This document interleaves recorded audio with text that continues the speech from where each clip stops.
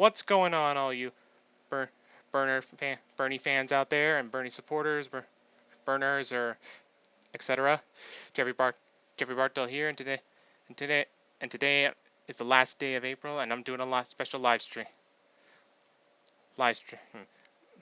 On this live stream, I've scoured all over YouTube in search of videos of users who did a My Bernie story video or more, and uploaded them onto YouTube. I gathered them all and put them onto a playlist that we're, because I'm giving credit to because I'm not taking credit for all this. The credit goes to everyone, all of us. I'm not the type of guy to take all credit like a certain you-know-who for someone else's work. I'm not the type to take credit for someone else's work like a certain you-know-who in office. I'm never that guy. Anyway, we're going to be showing to you all of our My Bernie story videos that will help motivate everyone in America. That hopefully will help motivate everyone in America to vote for Bernie, because he is still on the ballot, and to motivate Bernie Sanders himself to unsuspend his 2020 presidential campaign so he can beat Joe Biden for the Democratic nomination, and then take on and beat evil President Donald J. Trump and become the next and true President of the United States, one that we haven't had since the time of FDR. And for the record, he was physically disabled, and that didn't stop him from becoming one of the greatest presidents in American history.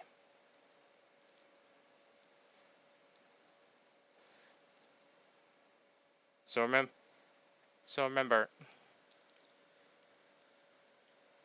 vote for Bernie because he's still on the ballot. And Bernie, unsuspend. And Bernie come back.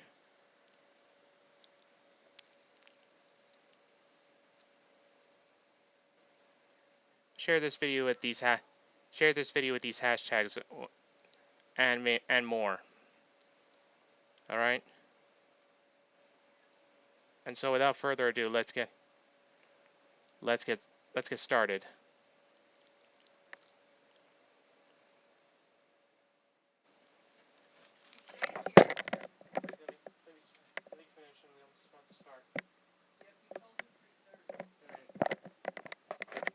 Sorry, that was my mother.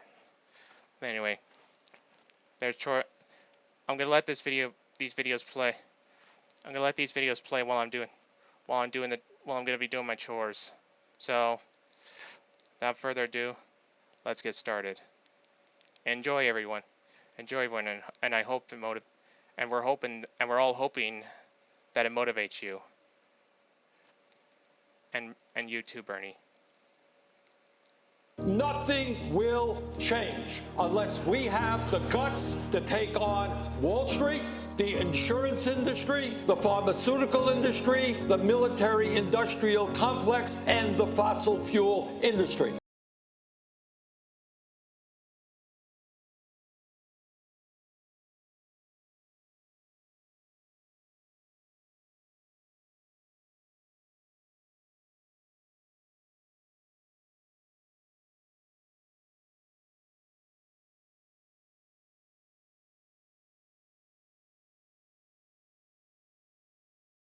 Nothing will change.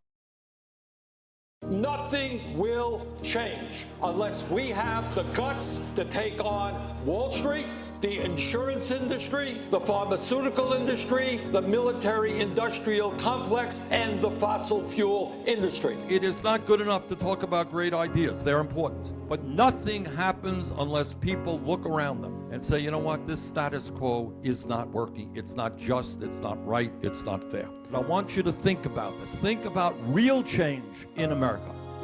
We cannot go back to the old ways. We have got to go forward with a new and progressive agenda. The labor movement was created when millions of workers stood up and said, you know what, you're going to treat us with dignity and respect. We're going to have collective bargaining. It wasn't somebody on the top who made that decision. The civil rights movement did not occur because somebody in the White House said, you know, maybe we'll allow African Americans in the South to vote. Maybe we'll end segregation. I think it's a great idea. That's not how it happened. It happened when millions of people stood up and said, we will no longer accept racism and segregation in America. I am proud to stand with the working families of our country, prepared to take on the powerful special interest. That is what I did yesterday. That is what I did 25 years ago. That is what I'll do tomorrow. I come from the working class of this country. I will be damned if we will allow the Republican Party, whose job is to represent the rich and the powerful, to win the votes of working class Americans.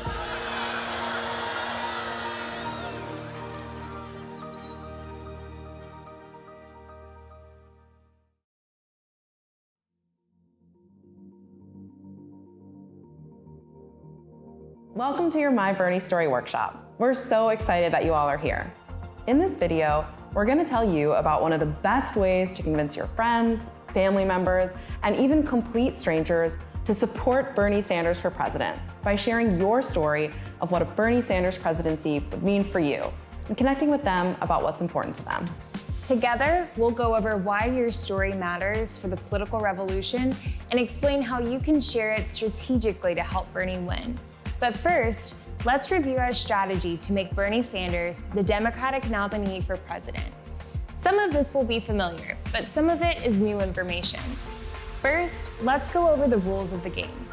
To win the Democratic nomination, Bernie will need to win a majority of pledged delegates when they vote at the Democratic National Convention next July in Milwaukee, Wisconsin.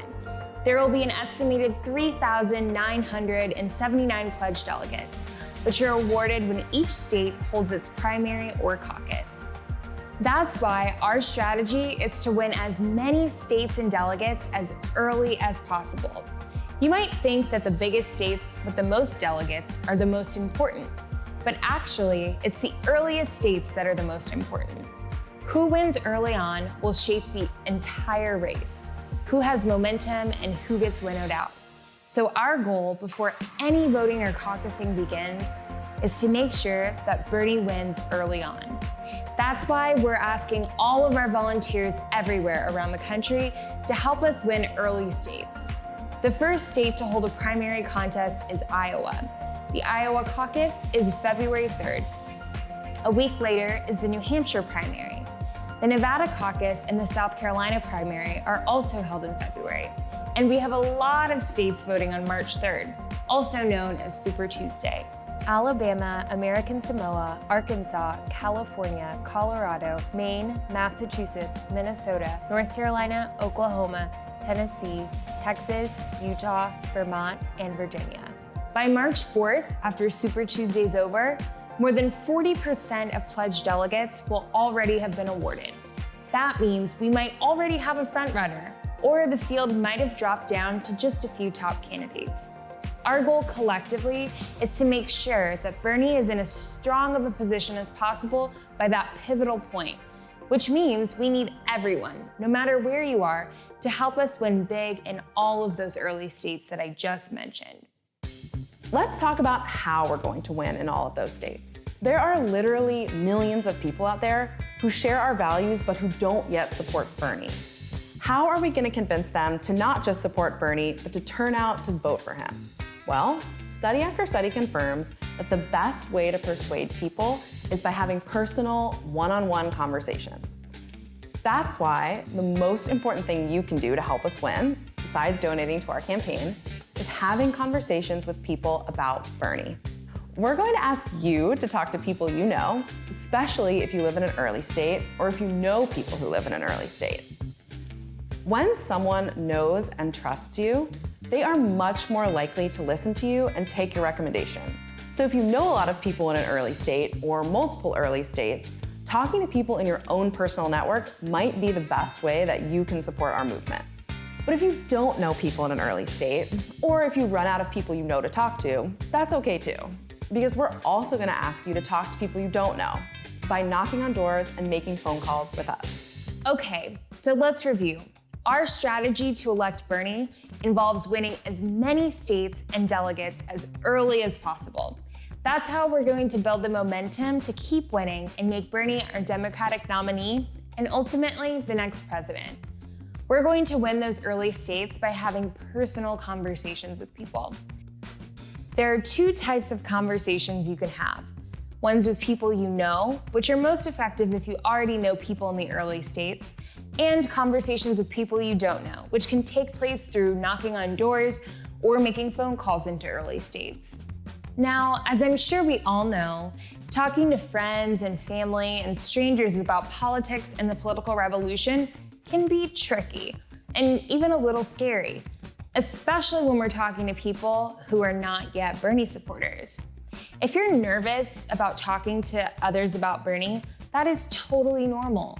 But don't worry, because in the rest of this video, we're going to prepare you for having those powerful conversations by outlining the single most effective way to have real quality conversations with voters. And that is personal storytelling. We know that over the course of this election, we're gonna have to have literally millions of conversations with literally millions of people who may be on the fence about Bernie, or even about voting. We root our strategy in personal storytelling because a lot of research has confirmed that this works. Research has shown that when two people enter an argument or a debate, both parties usually come out more committed to their prior beliefs than before. In other words, rational debate is not an effective tool for persuasion. That's why, instead of arguing, we always come back to sharing our own stories and motivations. Think about it. I'm sure most of us have gotten into heated arguments with a family member or a friend, maybe during Thanksgiving or another family event. I know I have. And you may have walked away from that conversation feeling more flustered and sure about your own original position. This is exactly what we want to avoid. On the other hand, scientists have found that people are only open to being persuaded if they feel like they are not being judged and if they feel like they are sincerely being listened to. That is why the goal of every conversation we have with friends, family members, and strangers is actually empathy and understanding, not contentious debate. When we share our personal stories authentically, we are modeling vulnerability for the person we're talking to. And we open the door for others to resonate with our motivations and change their minds. People want to feel heard, and right now, too many people in our society don't have anyone listening to them. Too many people are struggling alone with problems that we should all confront together. By sharing our stories, we are inviting others to relate to our experiences, giving them permission to share their own stories, and creating an opportunity to make them feel heard, understood, and possibly less alone. We're also grounding our conversations about this election in the direct consequences it will have for real people, for you and for the person you're talking to. So our approach is really simple. All of us have a story to tell, and all of us can be empathetic and understanding. Building our movement on authenticity, vulnerability, and empathy is how we will win. Before we share some tips on how to tell your story and our big coordinated day of action on November 25th at 12 p.m. Eastern, we'll watch a few examples, starting with Senator Bernie Sanders. My mother's dream was that someday our family would move out of that rent-controlled apartment to a home of our own. That dream was never fulfilled. She died young while we still lived in that rent-controlled apartment. My experience as a child living in a family that struggled economically powerfully influenced my life and my values. I know where I came from.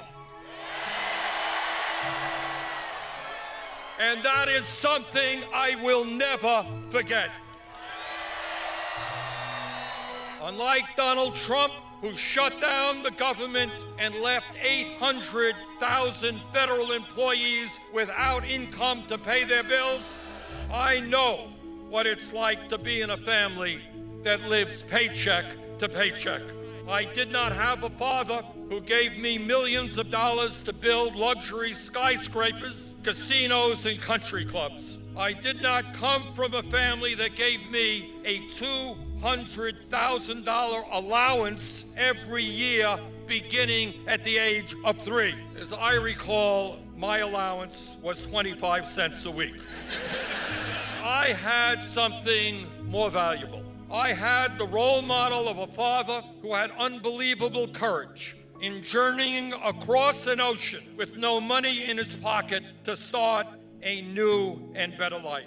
I did not come from a family of privilege that prepared me to entertain people on television by telling workers, "You're fired." I came from a family who knew all too well the frightening power employers can have over everyday workers. This is what I believe from the bottom of my heart. If we stand together, believing in justice and human dignity, believing in love and compassion, if we stand together, brothers and sisters, the future of this country is extraordinary, and there is nothing we will not be able to accomplish.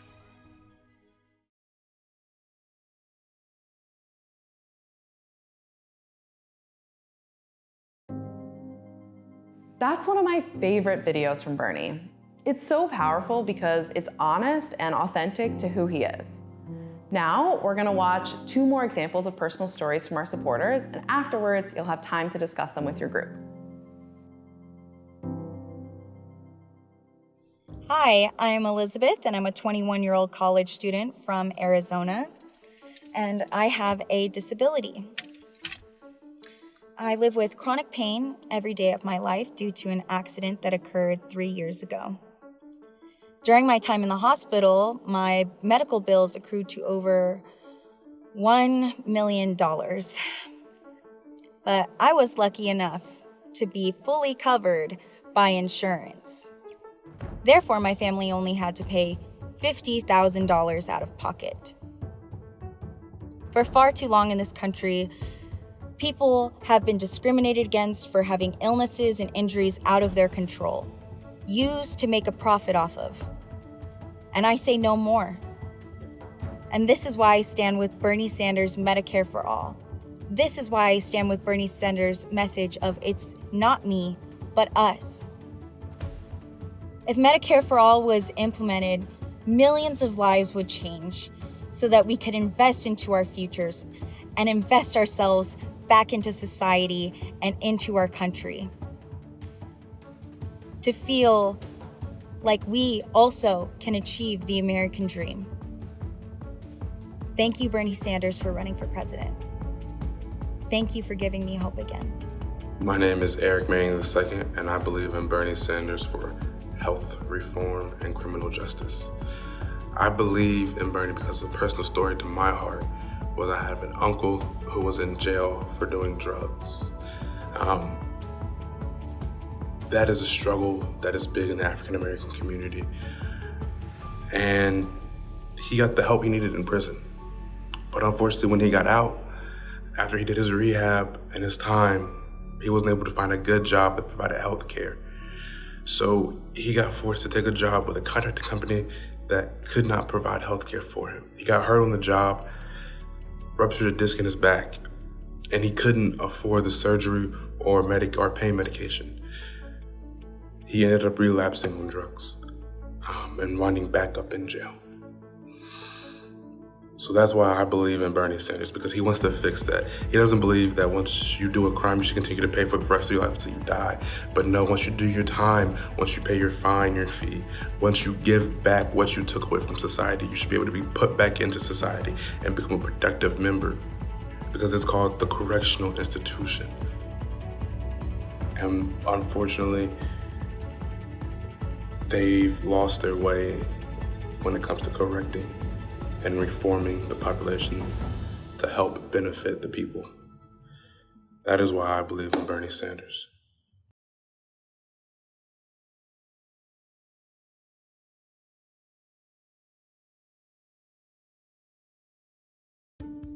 Thank you all so much for sharing your stories. It's really exciting to imagine thousands of Bernie supporters armed with their personal stories, having persuasive conversations all over the country.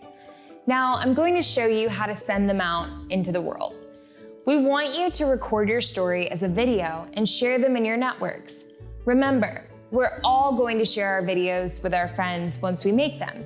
And then on November 25th at 12 p.m. Eastern, we're going to share our stories on social media with the hashtag MyBernieStory so that people everywhere can learn about what a Bernie presidency would do for all of us.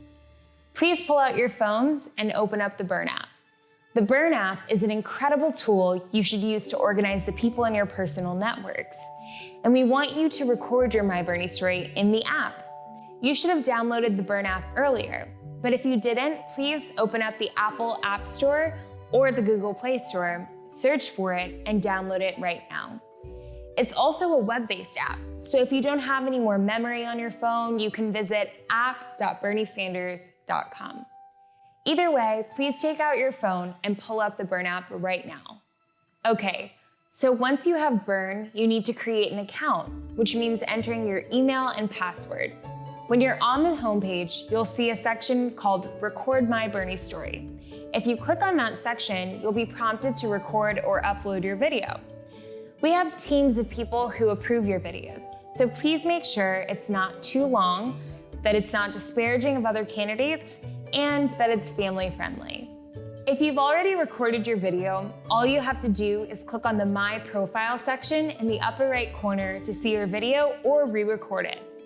If you're happy with your video, then that's great. You can send it out using the tools I'm about to show you. If not, you can go home and re-record it over the next few days. After you record your story in the app, I'm going to show you the most effective way to send it out.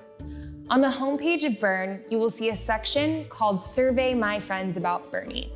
Click that section, and you will be taken to a new page with a unique survey link. The link goes directly to a special survey that we're asking you to send to your friends so we can learn how they're feeling about the election. Once you've recorded your video story and after you submit your video, it will appear on your Bern survey after our approval process, which should take no more than a day. When your friend opens the link, they'll see your video and beneath it, your survey. This will make your conversations with friends even more powerful. When someone completes your survey, they're added to your friend list in Bern. From there, the campaign will help you organize your friends for Bernie and the revolution. We call this digital canvassing. Just like how we knock on doors to talk to voters, we want to talk to our friends and family as well. In fact, we are much more likely to persuade a friend or family member to support Bernie than we are a stranger. If you have any questions about Bern or recording your My Bernie story, refer to our FAQ page or email info@BernieSanders.com. Believe it or not, there are people in your life who are looking to you for guidance on how to vote, like your friends, your family members, your classmates, fellow union and congregation members, and coworkers. When people see your Bernie story, they will see you being vulnerable and honest, and it will tap into the human empathy that we talked about earlier. So it's really important for you to share your video around so that so many people can see it. This video is for your friends, family, and your community. If they prefer another language besides English, and if you're bilingual, you should record that video in the language that the majority of your community will understand and resonate with. In fact, there are so many ways you can use your Bernie story to get your friends off the fence about the election. You can tell your story in person to people you know who may or may not support Bernie, or you can use your story whenever you're talking with undecided voters. You can use it in conversation when talking to people you don't know, like when you're door-to-door canvassing, phone banking, or simply having a conversation with a stranger. You can also share your story on social media using the hashtag MyBernieStory as a video or just a post, but remember, the most effective way you can share it is using Bern and that personal survey link. As soon as your video is approved, which should happen in less than 24 hours, we want you to share your survey with friends and family members. Then on November 25th, at 12 p.m. Eastern, Monday before Thanksgiving, and when millions of people will be coming together with their friends and family, we want our entire movement to share their personal survey link with the hashtag MyBernieStory. We're gonna show the world what Not Me, Us is all about.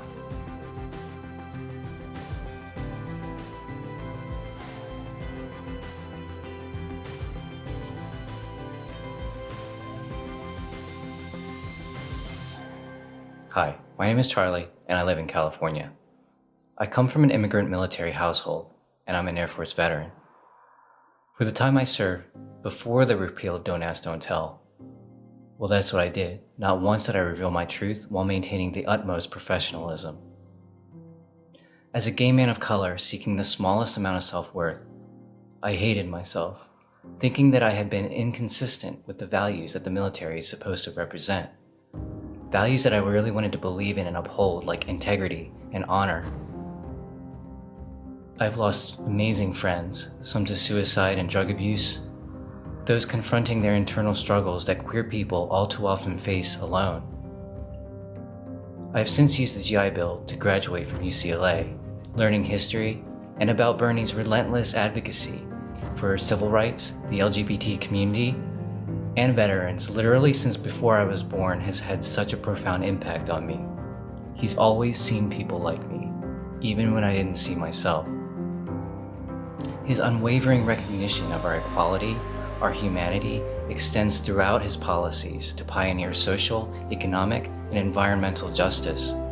He is a leader of unrivaled integrity. Bernie consistently fights for our human rights, regardless of our identities. That is why it is my duty to fight alongside him for Medicare for all, education for all, the Equality Act, and the Green New Deal, allowing us to confront the immense challenges of today, together. Read and digest all his policies, let me know what inspires or concerns you, and we'll discuss how we can go about creating a better world. There's so much to do, so please join us to defend our values and defeat hatred, inside and out. Vote for Bernie, and let's usher in a humane future we can truly believe in. Hi, my name is Ara, and I'm a 17-year-old high school senior in Florida. As an Iranian woman, I grew up marginalized in an early 2000s America. The impact of 9/11 on my family is indescribable, and to this day I still feel trepidatious at airport security checks, at which I am often randomly selected for extra screening, and I cringe at every newspaper headline that involves Iran and the possibility of war. While a glaring issue to many Middle Eastern minorities, especially to those like me who have family displaced in these countries, virtually no presidential candidates have directly and diplomatically addressed this issue. However, Bernie stands apart from the crowd. He believes the US must lead the world in improving international cooperation through foreign policy solutions that maintain peace as opposed to violent interventions overseas. That is why Bernie Sanders is campaigning to rejoin the Iran nuclear agreement and resume diplomatic peace talks with Iran on a range of other issues. If Bernie is elected, the next generation of Americans will not be drawn into and initiate another catastrophic, endless war that denies equitable recognition of ethnic identity and destroys the lives of millions worldwide. That is why I'm supporting Bernie Sanders in the upcoming 2020 presidential election when I vote for the very first time. If you agree that the United States should enact responsible, comprehensive foreign policy that values international cooperation over ceaseless, imperialist war, I invite you to join our campaign. If you are unsure about journey in the election, let's talk. Understanding begins with conversation, and transforming this country will take all of us. Hi friends, my name is Jay. I'm a truck driver from St. Paul and making this video from my office in my truck where I spend most of my days. And the Bernie campaign has asked for supporters to create videos as to why we support Bernie, and I thought it was time to step up and work at getting Bernie elected. Now, I'm not a Democrat, I'm not a Republican, I'm an independent, and I didn't support Bernie in 2016, and I really wish I had. And the reason I support Bernie is he gives me hope, and I haven't had hope about what's happening in Washington in a very, very long time. And I think there's change coming, and it's going to come one of two ways. We can elect an agent of change like Bernie, or it can come through crisis. And I'd rather that we participate in it rather than it having happen to us. And I'll be the first to admit that Bernie's not perfect, but I don't need him to be perfect.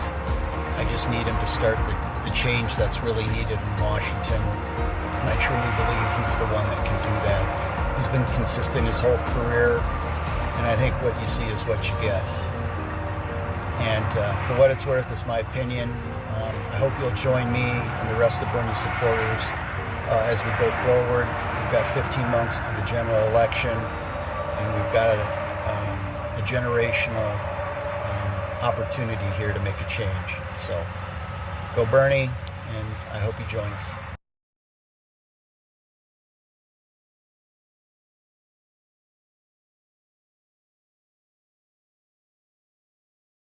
Nothing will change unless we have the guts to take on Wall Street, the insurance industry, the pharmaceutical industry, the military-industrial complex, and the fossil fuel industry. It is not good enough to talk about great ideas. They're important. But nothing happens unless people look around them and say, you know what, this status quo is not working. It's not just, it's not right, it's not fair. And I want you to think about this. Think about real change in America.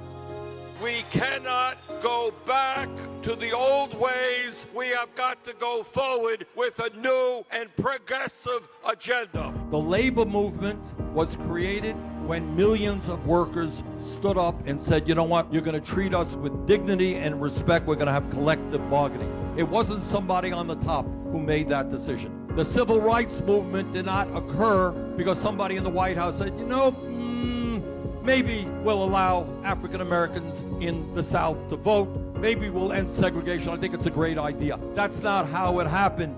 It happened when millions of people stood up and said, we will no longer accept racism and segregation in America.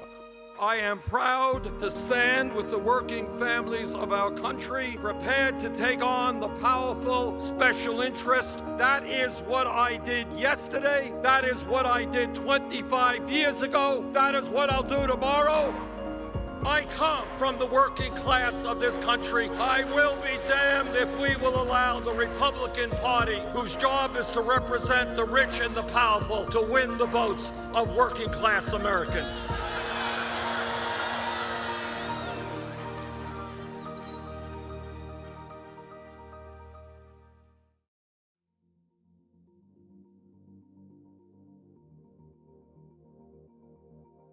Bienvenidos al taller de My Bernie Story para aprender cómo contar su historia sobre por qué apoyan a Bernie.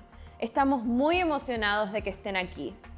En este video vamos a explicar una de las mejores maneras de convencer a tus amigos, familiares y extraños a que apoyen a Bernie Sanders para presidente usando tu historia de lo que significa para ti que Bernie Sanders fuera presidente y usándola para conectar con ellos sobre lo que les importa.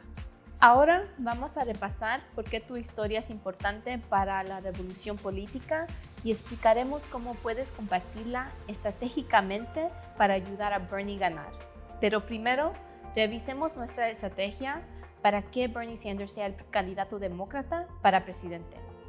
Alguna de esta información tal vez será familiar, pero la mayoría de la información es nueva. Primero, repasemos las reglas del juego.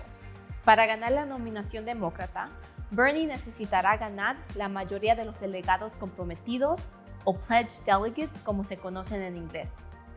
Cuando voten en la Convención Nacional Demócrata, que pasa el próximo julio en Milwaukee, Wisconsin, habrá un estimado de 3.979 delegados comprometidos que se otorgan cuando cada estado tiene su elección primaria o caucus, que son asambleas electorales. Es por eso que nuestra estrategia para ganar el mayor número posible de estados y delegados lo más antes posible es importante. Podrán pensar que los estados más grandes con los más delegados son los más importantes, pero en realidad los más importantes son los estados que votan primero. El candidato que gane los primeros estados va a definir el campo de juego.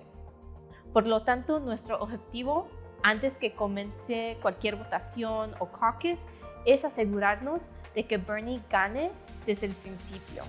Es por eso que estamos pidiendo a todos nuestros voluntarios en todo el país que nos ayuden a ganar los estados que votan primero en las elecciones primarias. El primer estado en realizar una elección primaria es Iowa. El caucus de Iowa es el 3 de febrero. Una semana después es la elección primaria de New Hampshire, sigue el caucus de Nevada y las elecciones primarias de Carolina del Sur, que se llevan a cabo en febrero también. Las siguientes elecciones son el 3 de marzo, donde muchos estados salen a votar. Este día es conocido como Super Tuesday. Alabama, América Samoa, Arkansas, California, Colorado, Maine, Massachusetts, Minnesota, Carolina del Norte, Oklahoma, Tennessee, Texas, Utah, Vermont y Virginia. Todos estos estados votan el 3 de marzo. Y el 4 de marzo, después de que termine el Super Tuesday, más del 40% de delegados comprometidos ya habrán sido asignados. Eso significa que ese día tal vez ya tengamos a un candidato favorito o que el campo se haya reducido a unos pocos candidatos principales. Nuestro objetivo colectivamente es asegurarnos de que Bernie esté en una posición sólida cuando lleguemos a este punto. Lo que significa es que necesitamos a todos ustedes, sin importar a dónde estén, que nos ayuden a ganar en todos los estados iniciales que acabo de mencionar. Hablemos de cómo vamos a ganar en todos esos estados. Hay literalmente millones de personas que comparten nuestros valores, pero que aún no apoyan a Bernie. Y la pregunta es, ¿cómo vamos a convencerlos de que no solo apoyen a Bernie, sino que vayan a votar por él? Bueno, estudio tras estudio confirma que la mejor manera de convencer a las personas es teniendo conversaciones personales e individuales. Es por eso que lo más importante que puedes hacer para ayudarnos a ganar, además de donar a nuestra campaña, es hablar con la gente sobre Bernie. Te vamos a pedir que hables con personas que conoces, especialmente si vives en un estado que vota temprano o si conoces a personas que viven en uno de esos estados. Cuando alguien te conoce y confía en ti, es mucho más probable que escuchen o tomen tu recomendación. Es por eso que si conoces a gente en uno o múltiples estados que votan primero, hablar con esas personas que están en tu propia red personal podría ser la mejor manera de apoyar a nuestro movimiento. Pero no te preocupes. Si no conoces a gente en un estado que vota temprano o si se te acaba la gente que conoces o con quien puedes hablar, también te vamos a pedir que hables con personas que no conoces, tocando puertas y haciendo llamadas con la campaña. Ok, entonces repasemos. Nuestra estrategia para elegir a Bernie implica ganar la mayor cantidad posible de estados y delegados lo más pronto posible. Así es como vamos a crear ese impulso necesario para seguir ganando y hacer que Bernie sea nuestro candidato demócrata y el próximo presidente de los Estados Unidos. Vamos a ganar esos primeros estados teniendo conversaciones con la gente. Hay dos tipos de conversaciones que podemos tener. Número 1, con personas que conoces, especialmente si conoces a personas que viven en esos primeros estados. Y número 2, con personas que no conoces, tocando las puertas o haciendo llamadas a votantes que viven en esos primeros estados. Ahora, como todos sabemos, hablar con nuestros amigos y familiares y personas que no conocemos acerca de la política y de nuestro movimiento puede ser un poco complicado e incluso un poco aterrador, especialmente cuando hablamos con personas que aún no son partidarios de Bernie. Es totalmente normal si se siente un poco nervioso con la idea de hablar con la gente acerca de Bernie. Pero no se preocupen, porque el resto de este video vamos a prepararlos para que tengan las conversaciones más efectivas y de calidad con los votantes a través de compartiendo nuestras historias personales. Sabemos que en el transcurso de esta elección tendremos que tener millones de conversaciones con personas que no apoyan a Bernie. Nuestra estrategia se basa en historia personal porque muchos estudios han confirmado que esto funciona. Estudios han demostrado que cuando dos personas entran en una discusión o debate, Ambas partes generalmente salen más comprometidas con sus creencias que antes. En otras palabras, el debate racional no es una herramienta efectiva para la persuasión.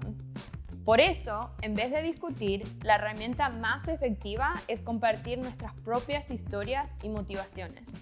Estoy segura de que la mayoría de nosotros hemos tenido una discusión con un miembro de la familia o un amigo. Tal vez durante el Día de Acción de Gracias o otro evento familiar.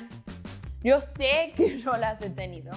Y es posible que te hayas alejado de esa conversación sintiéndote agitado y más seguro acerca de tu posición original. Esto es lo que queremos evitar. Por otro lado, los científicos han descubierto que las personas solo están abiertas a ser convencidas si sienten que no están siendo juzgadas y si sienten que están siendo escuchadas sinceramente. Es por eso que el objetivo de cada conversación que tenemos con amigos, con familiares y gente que no conocemos debe siempre ser la empatía, la comprensión y no el debate contencioso. Cuando compartimos nuestras historias personales auténticamente, estamos modelando ser vulnerable con la persona con quien estamos hablando. Y eso abre la puerta para que otros resuenen con nuestras motivaciones y cambien de opinión. La gente quiere sentirse escuchada. Y en este momento, demasiadas personas en nuestra sociedad no tienen a nadie que nos escuche. Demasiados están luchando solo con problemas que todos debemos enfrentar juntos. Y al compartir nuestras historias, estamos invitando a otros a relacionarse con nuestras experiencias, creando la oportunidad y el espacio para que ellos comparten sus historias y se sientan escuchados, comprendidos y posiblemente menos solos. Estamos basando nuestras conversaciones en nuestras propias experiencias, porque son temas reales que muchos están viviendo en carne propia. Entonces, nuestro enfoque es realmente simple. Todos tenemos una historia que contar y todos podemos ser empáticos y comprensivos, construyendo un movimiento basado en la autenticidad, empatía y siendo vulnerable. Así es como vamos a ganar. Antes de compartir algunos consejos sobre cómo contar tu historia y nuestro gran día de acción, que es el 25 de noviembre a las 12 p.m. hora del este, veremos algunos ejemplos. Y vamos a comenzar con uno del senador Bernie Sanders. My mother's dream was that someday our family would move out of that rent-controlled apartment to a home of our own. That dream was never fulfilled. She died young while we still lived in that rent-controlled apartment. My experience as a child living in a family that struggled economically powerfully influenced my life and my values. I know where I came from. And that is something I will never forget. Unlike Donald Trump, who shut down the government and left 800,000 federal employees without income to pay their bills, I know what it's like to be in a family that lives paycheck to paycheck. I did not have a father who gave me millions of dollars to build luxury skyscrapers, casinos, and country clubs. I did not come from a family that gave me a $200,000 allowance every year beginning at the age of 3. As I recall, my allowance was 25 cents a week. I had something more valuable. I had the role model of a father who had unbelievable courage in journeying across an ocean with no money in his pocket to start a new and better life.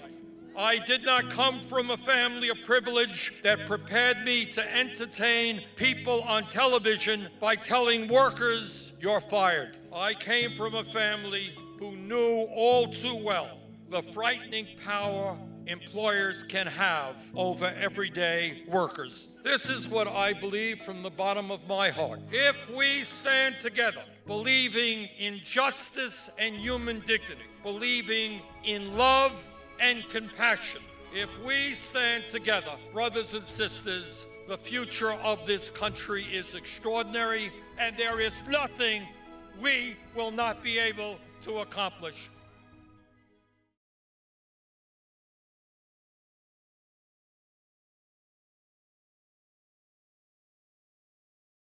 Ese es uno de mis favoritos videos de Bernie. Es muy poderoso porque es honesto y auténtico a sí mismo. Ahora veremos 2 ejemplos más de historias personales de nuestros partidarios y después tendrás tiempo para hablar sobre los videos con tu grupo.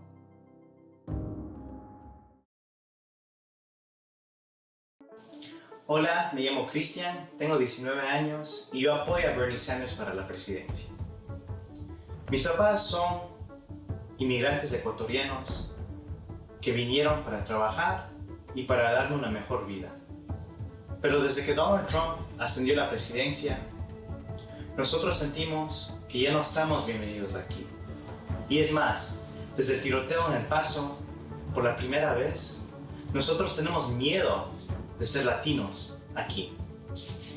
Bernie Sanders, desde los 18 años, ha apoyado los derechos civiles. Él, en Chicago, fue arrestado por protestar leyes racistas que existían en aquella época. Es por eso que él apoya la reforma migratoria, porque él quiere ver que nuestra comunidad sobresalga. Es por eso que él apoya el sueldo mínimo de $15, que él apoya el seguro médico universal y que él apoya la universidad gratis para que nuestros estudiantes y nuestra comunidad pueda ser exitosa. Entonces, si usted piensa que Bernie Sanders es el candidato ideal, por favor, tome nuestras encuestas y también considere ser voluntario para nuestra campaña. Muchas gracias. My name is Jocelyn, and I'm a student at the University of Illinois at Chicago. During my junior year, I struggled with feelings of depression and anxiety. And it really wasn't until I lost my private health insurance that I realized the cost of medication and therapy sessions. Bernie Sanders is a candidate that believes that healthcare isn't a privilege. It's a human right. It's something that everyone should not only have access to, but afford as well. In 2016, his then radical idea of Medicare for All was proposed with the purpose of providing affordable healthcare to all Americans. No one would have to choose between their medication and their rent. This is why I support him. He is the representation of the will of the people, but he can't do it alone. He needs our help. He needs us to stand right beside him to demand what is rightfully ours. If you'd like to have a talk about him, feel free to contact me.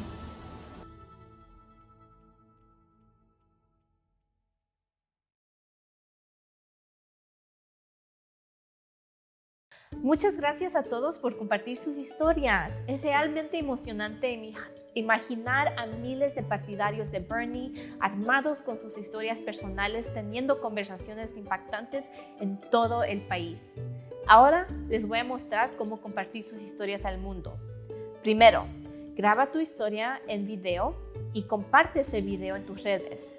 Recuerda, todos vamos a compartir nuestros videos con nuestros amigos inmediatamente después de grabarlos.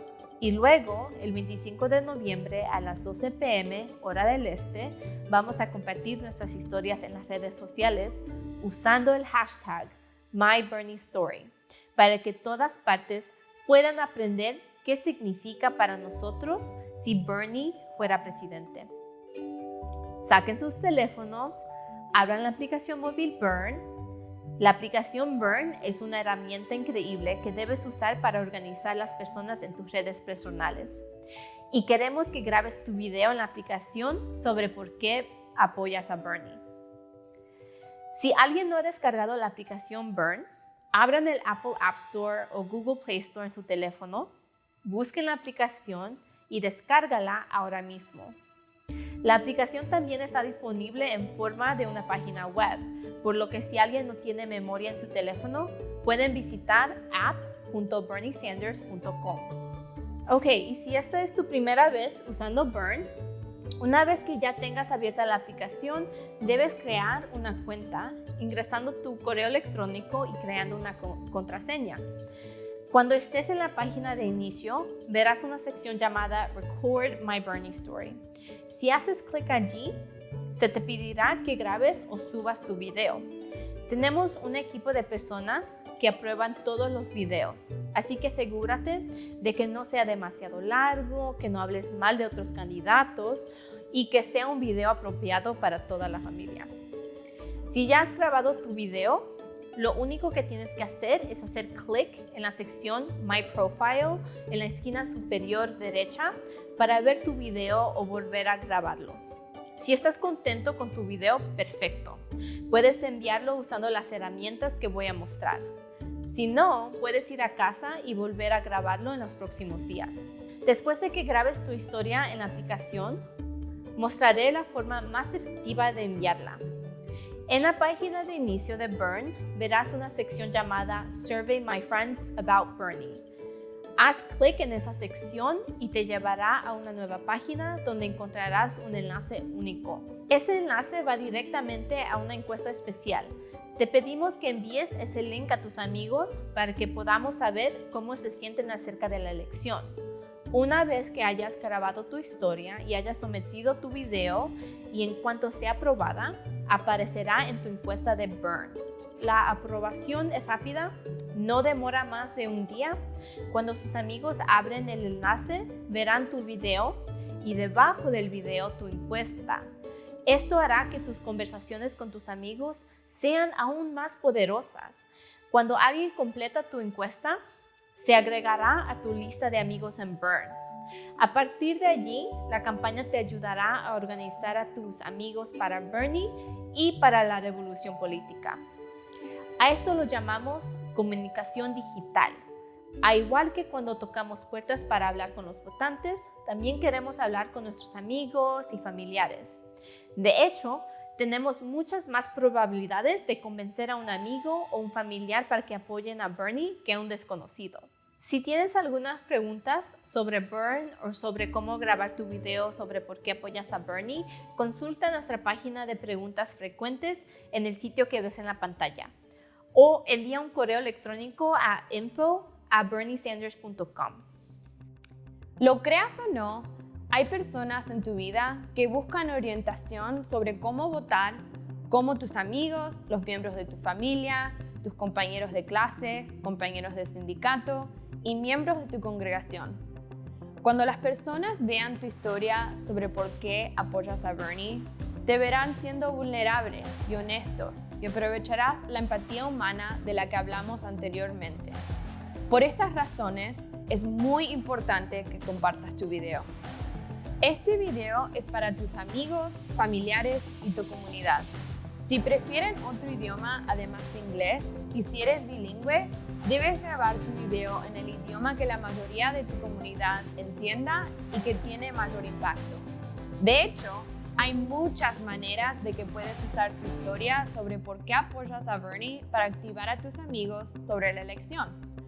Puedes contar tu historia a la gente que conoces que pueden o no apoyar a Bernie, o usar tu historia cada vez que hablas con votantes indecisos. Puedes usarlo en una conversación cuando hablas con gente que no conoces, como cuando estás haciendo una encuesta de puerta a puerta, haciendo llamadas o simplemente teniendo una conversación con una persona que no conoces. También puedes compartir tu historia en las redes sociales usando el hashtag MyBernieStory, como un video o simplemente una publicación, pero recuerda, la forma más efectiva de compartirla es usando Burn y tu enlace de encuesta personal. Tan pronto como se apruebe tu video, lo que debería suceder en menos de 24 horas, queremos que compartes tu encuesta con amigos y familiares. Luego, el 25 de noviembre a las 12 p.m., tiempo este, el lunes antes del Día de Acción de Gracias, y cuando millones de personas se van a reunir con sus amigos y familiares, queremos que todos quienes forman parte de nuestro movimiento compartan su enlace de encuesta personal con el hashtag MyBernieStory. En la campaña tenemos un dicho que es Not Me, Us. En español quiere decir no yo, nosotros. porque este movimiento nos pertenece a todos nosotros, no solo es de una persona, es de todos nosotros. Entonces, en ese día, el 25 de noviembre, vamos a mostrarle al mundo de qué se trata nuestro movimiento. Muchas gracias y para adelante.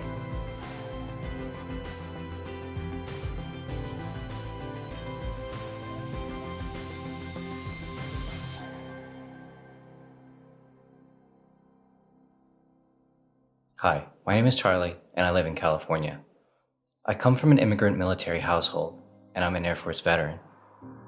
For the time I served, before the repeal of Don't Ask, Don't Tell, well, that's what I did. Not once did I reveal my truth while maintaining the utmost professionalism.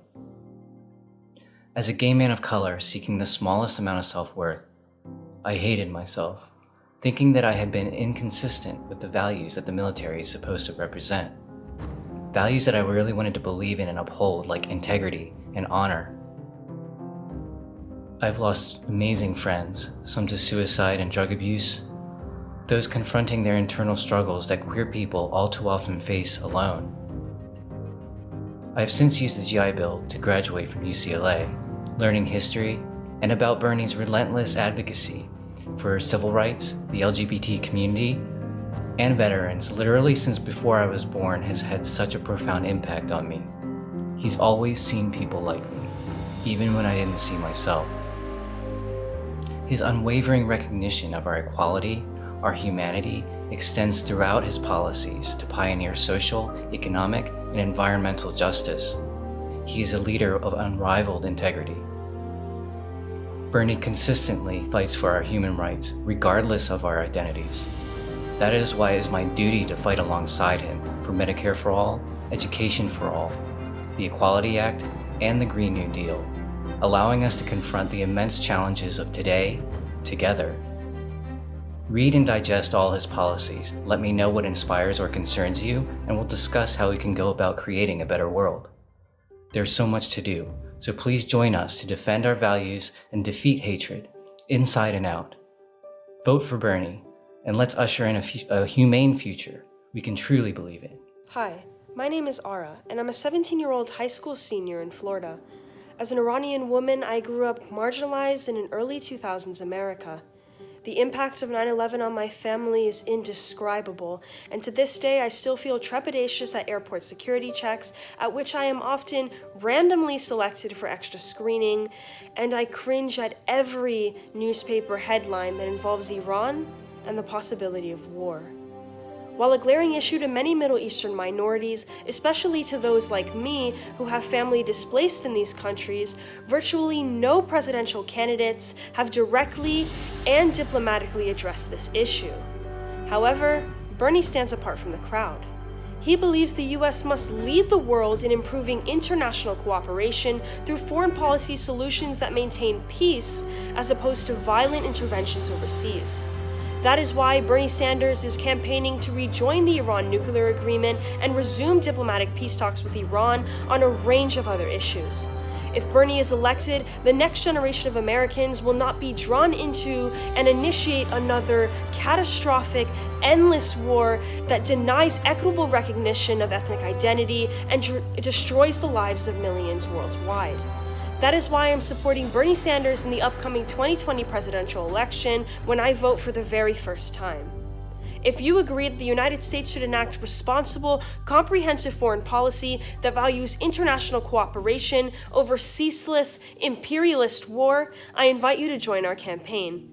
If you are unsure about journey in the election, let's talk. Understanding begins with conversation, and transforming this country will take all of us. Hi friends, my name is Jay. I'm a truck driver from St. Paul, and making this video from my office in my truck where I spend most of my days. And the Bernie campaign has asked for supporters to create videos as to why we support Bernie, and I thought it was time to step up and work at getting Bernie elected. Now, I'm not a Democrat, I'm not a Republican, I'm an independent, and I didn't support Bernie in 2016, and I really wish I had. And the reason I support Bernie is he gives me hope. And I haven't had hope about what's happening in Washington in a very, very long time. And I think there's change coming, and it's going to come one of two ways. We can elect an agent of change like Bernie, or it can come through crisis. And I'd rather that we participate in it rather than it having happen to us. And I'll be the first to admit that Bernie's not perfect, but I don't need him to be perfect. I just need him to start the change that's really needed in Washington. And I truly believe he's the one that can do that. He's been consistent his whole career, and I think what you see is what you get. And for what it's worth, it's my opinion. I hope you'll join me and the rest of Bernie supporters as we go forward. We've got 15 months to the general election, and we've got a generational opportunity here to make a change. So go Bernie, and I hope you join us.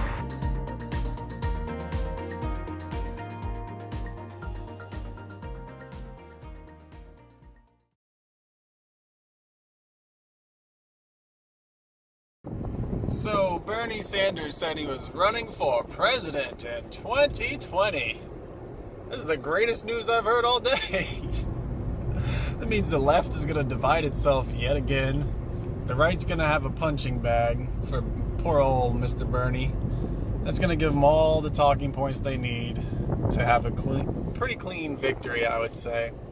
Not that I'm a fan of Trump, but I've said it a million times, and to quote Matt Stone or Trey Parker, one of them, I hate conservatives, but I fucking can't stand liberals. Hi, my name is Josie, and I live in Ohio. I have 3 young children, and they are my world. Every day I tell them, you are my gift, you are my heart, and you are my joy. All I want for them is to be healthy and happy, to be able to look forward to a future of possibilities, to hear their dreams, and to be able to say to them, yes, you can do all those things. But the reality is that I know that we are facing a climate crisis and that it is more than just severe weather. Climate change will affect everything: the economy, our agriculture, our social stability, our basic infrastructure. I don't know if my kids will be able to pursue their dream jobs, much less feel safe in their communities or have enough food to eat. My kids don't know it now, but they are facing a really scary future, and it is getting scarier every day that our elected officials do nothing to combat, prepare for, and adapt to the climate impacts that are coming. I trust Bernie Sanders will fight for a Green New Deal because he refuses to take money from the fossil fuel industry. He understands that the clock is ticking and we need to act now. And he knows that the Green New Deal will do more than just address climate change. It will jumpstart our economy, creating millions of new jobs and securing our nation as a global leader in technology, innovation, and manufacturing. I support Bernie Sanders because I am fighting for my kids' future. So if you want to learn more about Bernie's position on climate change or any other position, please reach out to me. I'd love to talk, and I'd love to learn more about you and what's at stake for you in the 2020 election. Thank you. Hey everyone, I'm Angie from Minnesota. I'm a special education teacher in a small rural school district. In my district, teachers and staff work hard, wear many hats, and have learned how to do much more with less, all because we know our students deserve a quality education. We have accepted contracts where we took 0% pay increase because our district didn't have the money. We have asked working families and farmers to put the needs of our students before their struggling families and vote yet again to raise their property taxes.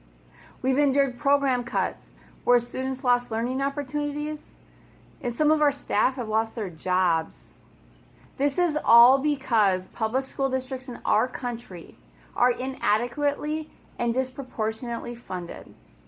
Although special education is a federal mandate, the federal government only kicks in 15% of the needed costs. And somewhere along the way, property taxes have become the norm in funding public education, creating disparities between rural and metro, and rich and poor students. Bernie Sanders believes that every human being has the fundamental right to a good education. That's why he's developed his Thurgood Marshall Plan for Education. This plan will ensure that all schools, including those in rural communities, receive equitable funding. He will rethink the link between property taxes and education funding, fully close the gap in school infrastructure funding, and ensure that the federal government kicks in at least 50% of special ed funding. This does not seem like a radical idea to me. If you agree that there needs to be equity in student opportunity, join Bernie's team. If you have any questions, I'd be happy to have a conversation. Thank you. Hello, I'm Kate Loving-Shank with the Bernie Sanders campaign. I'm here today to let you know why I support Bernie Sanders. It's my own personal story, and it comes from the heart. First of all, I've been a nurse, women's health nurse for the last 40 years, and women's health and basic health of all people has been my main concern. And what is so disturbing is that we haven't had a Medicare for all single-payer bill that has worked for the people in all this time. In the last 30 years that we've been fighting for it. We have an active group here in Pennsylvania called Healthcare for All PA, and over the years we've proven how much money a single-payer Medicare for all bill would save the Commonwealth. But more importantly, perhaps, in the minds of people, how much suffering would be saved also. People are going into medical bankruptcy because they can't pay their bills and they can't afford their insulin and many other life-saving drugs. That if Bernie displayed that by going into Canada and helping people get their insulin for 1/10 of the cost that they had to pay here in the U.S. So I have been fighting for single-payer Medicare for all for many years, and it's something I think about every day. Another thing that is very important in this whole regard is getting money out of politics. The problem with our Medicare, our medicine system, our healthcare system here in America is that money is not out of politics, and lobbying healthcare insurance companies and pharmaceutical companies routinely lobby for their stock options, and they are in it to deny care for the American public. I'm sure people who are listening know what I'm talking about. So the values that Bernie holds in getting money out of politics and Medicare for all is really touching just a little bit of what he stands for, because if you take money out of politics, it is the foundation for everything he stands for and his whole entire agenda. And we, the people, are the only ones that can help him do this. So that is why I support Bernie Sanders. And if you would like to reach out to me and we can discuss more, because this is the most exciting campaign in the history of America. And it would be fun to have a conversation about Bernie and why he is so cool. And the more you get to know him, you realize he holds the magnetism that is important in beating Trump. He can bring out the people, and he already has proven that he can. Love to you all. Peace on earth. Love. Bye. Hi, my name is James Barber. I'm from Oregon. 15 years ago, my son was born with a heart defect. He only had half a functioning heart. And I had recently started my own business, so I didn't have any health insurance. Thankfully, my wife did have insurance. And I'm even more thankful that her insurance allowed us to travel across the country to get the care that we needed, to a hospital that had great success at performing the type of surgeries needed to reroute his body so that he could survive with half a heart. Even with her insurance, we had to rely on a network of family and friends to donate so that we could make that trip and stay there for months and months, and also be able to cover our copay and our deductibles. Today, my son is 15 years old, and I shudder to think about what life would be like without him if we didn't have insurance. That's why I believe everybody shouldn't have to be that lucky. Everyone should have the health care that they need without payment barriers or company profits getting in the way. Bernie Sanders believes this also. He believes health care is a right for everyone, not just the wealthy and the privileged. That's why Bernie is fighting for Medicare for all. And that's why I fight alongside him. And that's why I believe it's so important that we elect him president in 2020. There is no one that I trust more than Bernie Sanders to fight for Medicare for all from the White House. If you believe that everybody deserves health care, please join our campaign to elect Bernie Sanders. If you have any questions or you want to talk about any of Bernie's other policies, get in touch with me. Let's talk. And if you would take a minute and fill out the survey, there's a link below. I would really love to hear from you. Hi, my name is Missy Funk. I am from McHenry County, Illinois. I am a personal assistant, a caregiver, and an artist. My background is pretty much me spending the last 20 years of my life taking care of my mom and chasing down all the help and services that she would need, dealing with post-polio syndrome, being on a vent and having a trach, all the supplies that are required, all the wound care supplies, all of the incontinence supplies as she became bedridden 100% in 1999. We had times where my mom would ration her pain medicine because of the high deductibles. One year my mom lost her home health care physician because he was no longer in the network.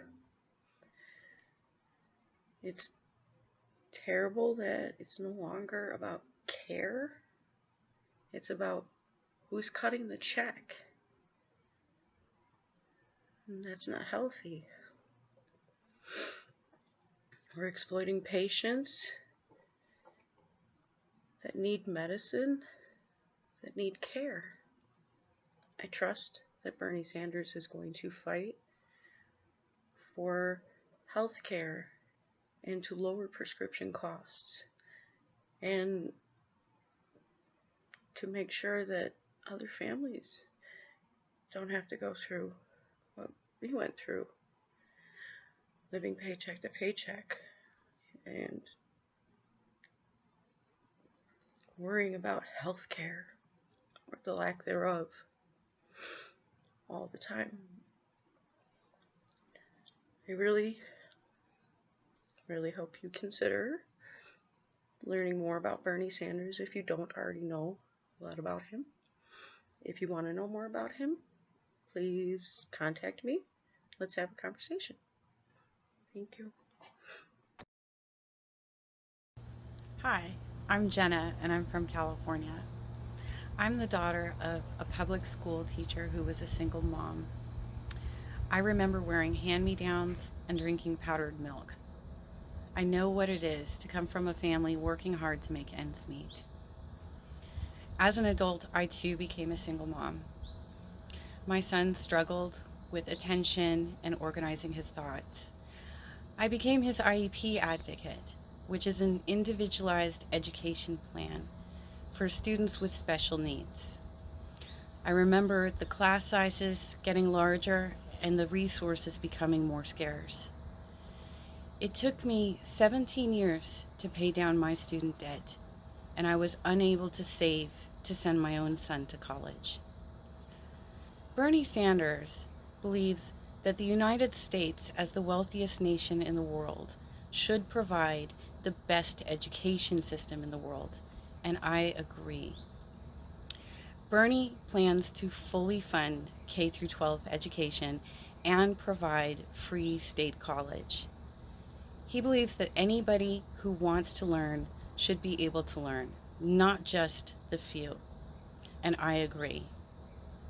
If you agree that all children should have equitable learning environments and not be saddled with student debt, join our campaign. Volunteer with us. If you have any questions about his platform, feel welcome to reach out to me. And thank you for watching. Oh, hello there. My name is Kyle Nicholas, and I am a huge Bernie supporter.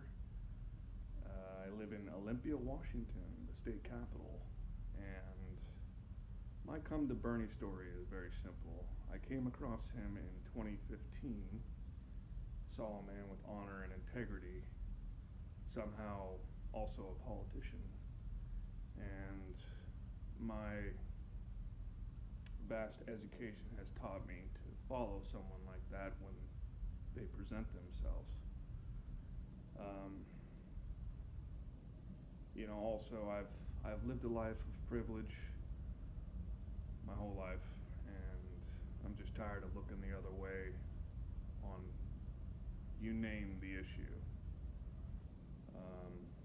Basically, also, I agree with Bernie on every issue.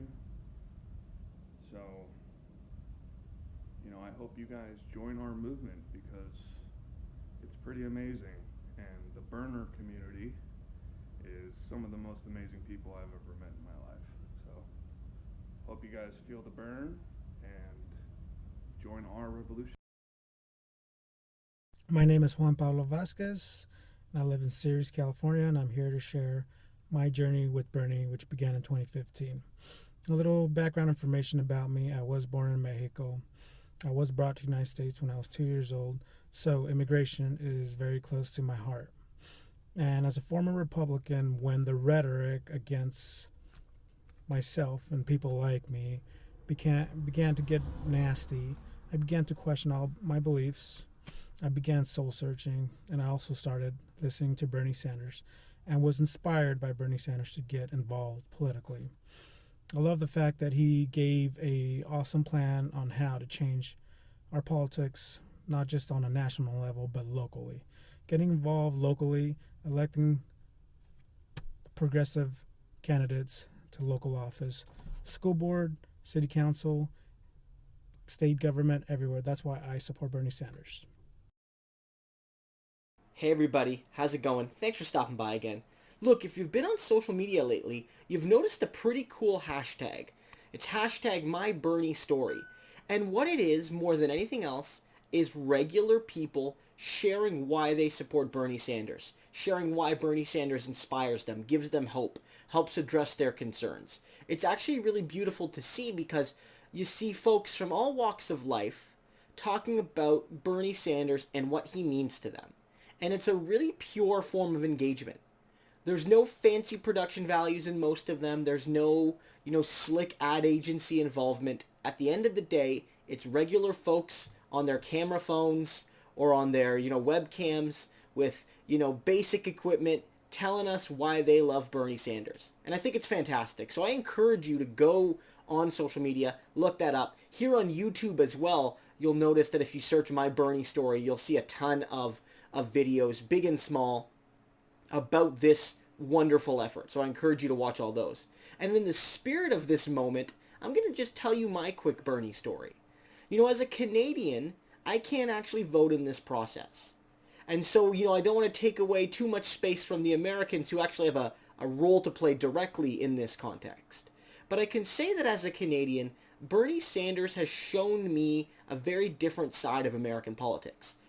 You know, because Canada is as a small country population-wise relative to the USA, and you guys are so important to us, many Canadians watch a ton of American news. And throughout my teenage years onward, I watched a lot of US-based news and followed American politics. In some ways, almost as much as Canadian politics. And I was always so disheartened to see that you guys didn't really ever have a real left voice when it came to your best senators and when it came to people running for the Democratic presidential nomination. You might have a few people every now and then offer a spark, but Bernie Sanders was always different. I always saw Bernie. He identified as a democratic socialist. He was a different sort of politician, and so I always saw Bernie Sanders as special. And I said, well, Bernie Sanders is like the one good American politician, I would always say to myself. But when he ran for president back in 2015, 2016, that's when things really changed. That's when his ideas became not just a voice crying out into the wilderness, but somebody who's transformed the entire discussion of American politics.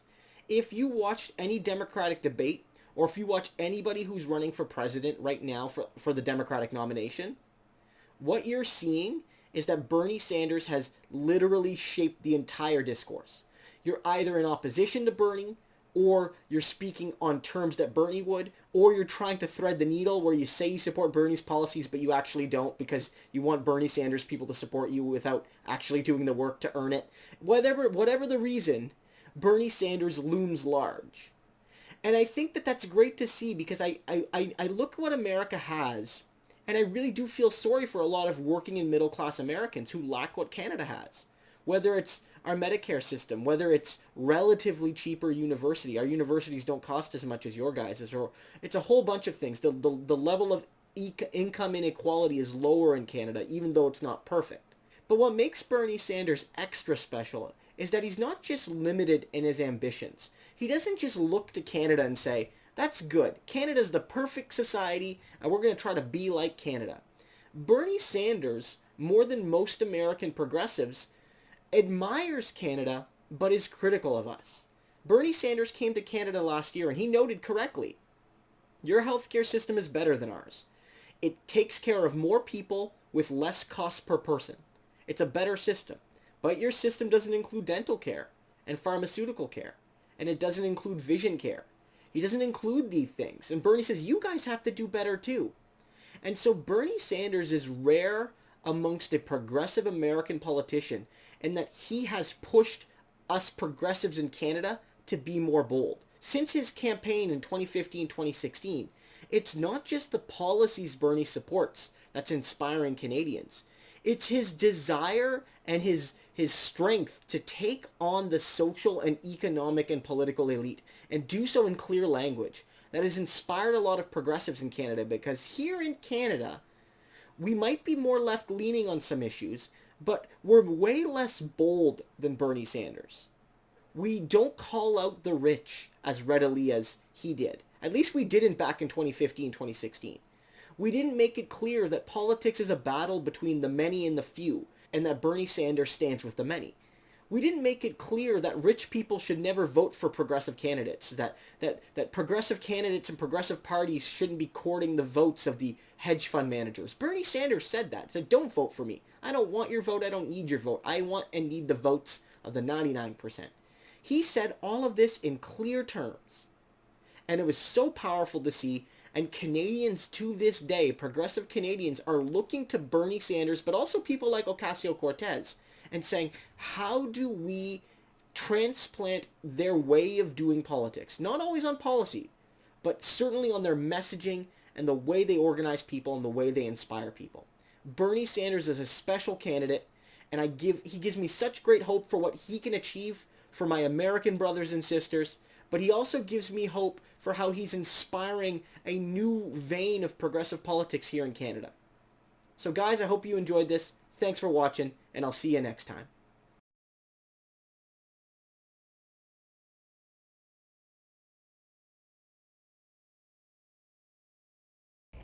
Hi there, my name is Colby Stearns, and I'm from California.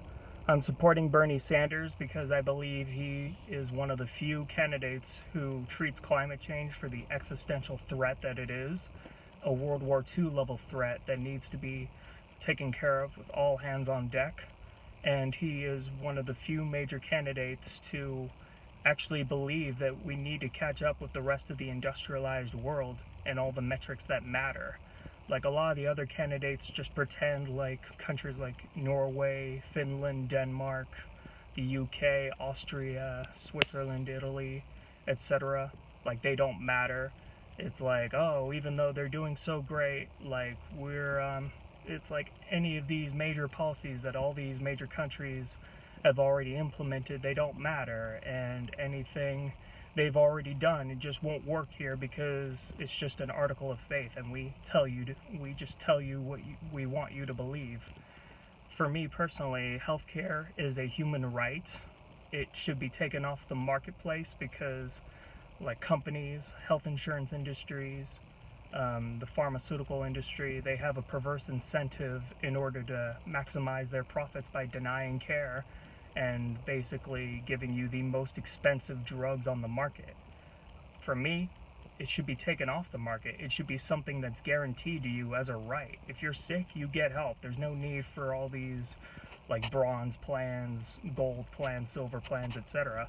In all these other countries, that's not existed. You don't go bankrupt because you don't have enough money to pay your healthcare bills. That's just not a thing. And for anyone that has concerns about like raising taxes as a result of getting Medicare for all, think of it this way. Whenever you're being charged premiums, deductibles, and copays, you're paying a private tax to the insurance companies. So you're already paying more than all these other countries pay for public taxes. You're net saving money by getting rid of the premiums, deductibles, and copays and just paying a simple public tax. You're paying less money for a public healthcare system than what we're paying right now. And also, employers will be saving money this way because they don't have to cover for the ever-increasing costs of healthcare. They just, if they want, they can pay for higher wages instead of having to compensate for healthcare that's getting more expensive and covers less benefits. So, for me personally, Medicare for all is absolutely essential. Bernie believes this, and he knows that it's not just him alone that could do this. His main motto is not me, us. So when we stand together, we can get shit done. And that's all I have to say. Thank you very much and have a good day. Take care. Hey everybody, I'm just doing this real quick. I managed to hop on social media while I was on my phone, and I saw that my Bernie story is trending, and I figured I would put my 2 cents in regarding my Bernie story. During the 2016 election, I followed the primaries very closely, and while everybody was focused on Donald Trump and what he was doing at the Republican primaries, on the other hand, I saw the race between Hillary Clinton and Bernie Sanders, and Bernie has opened me up to a lot of ideas that I didn't know were possible, and he enlightened me in a very special way. Excuse me. So, we all thought that Donald Trump would never be president. We thought there'd be no way that he would win the primary, and when he did, we thought there'd be no way he would win the election.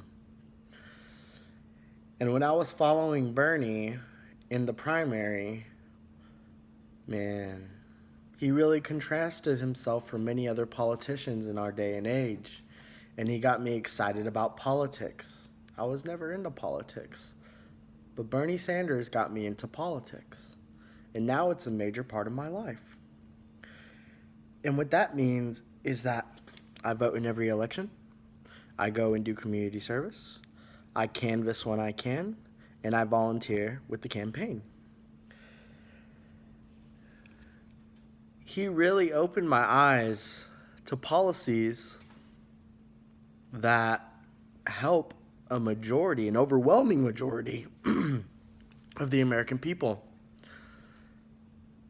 And they just sounded common sense.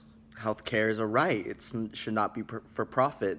The wealthiest individuals in our country should be paying more in taxes. Education. I was a senior in high school, and I was looking at college thinking, how am I going to pay for it? And luckily, I managed to get a full ride scholarship from the school I'm at, but I still feel for the kids that have to take out loans and they have to go in debt just to get an education and do the right thing. And these ideas aren't radical, they're not new, and they're pretty common around the world in more developed countries. So, thanks to the 2015-2016 Democratic primary, Bernie Sanders got me into politics, and I started paying attention. I started watching certain channels like Secular Talk with Kyle Kalinske, Michael Brooks, The Majority Report with Sam Cedar, and Jamal Thomas of the Progressive Soapbox. And they don't hold anything from us. They tell us the whole truth. And they're not trying to mislead us, unlike the mainstream media. They're always trying to mislead us. But Bernie Sanders changed my life, and he got me to participate in American politics in a way that I never thought possible. So with that, I thank Bernie Sanders. I thank all the people that are standing with us. And I thank all the people that don't support Bernie but would benefit from his policies. And the reason I thank them is because they give us a purpose to fight. These people who don't have health care, who are in debt, college debt, who live paycheck to paycheck, are the reason we are out in the streets, we are knocking on doors, and we are calling voters. So, hopefully, Bernie Sanders wins the Democratic primary in 2020. We're going to kick Donald Trump out the White House, and we're going to use the bully pulpit and every resource necessary in order to implement the ideas that Bernie Sanders is promoting. God bless you all. God bless America, and feel the burn, folks. Hi, my name is Jason Cardwell. I support Bernie Sanders because I think that healthcare is a human right. I think that college education should be free and graduate education should be affordable. I think the government should provide affordable housing. I think that people should pay their fair share in taxes, especially the ultra rich. I think that a minimum wage of $15 an hour is more than fair. And I think that the U.S. should end its imperialistic policies abroad. Hi, my name is Christian Limos. I am from Maryland, and I'm supporting Bernie Sanders because I've been supporting Bernie Sanders since 2015. I like his progressive vision for America, and I do believe that he is the only one who can beat Donald Trump. Poll after poll, we have seen that Bernie Sanders is actually defeating Donald Trump. Because Bernie Sanders brings new people to the polls. He brings more independents, people who don't register in either parties, like Republicans or Democrats. Bernie brings new people, and so this is why I support Bernie Sanders. To be honest, I never thought that I would see myself supporting a politician. I never thought that I would be hosting a political party at my house. I never thought that I was gonna be giving my money to a politician until I met Bernie Sanders. And this is why I support Bernie Sanders, because I do believe that every human being should have the right to have healthcare. Because to be honest, right now I'm paying almost $7,000 per year for my insurance. I don't like my insurance. I actually hate my insurance. And I do believe in Medicare for all. I think that's the solution for America. And we have to ask ourselves, how come we are the only one, we are the only country in the world who doesn't have universal health care? I mean, the United States is one of the richest countries in the world, and yet we don't have that privilege. Or right. I mean, every human right should have the right to have health insurance. And this is why I support Bernie Sanders. I also support Bernie Sanders because he is the only one who is talking about no more wars. We don't need to kill innocent people, and we need to stop. We need to make more peace and save this planet because our planet is dying. And I think Bernie Sanders is the only one who can do that. Hi, my name is Betty Dumas Toto, and I support Bernie Sanders for president because, like me, he believes that healthcare is a human right. Bernie Sanders believes you should be able to see a doctor without going into medical debt. The struggle to afford healthcare is not new to people of a low to moderate income. In fact, I feel like the high cost of health insurance has been a threat held over my family throughout my life. When I was 15, both my parents were working. I came home from school with extreme abdominal pain. I went to the emergency room and it turned out to be a virus. When my parents came home from work, they were concerned for me, but I could tell my dad was really stressed out. He finally blurted at me, "Why did you go to the emergency room? This is going to cost a lot of money." Money I knew we didn't have. That experience left an indelible mark on my mind. My dad's concern for me and the stress of having to pay that emergency bill was tearing him up. Later in life, my parents, both still working, were no longer able to care for my 90-year-old grandmother with dementia. I already was living 3,000 miles away and couldn't help. They couldn't afford to place her in a facility without help. In order to get assistance, they were told they would have to turn over much of their assets, including our family home that both my parents and my grandmother worked all their lives for. The stress and the struggle continue for my husband, my daughter, and I, because we are freelancers and there's been gaps in our health insurance throughout the years. When not on a job, we have to pay from whatever savings we manage to scrape together, and sometimes we just don't have enough. Even with the ACA, the premiums are just too high. Now, they are pretty much back to what we paid for before the ACA, and that is with the subsidies. Even so, I consider myself lucky because there are people who have it far worse than us. Unfortunately, many Americans have similar stories to mine and worse. That is why Bernie Sanders is fighting for Medicare for all. Medicare for all means that everyone will have guaranteed comprehensive health care coverage and that no one will go into medical debt just to get the care they need.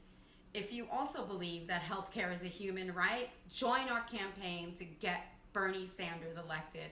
If you are unsure about Bernie and the election, let's talk. Transforming this country will take all of us. And that's why I support Bernie Sanders for president.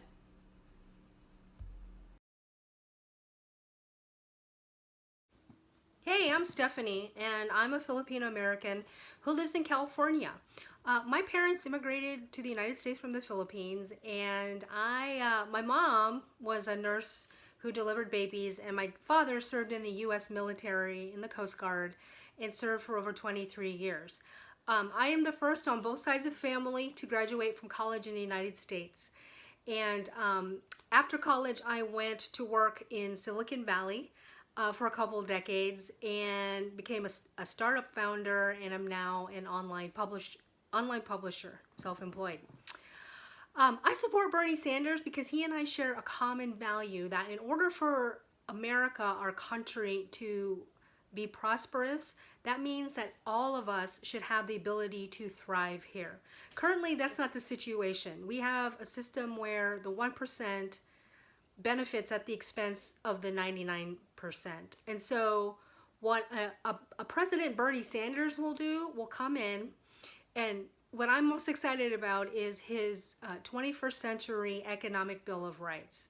This Economic Bill of Rights will give give the American people a basis of security in our country. So those economic rights include healthcare for all, quality education, a job with livable wages, affordable housing, a secure retirement, and a clean environment, which includes dealing with the climate crisis and enacting a Green New Deal, because we have less than 12 years before irreparable damage happens. So a President Sanders will, on day one, come in and start making change happen. I trust him the most to do that because Bernie has decades of receipts of fighting the good fight for the people, and he's never taken a dime from billionaires, corporations, or super PACs. He truly has the interests of the people first. So join me in supporting Bernie Sanders and hashtag not me us.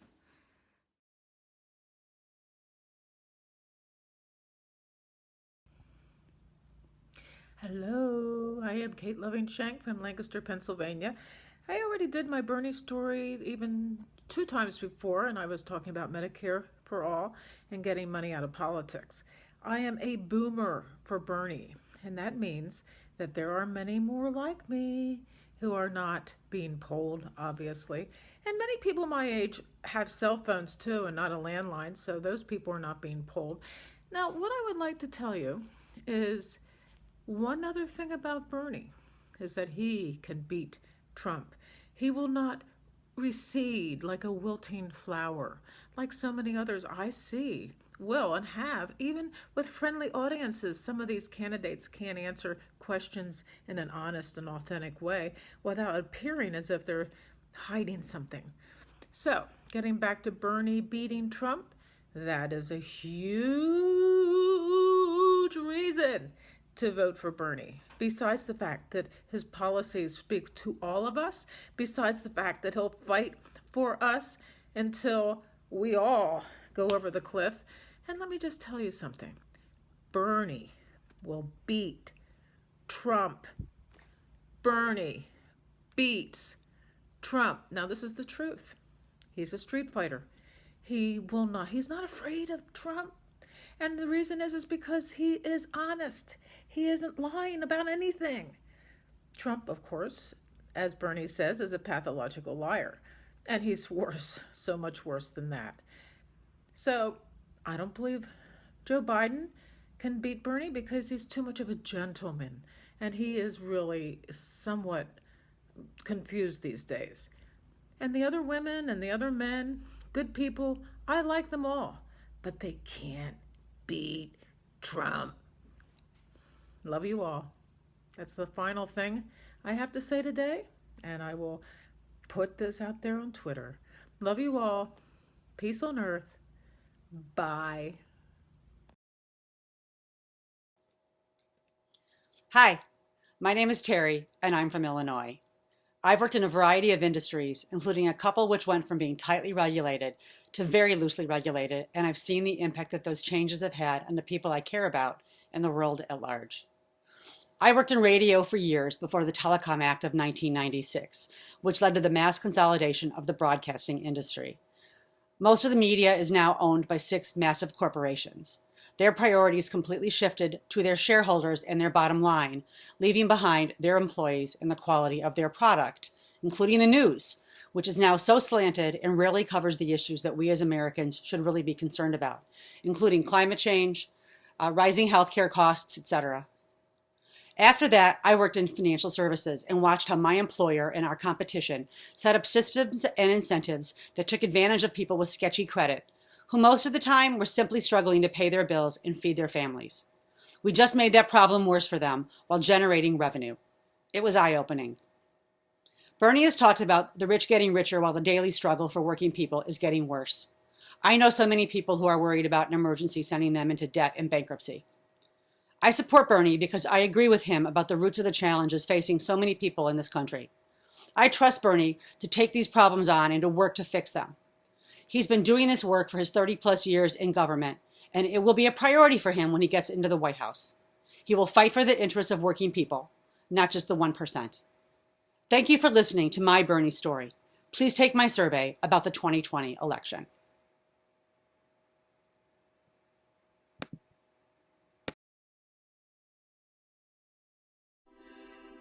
Hello, this is my Bernie story. I am the youngest of 7 children. I will be 60 years old in a few months. My parents grew up in the FDR era. My mom was a lifelong Democrat. I think maybe my dad leaned a little more Republican around the Reagan era, although I know my dad loved the Kennedys. I have lived as a nonconformist all of my life, never cared much about politics until I saw how Fox News and conservative brainwashing changed my 2 older brothers. And then I also realized that much of the same kind of brainwashing happened to me by watching CNN and MSNBC.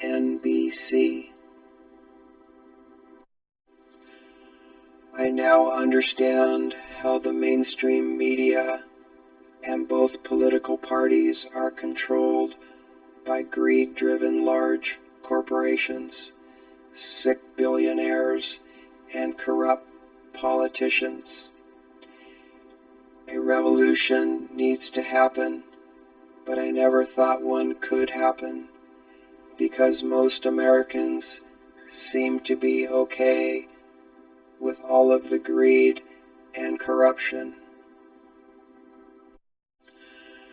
After I learned about Bernie Sanders and how he had been fighting against inequality, never-ending wars, corporate greed, and fighting for Social Security and all types of justice for many decades, it was clear to me he was different than the other politicians in Washington.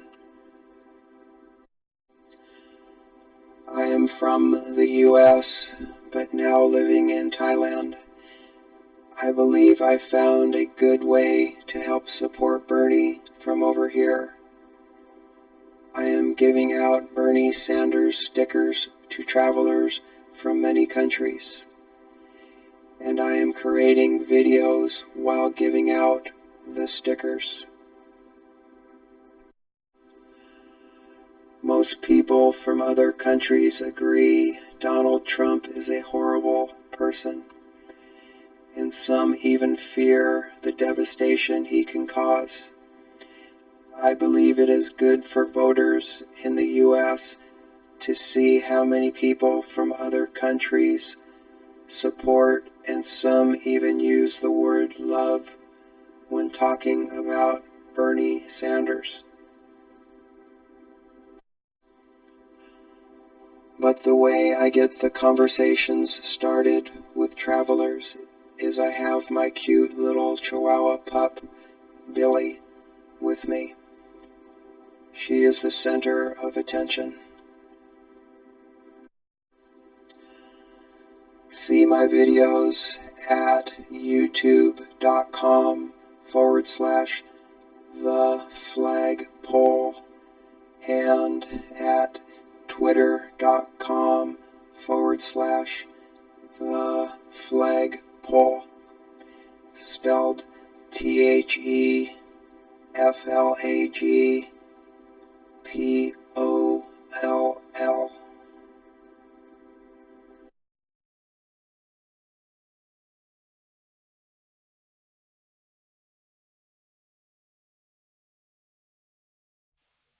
Hi, I'm Pam. I'm 30 years old, and I have 3 amazing children, which I have been struggling to provide for without ever being able to find a job paying more than $12.50 an hour.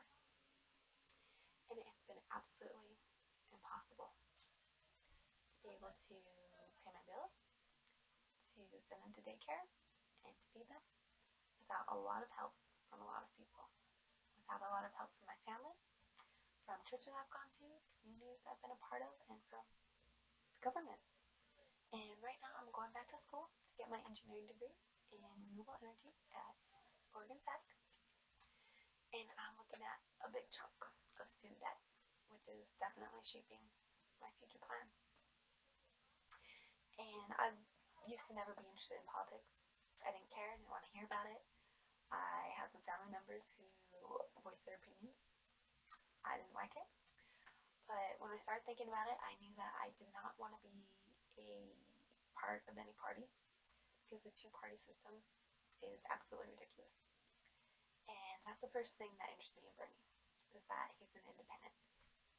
And then I started learning about his history, his record, about what he's been fighting for, and what he believes in, where his priorities are, that he doesn't take any big money. And for my personal Bernie story, Bernie believes that families should have quality childcare and be able to be paid a living wage and have access to education with not depending on their financial situation. And so he's fighting for universal childcare, which would definitely help me and everyone with kids to be able to send my kids and know that they're getting good care, which is extremely important when they're so young, and especially since it hurts to send them away from me and trust somebody else to raise them. And to be able to do that without worrying about it costing my entire paycheck to send them. And he's also fighting for a $15 minimum wage, which is still way below where it used to be when accounting for inflation. And so that would help a lot of people. It would help me while I'm going to school to be able to pay for my bills.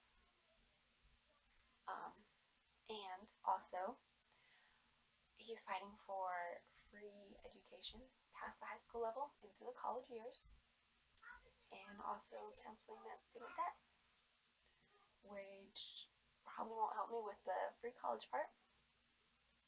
It will definitely help my kids. And the canceling student debt would make a big difference to me as well as many people.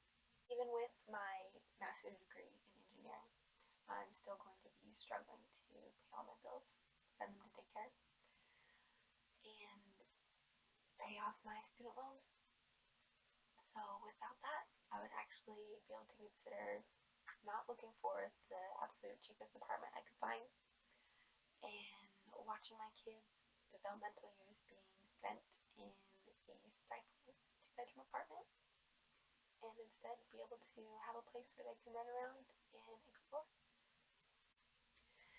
And so the most important reason why I support Bernie Sanders is because he has a movement and he knows what needs to be done, and he's going to do something that's different from basically any other president level to be able to make this change happen. And because without that, it doesn't matter.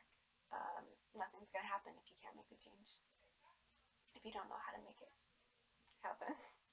And also, very important, is that he has been and is continuing to aggressively combat climate change.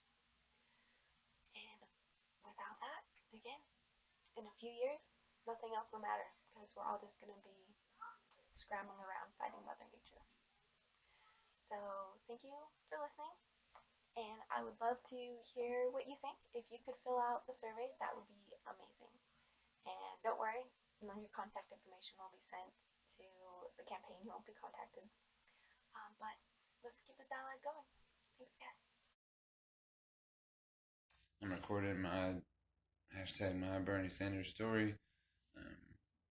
I'd like to invite you all to take this survey to see which of the candidates would be best for you. I don't think there is another candidate. I think Bernie Sanders is the only one who is willing to fight for you, for me, for my family and my kids, future generations.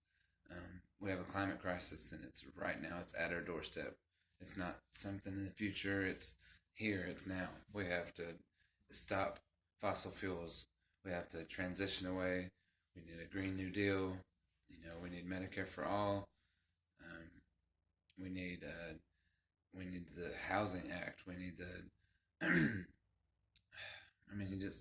he's the only candidate on that debate stage that tells you what he's going to do for you, tells you what he's going to propose, to tell you what he's fighting for, as opposed to all the other candidates who are telling you what we can't do, telling you that we don't have money for this, we don't have money for that. He's the only candidate that has a plan. I mean, I know Warren says I've got a plan for this, I have a plan for that, but have you looked at any of them? I mean, look at her response towards Medicare for All. Look at her response towards a Green New Deal. Anything. It's all tepid and work around the edges and, work within the system. No, we need a revolution. We need a political revolution where people like me, you, we all get involved in the process to transform this country, because that's what it's going to take, all of us. That's why his campaign is not me, us. Because it's going to take all of us. We have to transition away from fossil fuels. We have to have a Medicare for All system so that everyone's covered. We have to slash prescription drug prices. We need to make college, free. We need to have the Green New Deal so that we can create millions of jobs and transition away from fossil fuels and have the people that work in fossil fuels right now have a job and have a guaranteed income. I believe it's 5 years. So why I support Bernie Sanders? There's no one else.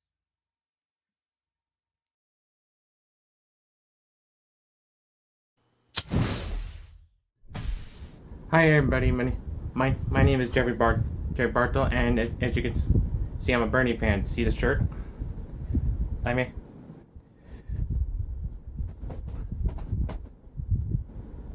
what do you think? I upgraded it, and I even entered it in the fair. See, it even got first place. Anyway,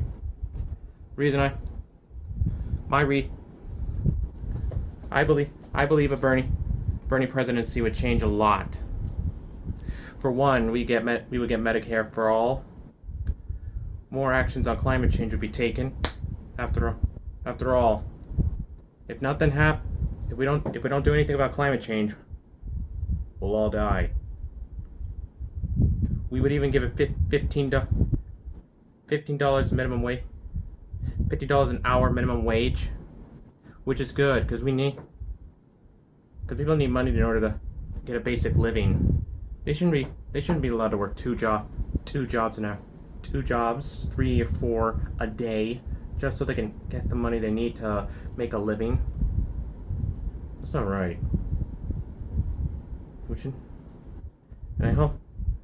And for us, I hope it can allow us to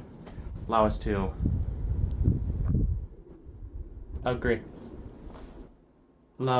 our Xfinity. If you know what I mean. Bring the price down, so no company rips us off. Well, that's it. I would like to invite. Oh, and before I forget, I'd like to. There's also something else I'd like to say. I'd like to invite you to take a poll on this Bernie app.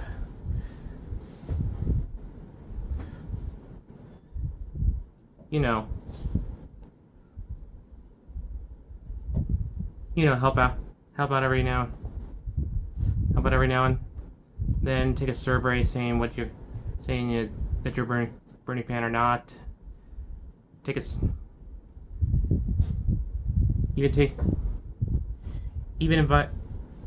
I would even like you to take a survey on about the election here.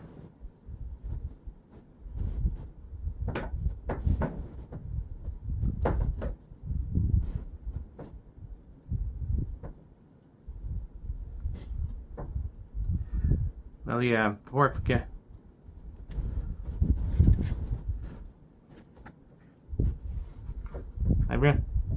Before I forget, I want to help. I'm trying to help Bernie win this time. And if you want to undo everything Trump has done, you best support him too.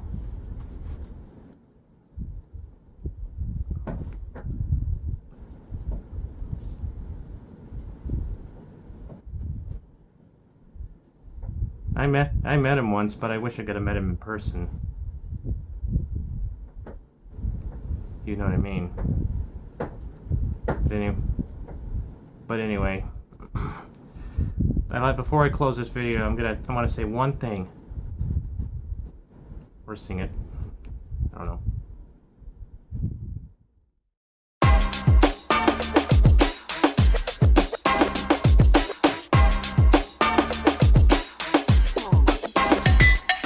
Happy birthday, Bernie. Happy birthday. Happy birthday, Bernie. Happy birthday. Happy birthday, Bernie. Happy birthday. Happy birthday, Bernie. Oh yeah. Feliz cumpleaños, Bernie.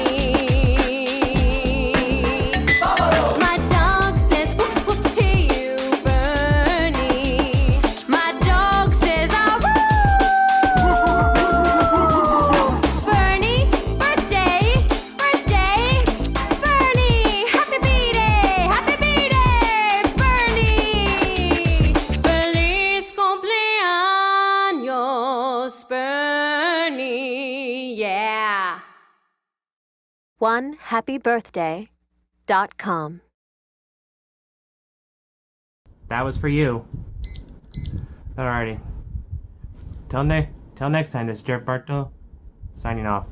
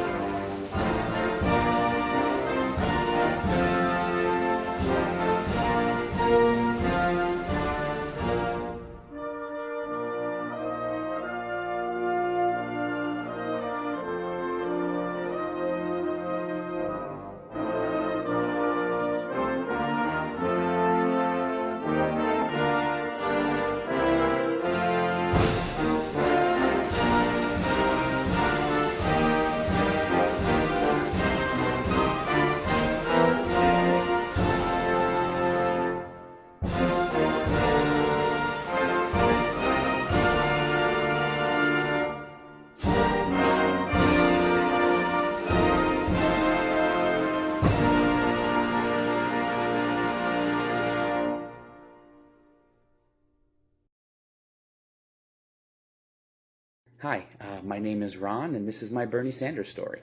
I started feeling the burn in 2015, and I am still feeling the burn today. I support Bernie Sanders because, unlike other politicians, he is unbought. He doesn't take money from the oligarchy, and he has spent his whole career consistently fighting for working people. When I look at Bernie Sanders, I see someone continuing the vision of Dr. King. When Dr. King talked about taking on the three evils of society, racism, poverty, and militarism, that's what I see in Bernie Sanders' campaign. He's taking on the military-industrial complex. He's talking about uniting people. He's talking about uplifting the poor, uplifting the working class, and preserving the middle class by taking on the oligarchy. To me, Dr. King's message is our North Star, and Bernie Sanders is the one that's fighting that fight. He's fighting for working families, not the corporations. He's building a movement with small donors, not billionaires. And he's running a campaign for the many and not the few. And of course, in the end, it's all about policy. And Bernie Sanders even sells the shirts to prove it. Feel the burn.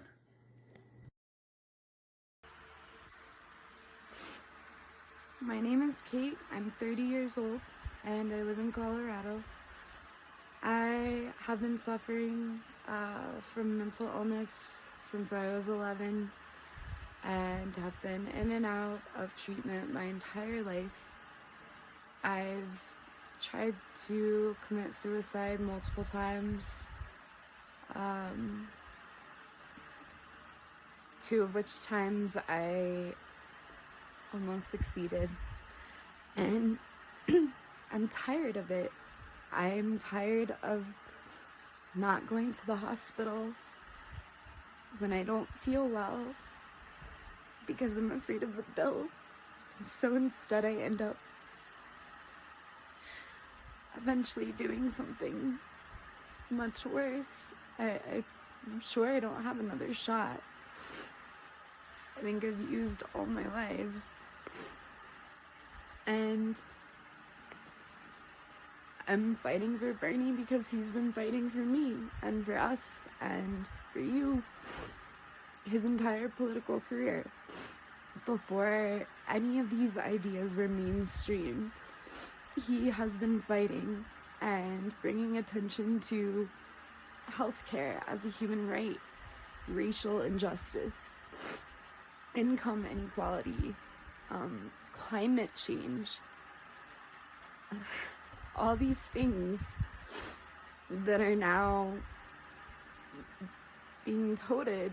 He's been fighting for those for over 30 years, and people are finally listening.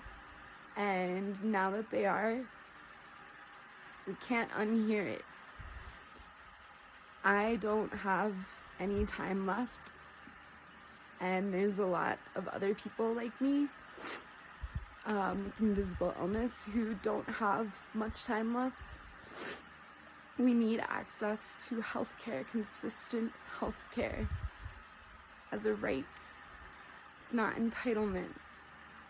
I shouldn't have to decide between putting myself and my husband in debt and going to a hospital for 72 hours so I don't hurt myself, or whether I should just kill myself if that would save everyone more money.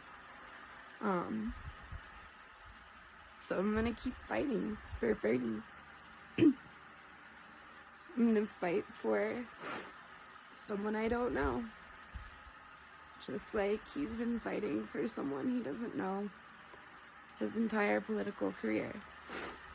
And millions of people have heard him and are fighting with him. And it's the only way. Change is not going to happen any other way at this point except from a large mass movement of people coming together. And that is my Bernie story. Thanks for listening. Hi, my name is Ash.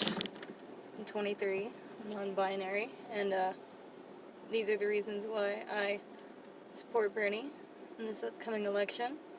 The first reason is going to be Medicare for all. I feel like that's really important. Pretty much everybody that I know doesn't have insurance right now, and it just sucks not being able to go to the doctor or having doctor visits impact you financially, so that you just kind of can't get ahead because you got sick or needed a tooth pulled or needed medication. The second reason I support him is definitely going to be his plans to make housing more affordable and for there to just generally be more accommodations for people in my area. Housing is really expensive and makes it really hard for the people that live here to continue living here because of the jobs just not paying enough. But the last thing, it's probably a toss-up between this and raising the minimum wage, but the last reason I support him would definitely be the ways that he's wanting to reform the education system and make college something that people can just do without having to worry about how much money they have, how much money their parents have, without having to worry about pulling out a loan that they might not be able to pay off. There is only one other person in my family that has went to college, and I haven't got to go yet, but I want to. My partner's family, it's nobody in hers that have went to college, so there's definitely things that we would like to be able to do with our lives that would kind of require a higher education, and at this point it's just kind of not looking like a possibility. So I would really like for Bernie to be able to get in there and do his thing. I feel like he'll definitely be able to kind of take some of the weight off of the working class to be able to improve their stations and just generally live better in this country. So yeah.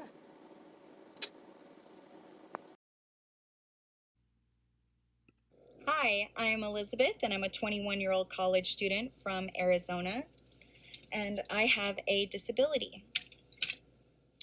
I live with chronic pain every day of my life due to an accident that occurred 3 years ago. During my time in the hospital, my medical bills accrued to over $1 million. But I was lucky enough to be fully covered by insurance. Therefore, my family only had to pay $50,000 out of pocket.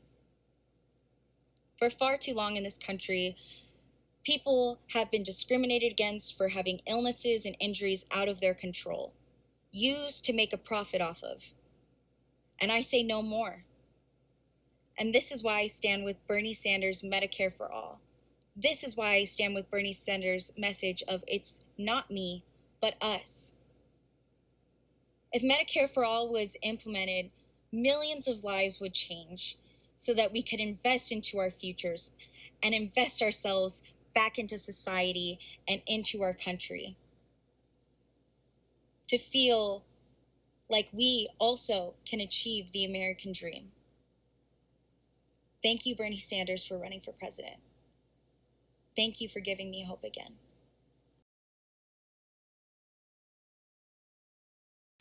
My name is Vanita, and I'm voting for Bernie Sanders, and this is why.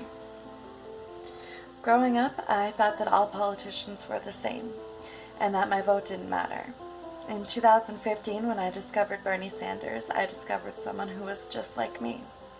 He spent his entire life yelling loudly about what matters to him. The photos of him in his 20s getting arrested for fighting against segregation in schools are printed and hung up on my wall to remind me to always fight. I am disabled, bisexual, biracial, and female. I am Jewish and Native American, so the issues of the world are constantly on my mind. I have PTSD from surviving domestic violence, sexual abuse, and emotional abuse. And so every day I wake up exhausted, but I refuse to stop trying to make a difference. Every single issue that Bernie fights for speaks to me personally. I am in too much debt to follow my dreams. I am unable to work full-time in most industries due to my disabilities. I haven't had health insurance for most of my adult life, even though I've worked 2 to 3 jobs at a time, so I've had to go without mental health care such as therapy or medicine to deal with my panic disorder or PTSD. I don't want anyone else to have to go through that. I've always wanted to defeat the odds, to have a family, to give back to society, and to follow at least one of my dreams. I want to see that my friends and family are safe and happy, as well as the neighbors and people that I've never met and their children. Without universal health care, that won't disqualify me for my pre-existing conditions. Without protections for reproductive rights, without access to education, without criminal justice reform, which has affected my entire family and resulted in my stepfather's death.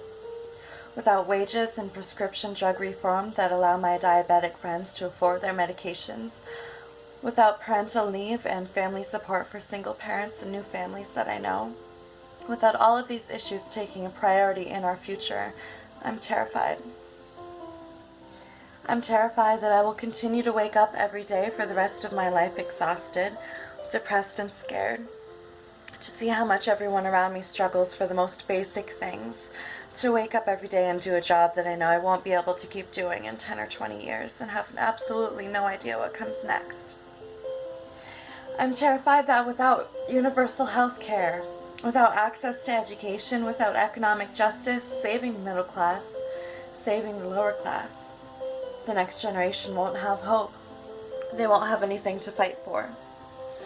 This is personal for me. I don't believe that there are any other presidential candidates of this election of my lifetime maybe, that have our interests at heart the way that Bernie Sanders does. This isn't just one election, it's a fork in the road of our future. And lastly, perhaps most importantly, we need clean campaign finance regulations. Imagine how much better the world would be if the billions of super PAC dollars tunneled into lobbying efforts went straight into the hands of the American people and families to build a better economy. Bernie's campaign platform isn't too radical. It's a fundamental American need. If you didn't have to wake up exhausted every day, worried about surviving, what would you do? 你好，我叫 Sam， 我住在伊利诺伊州，这是我的 Burning Story。我是一个摄影师，作为一个自由职业者，现在已经给自己干了差不多1年了。反思一下，这前12个月最大的挑战就是没有稳定的收入，让我心理上和生活上产生更大的压力。这就是为什么我需要心理治疗。话说过来 ，therapy 不是一个便宜的事情，我看医生1个小时135块钱。Bernie 呢，他相信医疗保险是一个基本人权，我们老百姓为了自己的健康，不应该需要改变自己的经济条件或者是潜在。所以在2020年的大选，我会给 Bernie 投票，因为我希望他当了总统以后，能为美国人建立一个更公平和更有效的医疗保险系统。My name is Sam. I live in Illinois, and I support Bernie Sanders.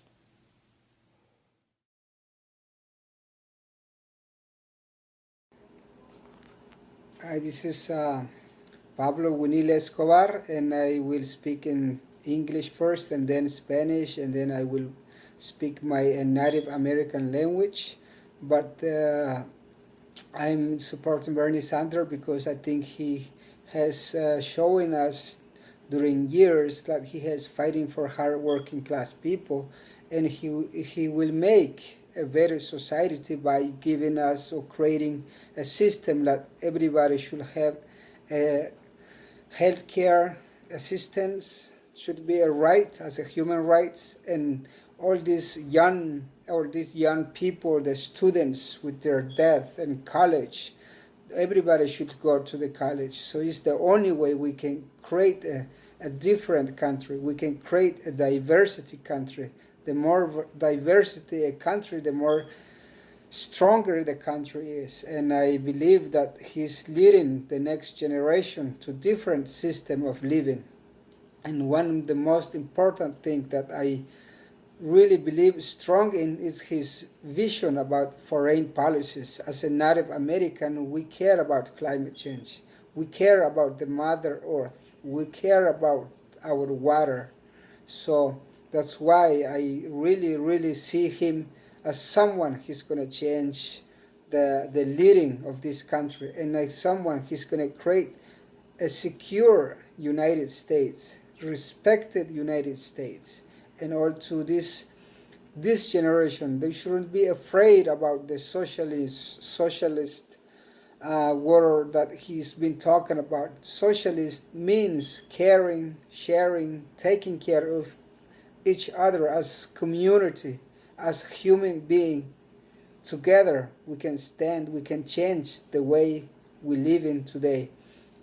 En gracias a los jóvenes que les invito a que participen en estas elecciones, que se registren a votar por el candidato Bernie Sanders. Creo que él tiene una visión muy humano para nuestra sociedad y crear un nuevo país con diversidad cultural, y sobre todo la política exterior de Bernie Sanders creo que da un derecho a los pueblos originarios, a los indígenas en todo nuestro continente. Sobre la política doméstica, pues creo que va a tener la capacidad de promover, de cambiar el sistema, de que toda la clase trabajadora debe tener un derecho de salud como un derecho, y todos los jóvenes que están bajo deuda con su pago de colegio, de estudio en sus carreras, creo que él va a crear un sistema en donde todos deben tener acceso al colegio sin que tengan que deber nada después de que ellos se gradúan, y creo que va a crear un país mucho más fuerte y respetado en el mundo, porque América siempre va a ser América, pero con un nuevo liderazgo de diálogo como ha demostrado el candidato Bernie Sanders. Es por eso que también por el espacio que está dando a Alexandria Ocasio-Cortez, que este es, como dice ella, este es el país que donde yo creo, este es el país donde yo vengo de la nada, pero puedo escribir mi propia historia, puedo escribir la historia de este país para la nueva generación con un sistema económico que es el Green New Deal. Entonces, donde que en una aquel cursing, pues voy que tun kukten escritel de tibajo ajo hunschal ajo Bernie Sanders tun doktet nehelt nom ti hunhut nap wenis tun kolen ke hunakal ti hunhut nap wenis tun chipin chet hunho wenis ke ho akanel a ke ho hunakal ncha akanin tohot nom sala tun tun kamachiyabti went kshi anel ki ikmishti chichhet ikqatik wal wen kshi shnaqtsab ki tun tun tets hunho kuh wenis tun bajo control que ella cushin en una calton votar en tipo Bernie Sanders de presidente de Estados Unidos contra una aquel que piche que yo caibula. Life shouldn't be this hard. My mother-in-law lives with us. She lives on Social Security, which is $1,600 a month, minus $360 for supplemental insurance to Medicare. Even with both of those, she still has to pay an additional $200 a month in out-of-pocket prescriptions. My health insurance for a family of 4, plus all the co-pays and prescriptions, have cost me $26,200 a year. My business has been up and down for 8 years. Every day is a struggle. There's been many times where I thought we were going bankrupt. Even when I was working as a consultant, I never took vacations because every 6 months there was another round of layoffs that I was worried about. And yet, I still consider myself one of the lucky ones. I see homeless people on a daily basis. A quote from It's a Wonderful Life from 1946. Quote, just remember this, Mr. Potter, that this rabble that you're talking about, they do most of the working and paying and living and dying in this community. Well, is it too much to have them work and pay and live and die in a couple of decent rooms and a bath? All of this because of money in politics. I'm tired of it. Tired of politicians taking money from big oil, big pharma, and the health insurance companies. Tired of seeing 49% of all new wealth going to the top 1%. Tired of the fact that half of all Americans make $30,000 a year or less. Tired of the trillions of dollars we spend on endless wars. And tired of corporations like Amazon and health insurance companies paying zero in federal income taxes while making billions off of the backs of the poor and the middle class. But life doesn't have to be this hard. That's why I support Bernie Sanders, the one person who has 0 billionaires donating to him, the one guy who has been consistently fighting for climate justice, economic justice, racial justice since I've been alive. We all need to fight for the one person who has been fighting for us this whole time. My name is Rodney, and this is why I back Bernie Sanders.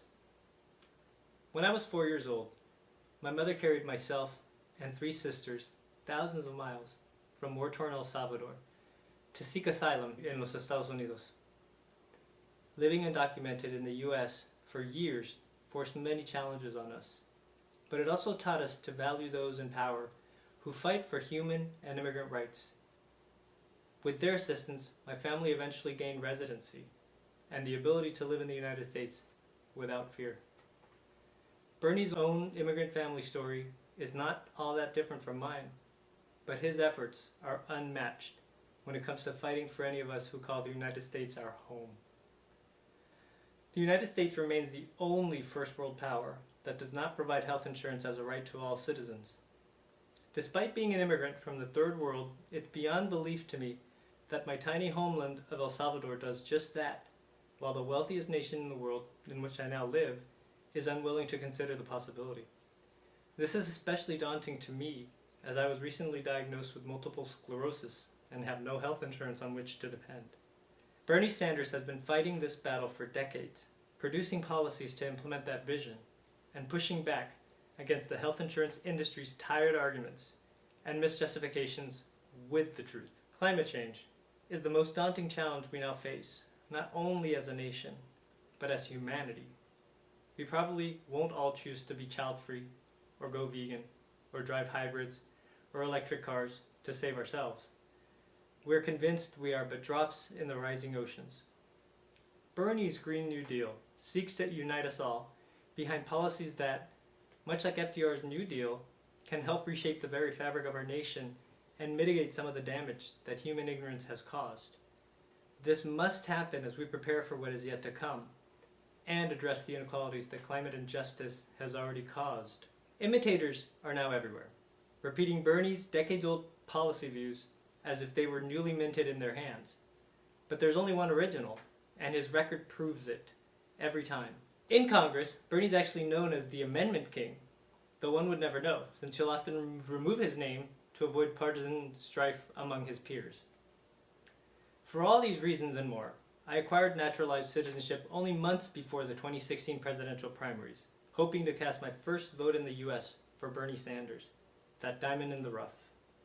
I intend to do the same in 2020, and I invite you to visit BernieSanders.com to discover all the reasons why Bernie is the best vote for the future of America. Thank you. Hi, I'm Lisa. This is my cat, Manny. That's my other cat, Dizzy Dud. Nice meow. In the background, you hear a commercial between segments of Saturday Night Live from the On Demand. I'm still paying for On Demand at Comcast, even though they freaking blackmailed me over Turner Classic Movies. Anyway, my Bernie... oh, wait, here's the here's the camera. Hello, camera. I'm just chilling after having gotten my Sunday going, and I'm going to go out and do some yard work in a minute. I've gotten a lot of laundry done, though. Had Manny's anal glands expressed yesterday. Poor bugger, he has clay-like stuff in his anal glands, and on top of that, when I took him in, his tooth was bad, and then his other tooth was bad, and then when they were like, well, let's do the blood work and then see if he can have a dental procedure, and the vet listened to his heart, it had a heart murmur, so that really sucked. Anyway, is the show back on yet? No, it's not. And this is my rehearsal for my Bernie story. What are you thinking so far?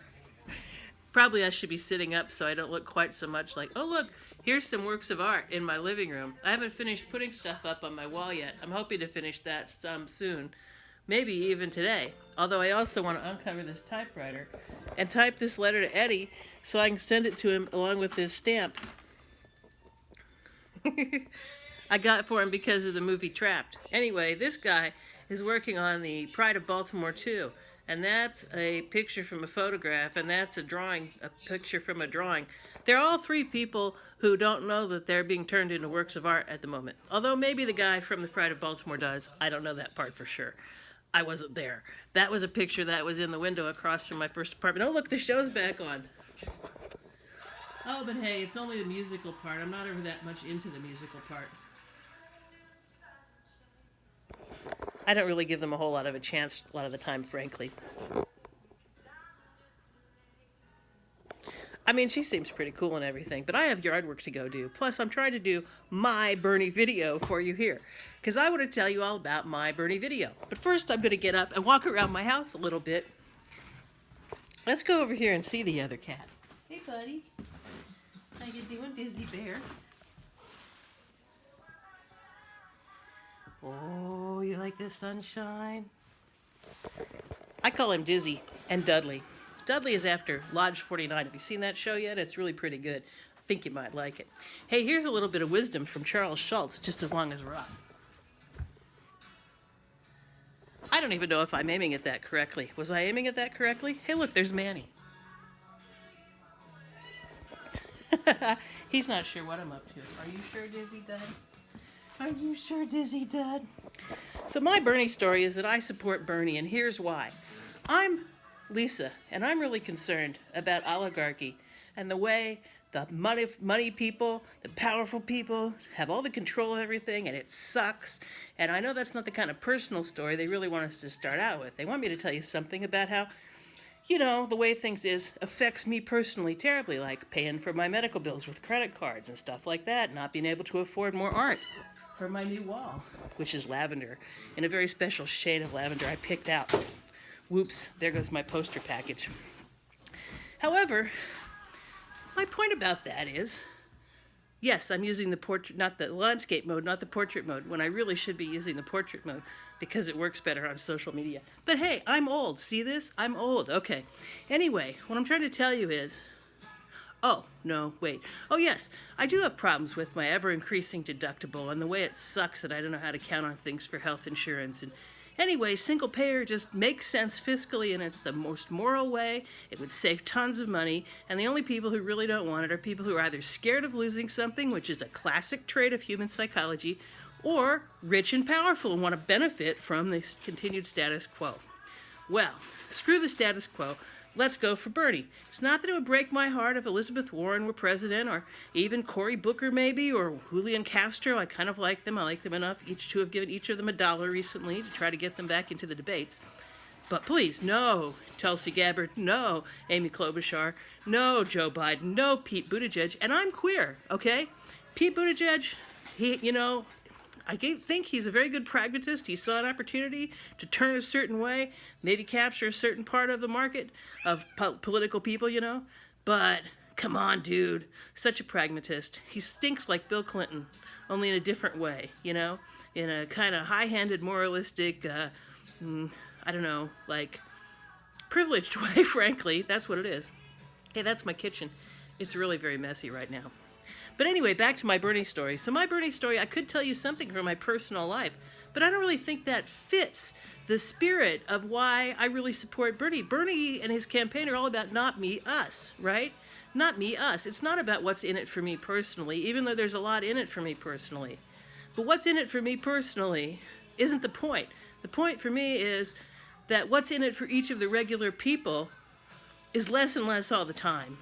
It sucks. It's not the kind of world of promise that I hoped for when I was young. I was born in 1962, and when I was young, we had this impression that things were just going to keep getting better, There was science. We were, going to the moon. There were astronauts. That was so exciting. They were solving diseases. There were lots of vaccinations. We were well aware that things that had killed people just a generation or two before weren't going to kill us, Plus, we had this sense of social progress. We saw the civil rights movement happening, and we saw burgeoning steps in the right direction with a lot of things like that, including the beginning of the queer movement, although I sure didn't hear about it in Kansas or even when we moved to Maryland in 1972. I didn't know a damn thing about Stonewall because it didn't get through the media. Well, here we have a world where we have an internet and we can talk to each other a little bit better, at least for a while. Hey, there goes the end of that song on Saturday Night Live. And my cat's moved over here to play with a toy. Oh, look at that. You got that little catnip toy that came with the scratching post. I do love that Dizzy. I don't know if I was pointing at him right for you or not. Here's Manny. Poor Manny and his anal glands. I'd show you his teeth, but I don't think he'd like it very much. I hope he's okay tomorrow. Hey, there's my winter boots. I love those winter boots. They are so rockin', those winter boots. Okay, so back to the point of my Bernie story. I really hate the way more and more power is concentrated into the hands of fewer and fewer people. It sucks. Bernie is our best shot at that. Bernie, there's a lot of enthusiasm for this guy. He's stood for the same things his whole life. Let's give him a shot. Just by voting for him, putting him into power, talk about your freaking mandates, And I'm sure maybe Elizabeth Warren could be his vice president. Wouldn't that be nice? That'd be pretty good. Or maybe a person of color. Gosh, I look pale in this video, don't I? Now suddenly I'm worried about how I look in the video, even though I showed you my completely messy house, and I've been watching television while I was doing it. I even started out sitting down on the couch, all like this, like a lump on a log, which is what I feel like a lot of times on the weekend. Right now, though, I'm going to go... First, I'm going to show you the kitten. You got that, kitty? You got that, kitty? Well, you got that.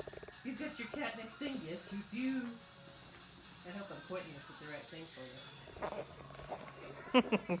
This is my video diary and my Bernie story here on Sunday, November something, 2019. A year that sounds like it's far in the future. I'm going to vote for Bernie Sanders because I think Bernie is our best bet and we can trust him. And he just doesn't back down on this thing about economic inequity and injustice and fairness and a better society that we could have. People say he wants to give us free stuff, but nobody ever says, Oh, sure, free roads for everybody. You know, they don't complain about that. They're not like, oh, free firefighters. You think we should just have free firefighters who come to people's houses when their houses are burning down without them paying for anything? That doesn't sound like the American way. Oh, look, my bud is trying to change the channel. It's covering up Colin Jost with a thing suggesting I watch The Walking Dead. Oh, look, there's Nunes. All right, I'm hitting pause on that because I think I may actually want to watch Weekend Update. Hey, look, Manny. Hi, Manny. Yes, that's Dizzy Bear. He's playing with that little cat. Oh, he's got that cat. That's my Dizzy Dudley. You really should watch that Lodge 49. It's pretty good stuff. Anyway, so my Bernie story, me and my cat, Manny, are going to vote for Bernie Sanders. That's my Bernie story. Hi there, my name is Duncan. I'm from Livonia, Michigan. This here is my son, Will. Will is 10 years old, and Will has cerebral palsy, which is basically shorthand for he had a brain injury caused by a lack of oxygen when he was born. And this was completely accidental. This was due to no fault of our own. It was actually caused by the doctor in the hospital not exactly doing everything that they should have done. Right, Bubs?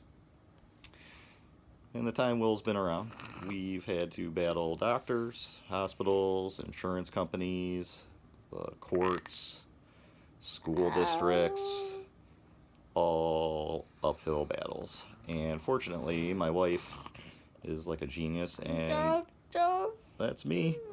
And we've been able to navigate that system successfully, and Will here is actually pretty happy and doing pretty good.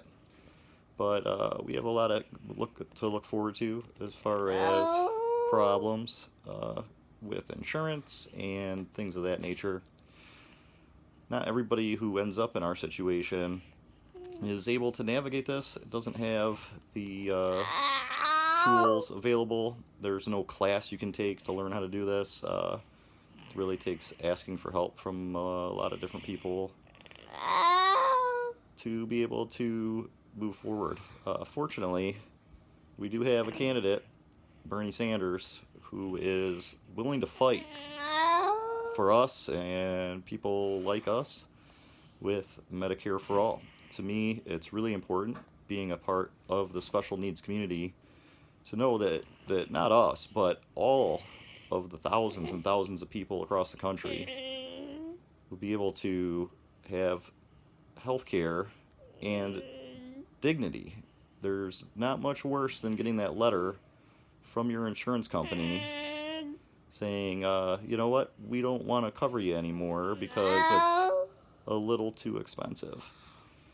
So please, if you can, help us get Bernie elected so that the lives of Will here and thousands and thousands of other kids across the country can be improved, and they can have that dignity that they deserve.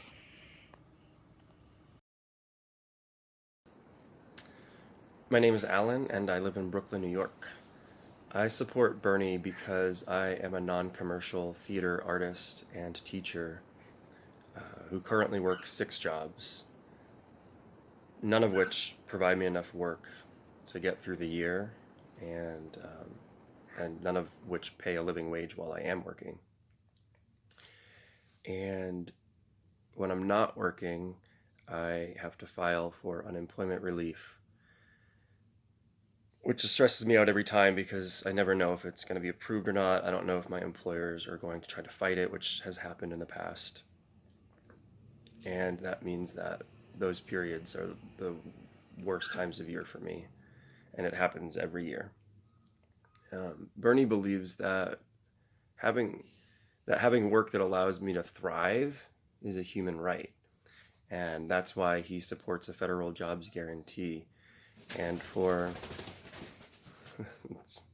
my boyfriend and I's bird flying around, and he supports a federal jobs guarantee, and also for shifting large amounts of money from America's endless wars to artists and teachers like myself.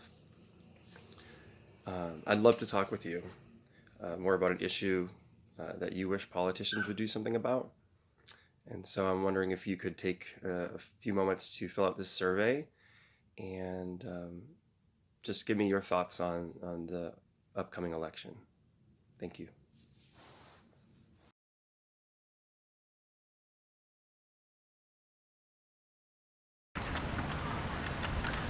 My name's Josh. My Bernie story is I believe in passion. I believe that my personal story, my father was a minister, and I didn't understand him most of my life growing up, but I understand him now. And the reality was he had a fire in him, a fire that burned so hot and so bright that he couldn't not spread that fire to every person that he met. And I think what I first fell in love with Bernie was that same fire. Bernie isn't just out to self-aggrandize. Bernie isn't just out to make $1 billion. Bernie's out there because he saw that there were people in need, and there was a burning desire in his heart to help those people. And if he didn't help those people, he wouldn't be fulfilling his very purpose. He does what he does because he feels that fire. I do what I do because I also feel that fire. I'm glad that you feel the fire. I also feel the fire. This is my Bernie story.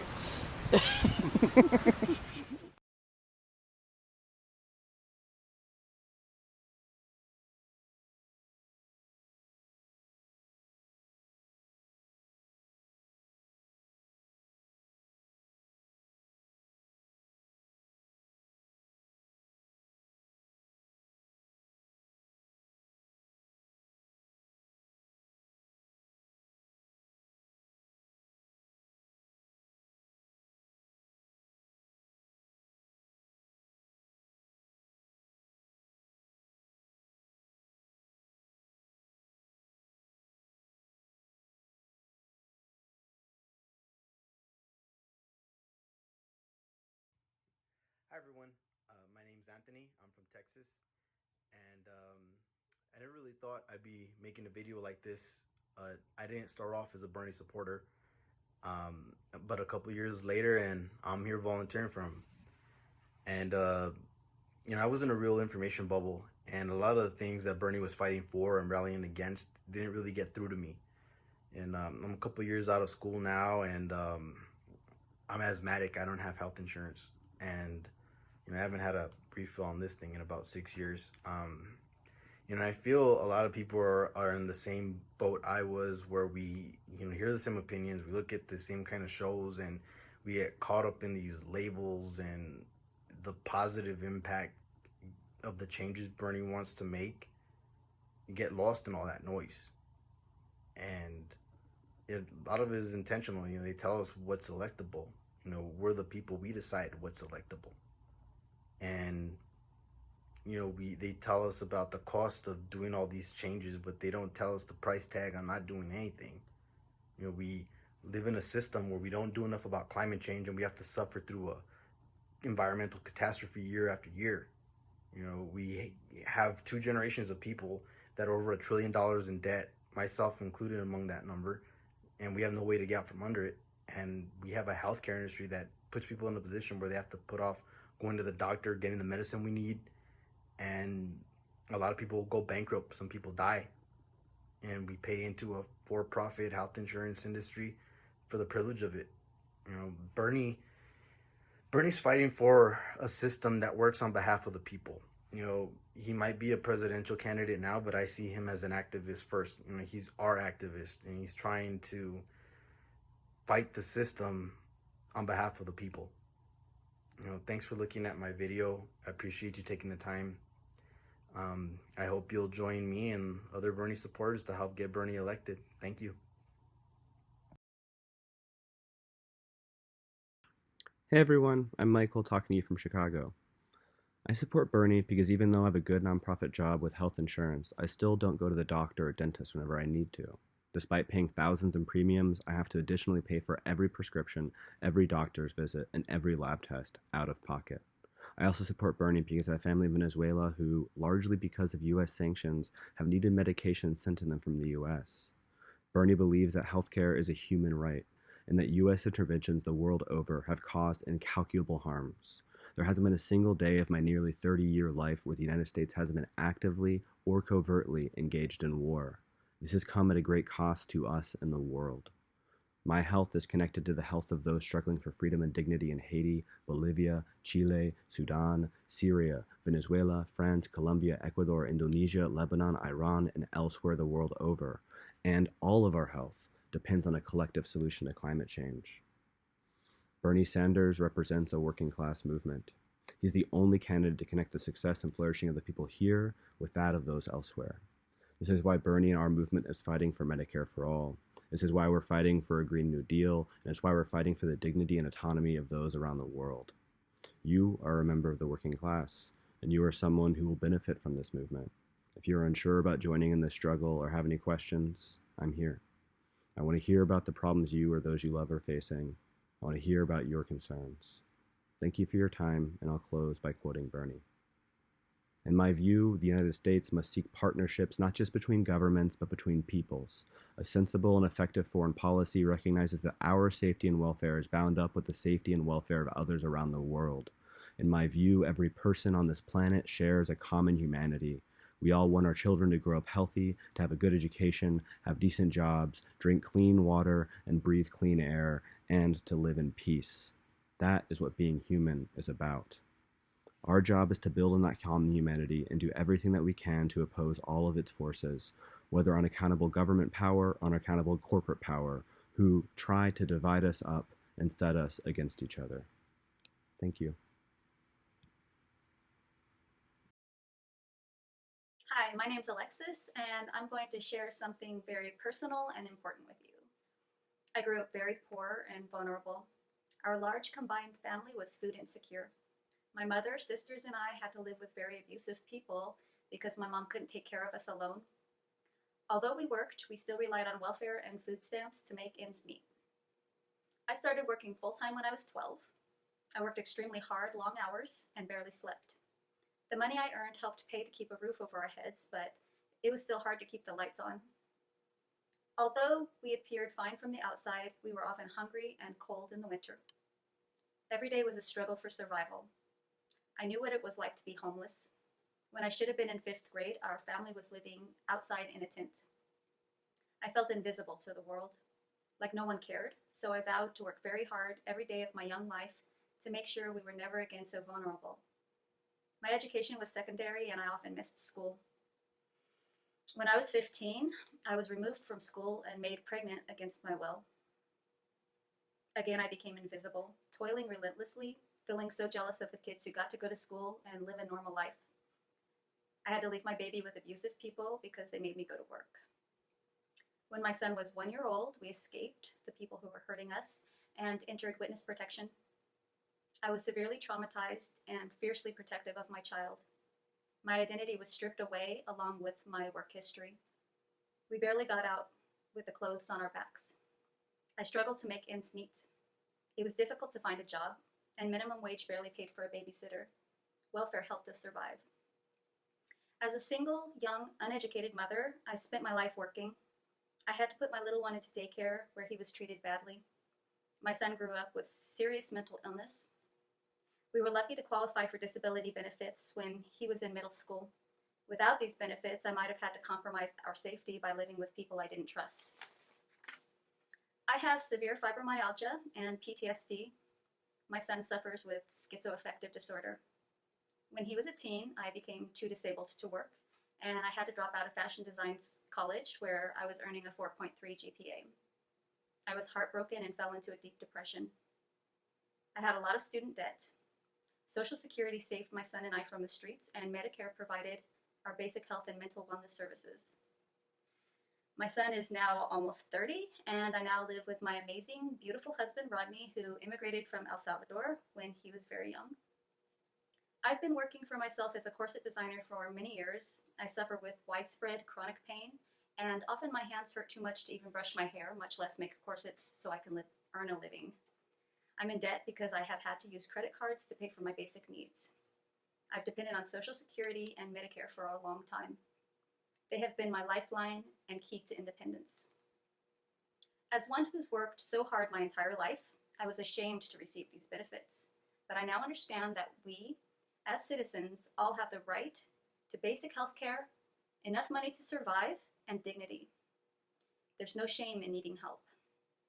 That's what the United States government is supposed to do, but so often people fall through the cracks.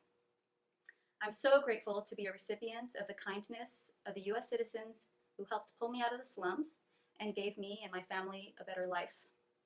I want that for everyone who needs it. I support Bernie Sanders for so many reasons. I could write a whole book about how much I adore Bernie. He understands the struggles of ordinary people like me, people who have worked all their lives, but because of a corrupt system, victimization, and bad luck, have struggled just to keep our heads above water. Bernie conceived of the idea of Medicare for all, so no one has to go into medical debt just because they were unlucky and got sick or injured, or like me, have a disability. He wants to make sure people can go to the doctor when they need to and can afford the medicine they require. Bernie has always fought for the oppressed, minorities like my black son, who has been unfairly discriminated against and vilified by people in positions of authority, including the police. Bernie wants to reform the criminal justice system so people living with mental illness and those addicted to substances don't have to spend their lives in for-profit prisons. He wants to make cannabis legal so people like me, who have chronic pain and PTSD, don't have to worry about going to prison just for using a plant to ease our suffering. Bernie wants strong immigration reform so hardworking, honest immigrants, like my husband, whose family crossed the border illegally, seeking asylum from war and atrocity, will never be forced into filthy, cruel concentration camps like the ones Trump has made at the border. Bernie would never let Border Patrol separate babies from mothers, forever traumatizing them just for striving to find a safe place to exist. Bernie Sanders will put an end to concentration camps and for-profit prisons. He won't start unnecessary wars or fund terrorism. He believes in diplomacy and peace, and he's always voted against harmful wars and trade deals that cause people to flee their homes for a better life.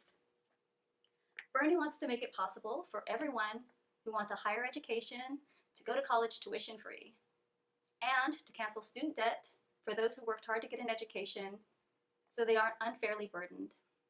Bernie wants kids to have safe, affordable childcare and pre-K so parents can go to work without having to worry if their children are okay. Bernie will make sure women earn equal pay for equal work. No single mother should ever have to live with abusive people because she can't earn enough to pay for daycare and take care of her little ones. Bernie believes in and will fight for a woman's right to choose. I chose to have my baby, but I know my life would have been very different had I been permitted to have an abortion. No woman should have to give birth to a child she can't take care of. Bernie has been fighting for and winning fair living wages for working class people, so anyone who works full-time doesn't have to fear losing their home or going hungry because of greedy corporations who pay slave wages and fire people on a whim. He's going to make corporations and the super wealthy pay their fair share of taxes, stop outsourcing jobs overseas, and clean up their toxic messes. Bernie knows that the climate crisis is the greatest existential threat and that none of us will survive if we don't take bold, swift action to develop sustainable practices and end our dependency on fossil fuels and stop the corruption and domination of the wealthy 1% who have been oppressing all of us and destroying our one and only planet. I could go on, but I encourage you to visit BernieSanders.com to see for yourself why Bernie is the best and only candidate to beat Trump. Friends and family, if you have any questions or want to talk about Bernie, I welcome the dialogue. I'm not an expert, just an ordinary citizen like you. Bernie Sanders isn't 100% perfect. I wish he was vegan, but even Jesus wasn't perfect. We can't wait for a Messiah to save us. We have to stand together with all of our imperfections and vulnerabilities to fight for ourselves, each other, and our planet. We must win, and we can only do it with your help. get involved, have those difficult conversations. This is not the time to stand by the sidelines. Our very survival depends on the outcome of this election. Bernie Sanders is the only one who can beat Trump. Join the revolution, stand with Bernie, stand with us, and fight.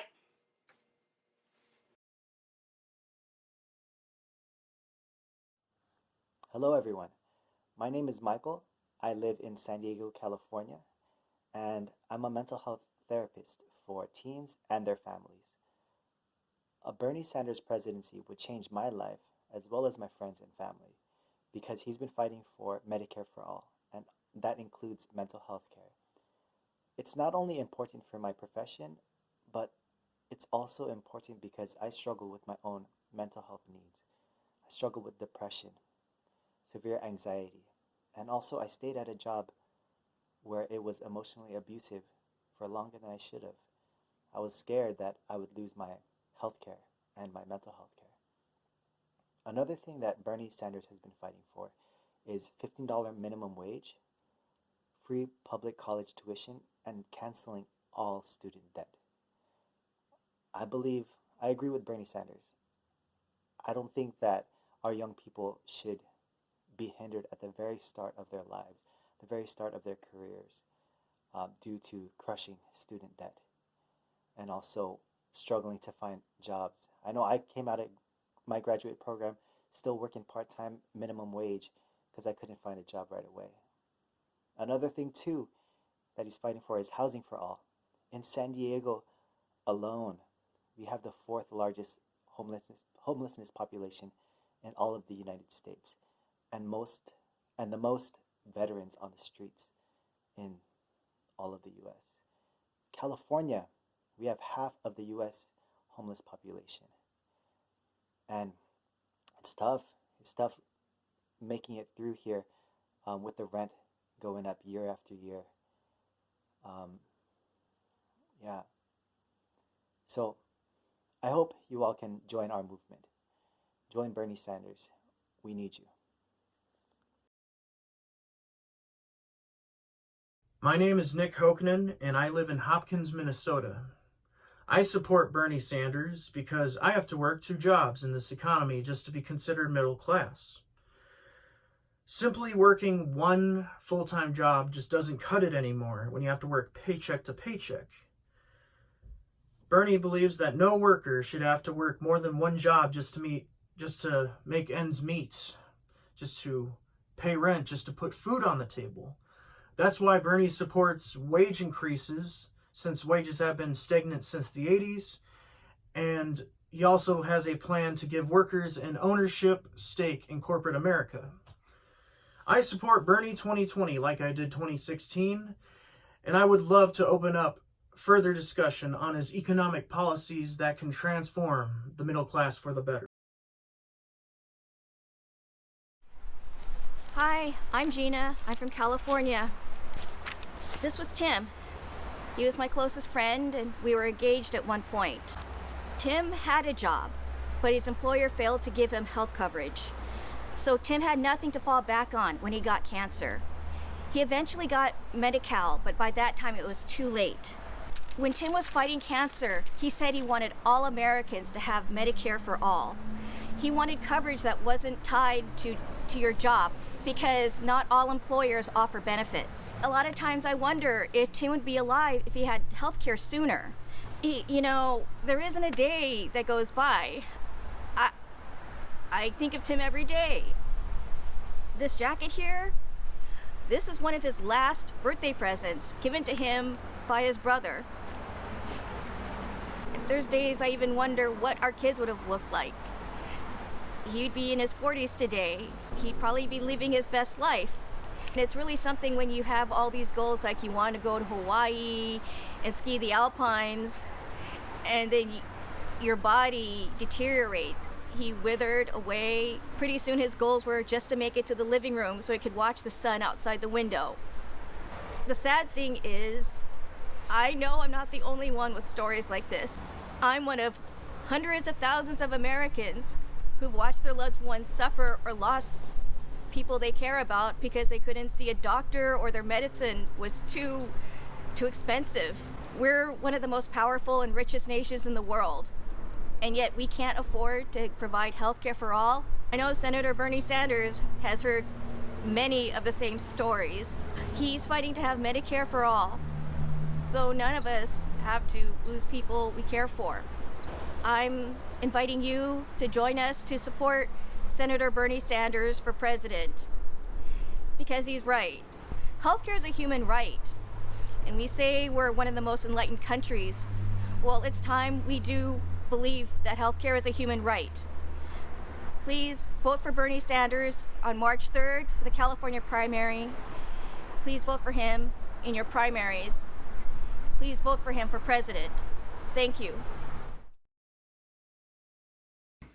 Hello, my name is Pablo and I live in Queens, New York.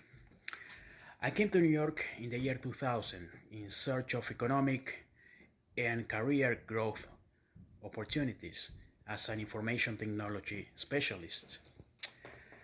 I am happy that I came here because I met wonderful people, including my wife, with whom we have been sharing our lives for the last 7 years. While living here, I went through continuous education programs and many attempts to improve our economic situation. However, since the year 2000, almost 20 years that I have been living here, I have been witnessing and experiencing myself an economic degradation of the working class. The cost of living has been going up every single year, but the salaries have not been catching up with the changes. The salaries have not been adjusted accordingly, which means that the middle class, the working class, economic power has been degraded, has been going down significantly. One of the main reasons of this economic degradation has been the cost of rent. Rent has been increasing year after year. This has been affecting everyone in the New York area. I have witnessed myself situations in which people had to move out of Manhattan because they couldn't afford their rents anymore and move into central areas of Queens or Brooklyn, for instance. While people from the central areas of Queens and Brooklyn have seen their rents raise so much that they have been pushed to live in further away neighborhoods in order to save some money in rent. However, their commutes have increased significantly. Every day they have to go to work. Now they have to spend even larger amount of time to make a living. My wife and I found ourselves in the situation of having to move out of our previous apartment, and we were faced with the reality that we were only able to afford this tiny apartment where we are now, and still the cost of this rent is equivalent of half of my salary, which is unacceptable. Back in the 90s, people were dedicating about 25% of their salaries in rent. Today, it's half the salary. That is not economic growth. That is quite the opposite. Some economists say that, well, the crisis created this, and well, the crisis is over, and now we are growing again economically. But who is getting that money? Do you feel the improvements of the economy? I don't. And why is that? Well, that's pretty simple. While we, the worker class, were the ones who had to bail out banks and struggle ourselves and make extra efforts to revert the crisis, now the benefits of the recovery are going to the wealthiest people instead of the people who had to struggle against the crisis in the first place, which is the working class. The crisis was obviously used as an excuse to lower salaries, and after the recovery, those salaries are not gone up, are not being recovered, which means all the benefits are going to the wealthiest people. And this is a political problem, mostly, because politicians created this situation. Why? Because they were allowed to be manipulated by big corporations in the benefit of the big corporations. Why is that? Well, because big corporations pay for politicians' campaigns. Huge campaign contributions put most of the politicians in power, both Republicans and Democrats. And then those politicians then have to return the favors once they are in the Senate or the House of Representatives, because they know if they don't return those favors, they may lose their jobs. So they put their corporation interests in front of the interests of the people. And that's where Bernie Sanders comes in. Bernie Sanders never allowed to be bought by any corporation. He has been always on the right side during his entire political career. Bernie Sanders has always stood for the people instead of the big corporations.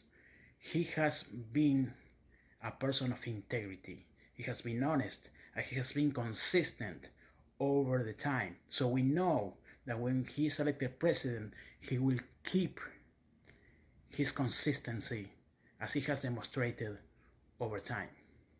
Bernie Sanders as well supports national rent control, and that is very important for me for the reasons previously mentioned. It is important to have national rent control in order for tenants to have the economic security that they can continue to afford rent without the concerns of what's going to happen next year, how much is my rent going to increase. Rent is something that needs to be fixed. It is out of control, and it's affecting the quality of life of people in New York and many other places in the United States. Bernie has been fighting against economic injustice for the last 40 plus years. Bernie is in favor of increasing the minimum wage nationally, which will eventually increase salaries in the entire hierarchical structure, because that's how it works. It's not about trickle-down economics. That has been demonstrated that doesn't work. It's about empowering the base. It's about giving more economic power to the base so the pyramid can grow up and solid from the bottom up. Bernie is fighting for a more fair distribution of wealth and a taxation system that supports the weakest and benefits the working class in general. Giving economic power to the working class empowers the nation as a whole. For these reasons, I support Bernie Sanders and would love to talk to you so you can tell me, what do you think that the political class, our public servants, should be doing to improve your life and not just the life of the wealthiest people in this country?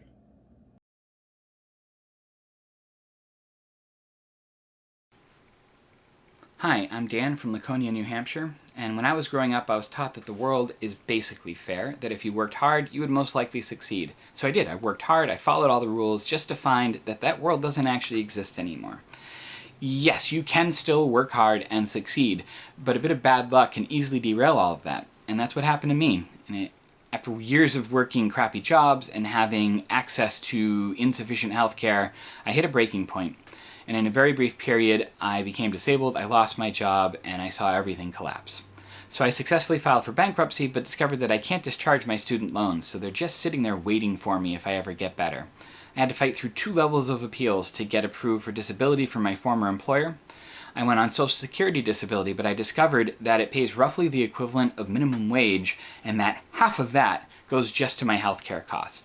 I received my healthcare through a community health center, but they are understaffed and underfunded. So 5 years later, all of these safety nets have left me in a constant state of near catastrophe.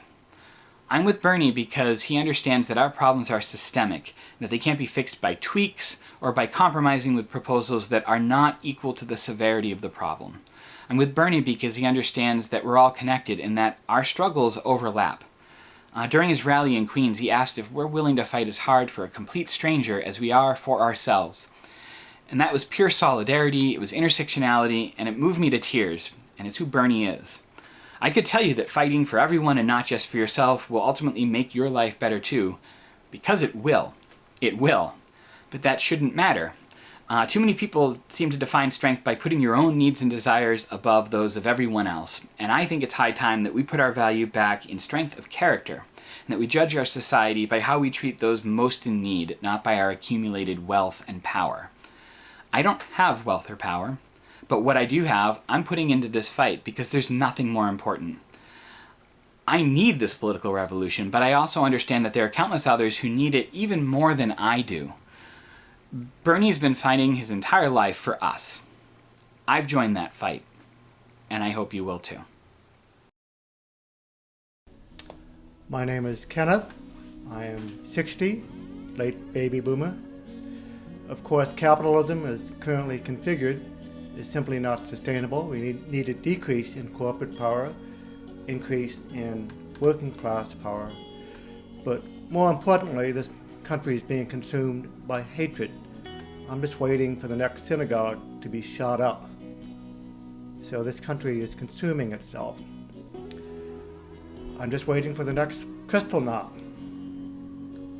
So Bernie Sanders is my best hope, so we can return to the better angels of our nature and not the monster from the id, which is Trump.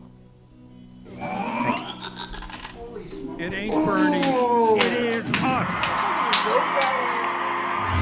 we come together, we will win.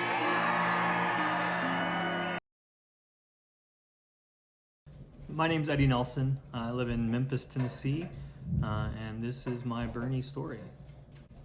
I first got wind of Bernie Sanders, or who he was, or heard about him when I was a really hip teenager watching C-SPAN in my room back in 2003, I guess, when Bernie was on the House floor at the time, speaking out against the invasion of Iraq. I thought that was really impressive, and so I wanted to know who this crazy guy was from Vermont. So I looked him up and continued, following him throughout the years. Throughout my military career in the Navy, also big supporter of Bernie. Really felt like he had our best interests in mind when frankly most of the people in DC don't. I was a big supporter of him in his presidential campaign. I was following him when there were rumors of him running, and then finally, at that 5-person press conference, which was really inspiring to me when he announced his presidential run. I did a lot of work on my friends and family to sort of get them to know who Bernie was. For the first time in my life, and I think in my family's lives, we were finally able to cast a vote for somebody who really stood for us. I grew up in trailer parks and dried creek beds with dirt roads, and we didn't have a lot, and I think that he understands that. We may not come from the same places, but he definitely understands that, and he stands up for us in DC. So following his presidential run, I was inspired to run for office, and I ran for state house out in East Tennessee, and we lost, but that's okay. And sometimes the work matters more, and giving people something to vote for, not just against, is important. So he's been a big inspiration for me for my adult life, and I'm supporting him again and this year because I really think that if we want change in this country, if we want to lift up the people who have been trodden on for so many years, the best path is with Bernie. My state is #1 for medical bankruptcies in the country. We have more hospital closures than any other state per capita. We're #2 behind Texas, and Texas is a much bigger state than Tennessee is. We also have more minimum wage workers per capita. That's something that we shouldn't really be proud of. There's a lot of folks out there that need help, and I think there's only a couple candidates who really give a damn. And I think the one that gives the most damn is Bernie Sanders. Hi, I'm Sarah from Salem, Oregon, and I am voting for Bernie Sanders for one very good reason. He is the only candidate who I am absolutely sure will change my quality of life. I have about $140,000 in student loan debt. I got degrees in math and physics, and like so many other people in my generation, during the time that I was at school, qualifications changed, and by the time I graduated, I could no longer get an entry-level job in either of my fields with my bachelor's degrees. So, I have virtually no way of making enough money to pay back the massive amount of loans that I have. And it affects me in more than just how much I have to pay every month. It ruined my credit. So, while I was at school, my credit was great, and then all of a sudden, my student loan debt started counting against me in the credit report. And it didn't used to. That's not how it's supposed to be. So, now I can't get my own apartment with my partner of 4 years, so we're staying at my parents' house. I also can't get a car unless I want to pay massive amounts of interest. And if Bernie Sanders was elected, both of those things would change. It's impossible for my generation to get ahead when we start off so far behind. So please vote for Bernie Sanders, and if you have a minute, take the survey below my video. It will really help us more than you think. Thanks. 你好，我叫 Sam， 我住在伊利诺伊州，这是我的 Burning Story。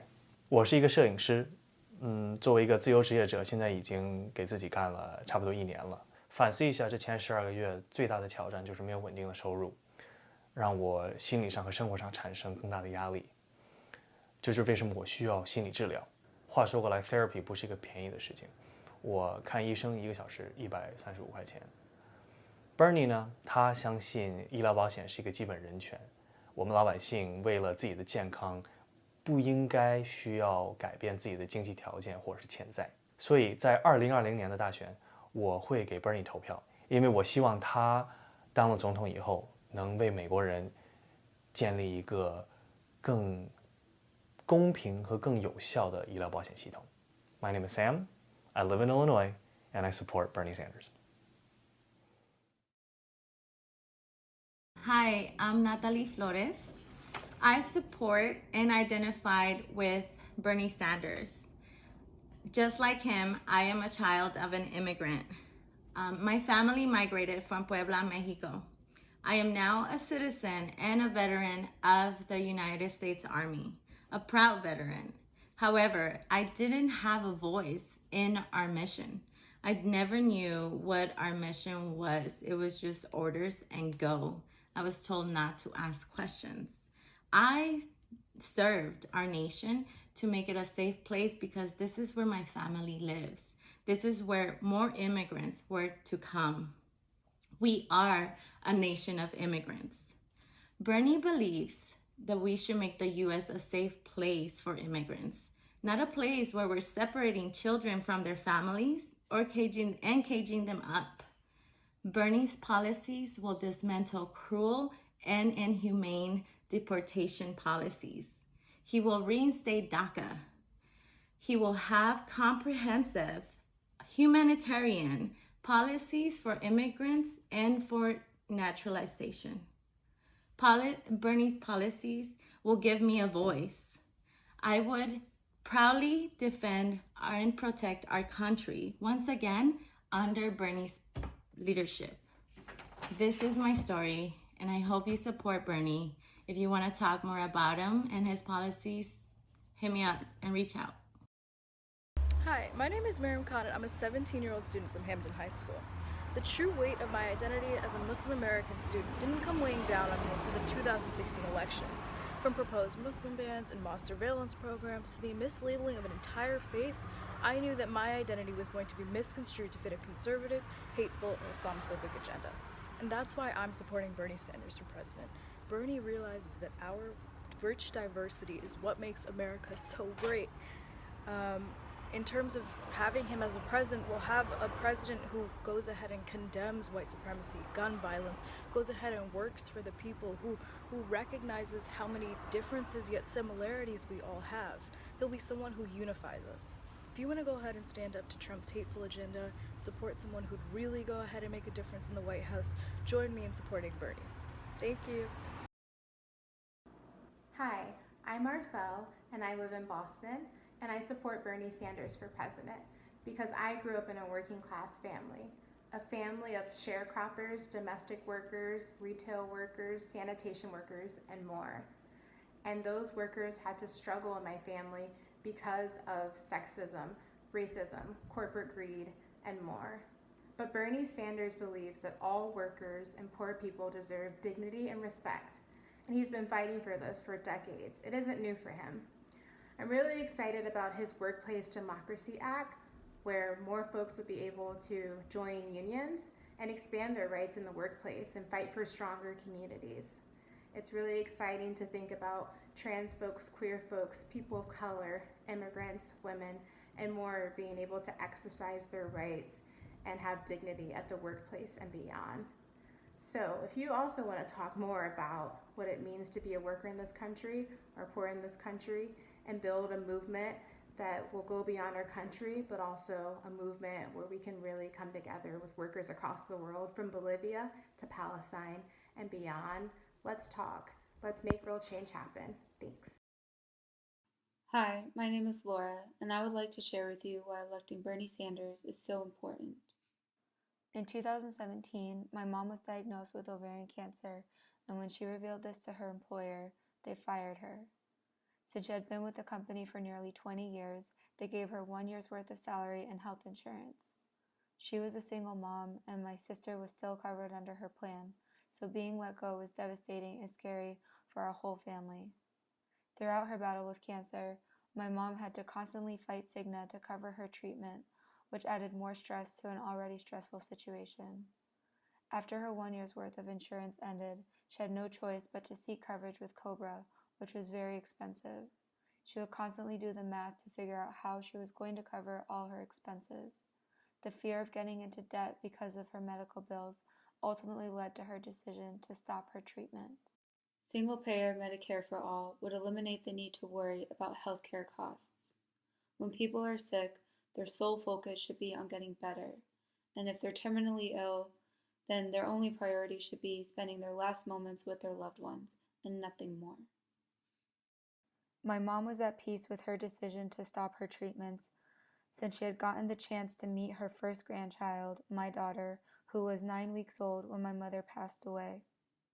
But how many people had to stop fighting their battles even when they weren't ready, just because they couldn't afford it? No more.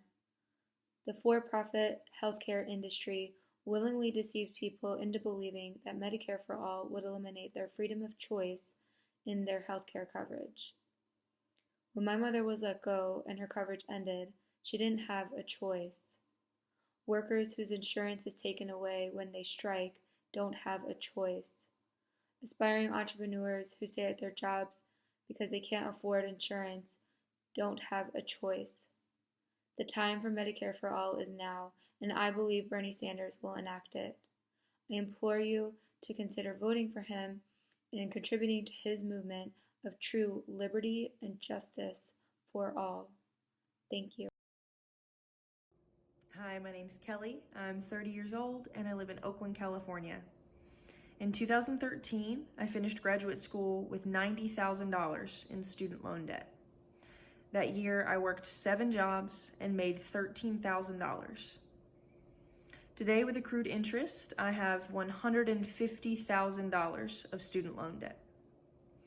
I support Bernie Sanders because he believes that we have a right to equal access to a proper education without the burden of student loan debt, and that we have a right to a living wage. And that's why Bernie Sanders is fighting to eliminate 100% of student loan debt and making all public education tuition free. He's fighting for a $15 minimum wage. He's fighting for workers' rights, for unions, and for a jobs guarantee. And I'd love to chat with you more about something you think politicians should be talking more about. Hi, I'm Gina. I'm from California.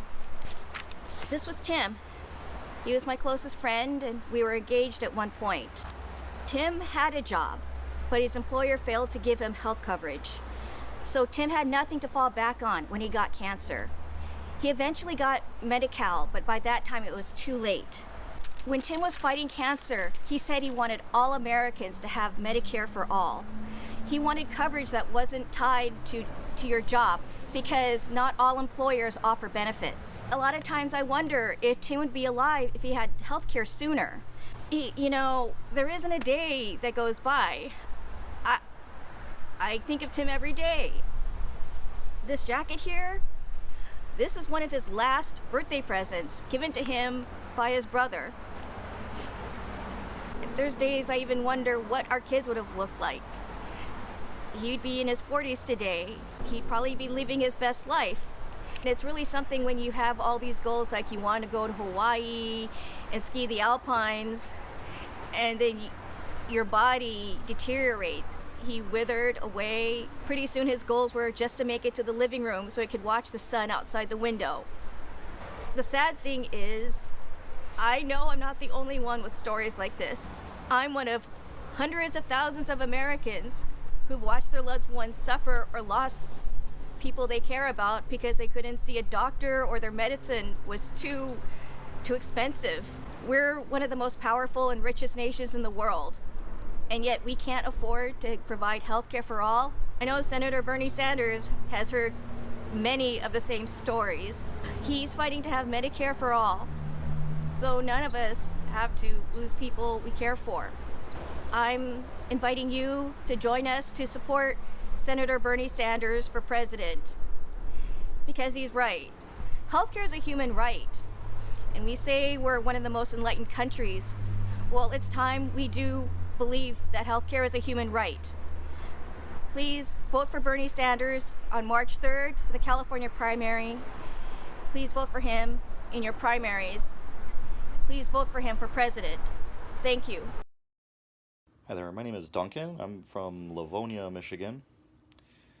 This here is my son, Will.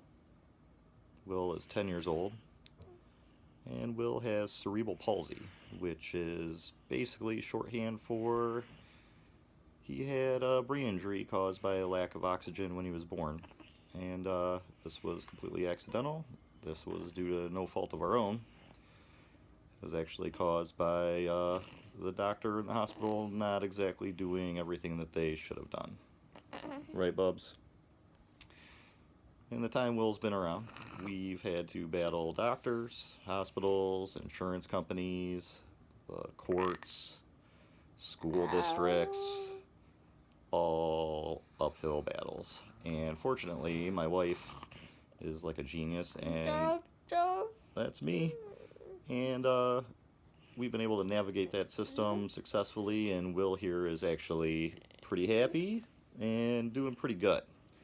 But we have a lot to look forward to as far as problems with insurance and things of that nature. Not everybody who ends up in our situation is able to navigate this. It doesn't have the tools available. There's no class you can take to learn how to do this. It really takes asking for help from a lot of different people to be able to move forward.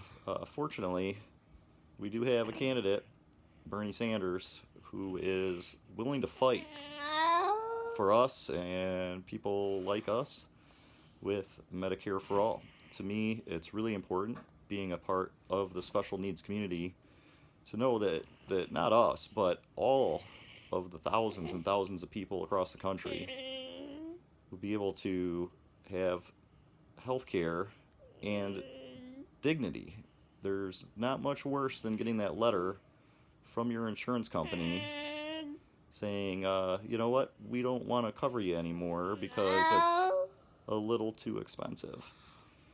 So please, if you can, help us get Bernie elected so that the lives of Will here and thousands and thousands of other kids across the country can be improved, and they can have that dignity that they deserve.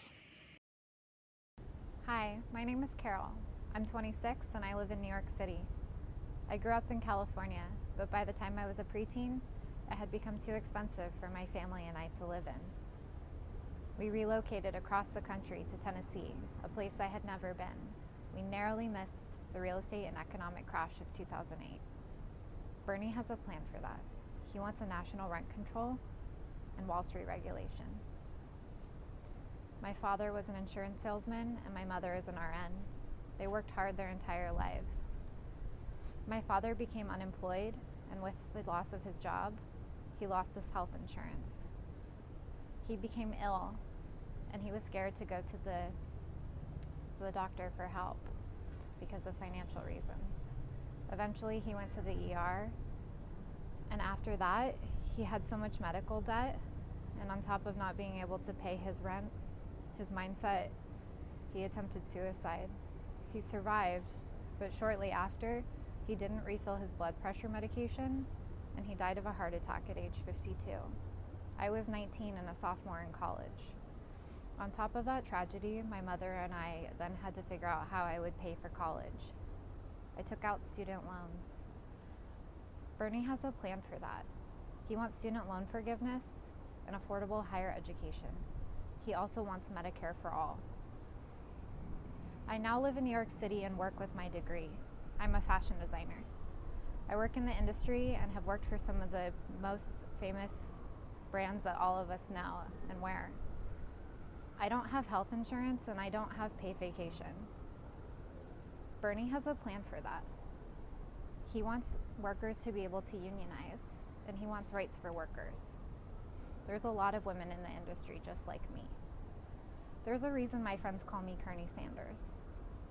A Bernie presidency would change almost every aspect of my life for the better. And I know if he sees me, that he sees everyone in America. That's why his campaign is about not me, us. It's about a better America for us. That's why I support Bernie for president in 2020. Hi, I'm Brittany from Illinois, and for most of my career, I've worked as a financial analyst. I'm currently a stay-at-home mom. I'm voting for Bernie Sanders because in 2009, I was uninsured for 3 months when I changed jobs due to my new company's probationary period. During that time, I experienced a terrible food allergy that had me in and out of urgent care and an allergist, costing me hundreds of dollars unexpectedly, and I was saving for my wedding at the time. For the past couple of years, I've been treated as though I didn't say the magic word when calling healthcare providers and telling them my insurance company's name. A lot of them won't take my insurance. It's literally like I'm uninsured. Just last month, my son's eczema prescription had to be changed 3 times just to get it under $400 at the pharmacy because we haven't met our $3,000 family deductible yet. Bernie's Medicare for All bill that he wrote promises no networks, no premiums, no deductibles, no copays, and no surprise bills. No American will pay over $200 per year for the medicine that they need. Vote for Bernie Sanders because he's not interested in pacifying big corporations. He can't be bought, and he's fighting for me and you. Thanks for watching this video, and please take a brief survey about the 2020 election. Thank you. My name is Adnan Ahmed. I'm a psychiatrist in Minneapolis, and I'm supporting Bernie Sanders for president. And the reason I'm supporting Bernie Sanders is because we need Medicare for all. So my story is that I came here as an international medical graduate. In 2004, my first medical job was as a medical assistant in a doctor's office. And it took me several years to kind of get my exams out of the way so that I could actually practice medicine. So my first job as a medical assistant, I was making about $8 an hour, and I was completely broke. I was also sending money home to my parents in Pakistan every month to support them. And a few months into this first job, I ended up needing a skin biopsy to make sure that I didn't have skin cancer. And I was foolish enough to think that I have medical insurance and I would be okay, and that all I would need was to pay my copay. A month after the procedure, I got a bill for $300, and I didn't have $300 at that time. That was a lot of money for me, and it took me several months to pay it off. Before that, I ended up calling the doctor's office and asking them, what is this? And they said, your insurance applied it to your deductible. And I feel foolish for saying this now, and my question was, what is a deductible? I have health insurance. My provider said that this would be covered. And that was my foray into the experience of being a patient who owes money. Several years later, I have now gained social privilege, and I'm a practicing psychiatrist, and $300 is not a lot of money for me, but that is a lot of money for a lot of people. And I hear stories from patients, from colleagues who avoid care just to be able to make ends meet, just to put food on the table, and who, even after doing their due diligence and making sure all their providers are in network, get slapped with surprise bills because they choose to get care. And it shouldn't be that way. This is not okay. This is cruel. And it shouldn't be the state of things in the most developed country in the world. I hope that you will join me in fighting for Medicare for all, and please do not believe anybody who tells you that maintaining the status quo or maintaining choice in the healthcare system is the solution. There is no choice. This is a lie perpetuated by insurance companies and healthcare systems for capital gain. Thank you. Hi, my name is Connor, and I want to tell you a little bit about why I vehemently support Senator Sanders for president. So when I look at a politician to put my efforts behind, what I'm really looking for is a leader, is somebody who isn't going to put their finger to the wind and see what's politically expedient for them or what is socially in vogue at the time and just run on that. I'm looking for someone who will push the conversation forward, both because of their ideology and their inherent morality. And will do that regardless of whether or not it helps them or hurts them politically, and sometimes whether or not the people are even with them yet.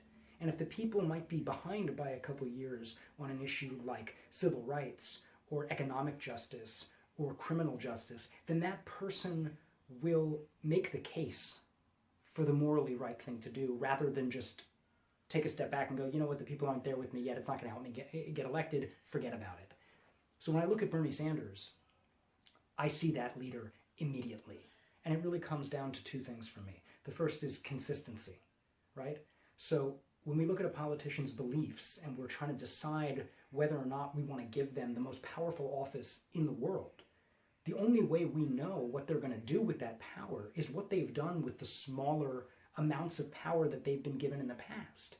And when we look at Bernie Sanders' record, this is a person who has consistently fought for what is right, for what is good, for what is morally defensible, for what is progressive, all the days of his career as an elected official and as a private citizen, has been willing to put his physical body and personhood on the line, as well as his political career on the line, to do what's right. And then the second thing is authenticity. So even if somebody is consistent in their messaging, where does that messaging come from? And again, when it comes to Bernie Sanders, the choice is so clear. This is a person who has never taken any corporate PAC money, wealthy donor bundling money, or super PAC money. This is a person who has been funded only by the people, by us, for the entirety of his political career. And that tells me, and it tells all of us, that he's fighting for the things he's fighting for because he actually believes in them, not because he's getting paid to believe them, or paid not to believe them. So when we put these things together, it becomes very clear to me why there is such bitterness, anger, and fear from the establishment, from the wealthy elites, from the powerful in this country when it comes to the idea of a Bernie Sanders presidency, because they know that if he becomes president, all that stuff he's been talking about for the last 40 years, he's actually going to do it.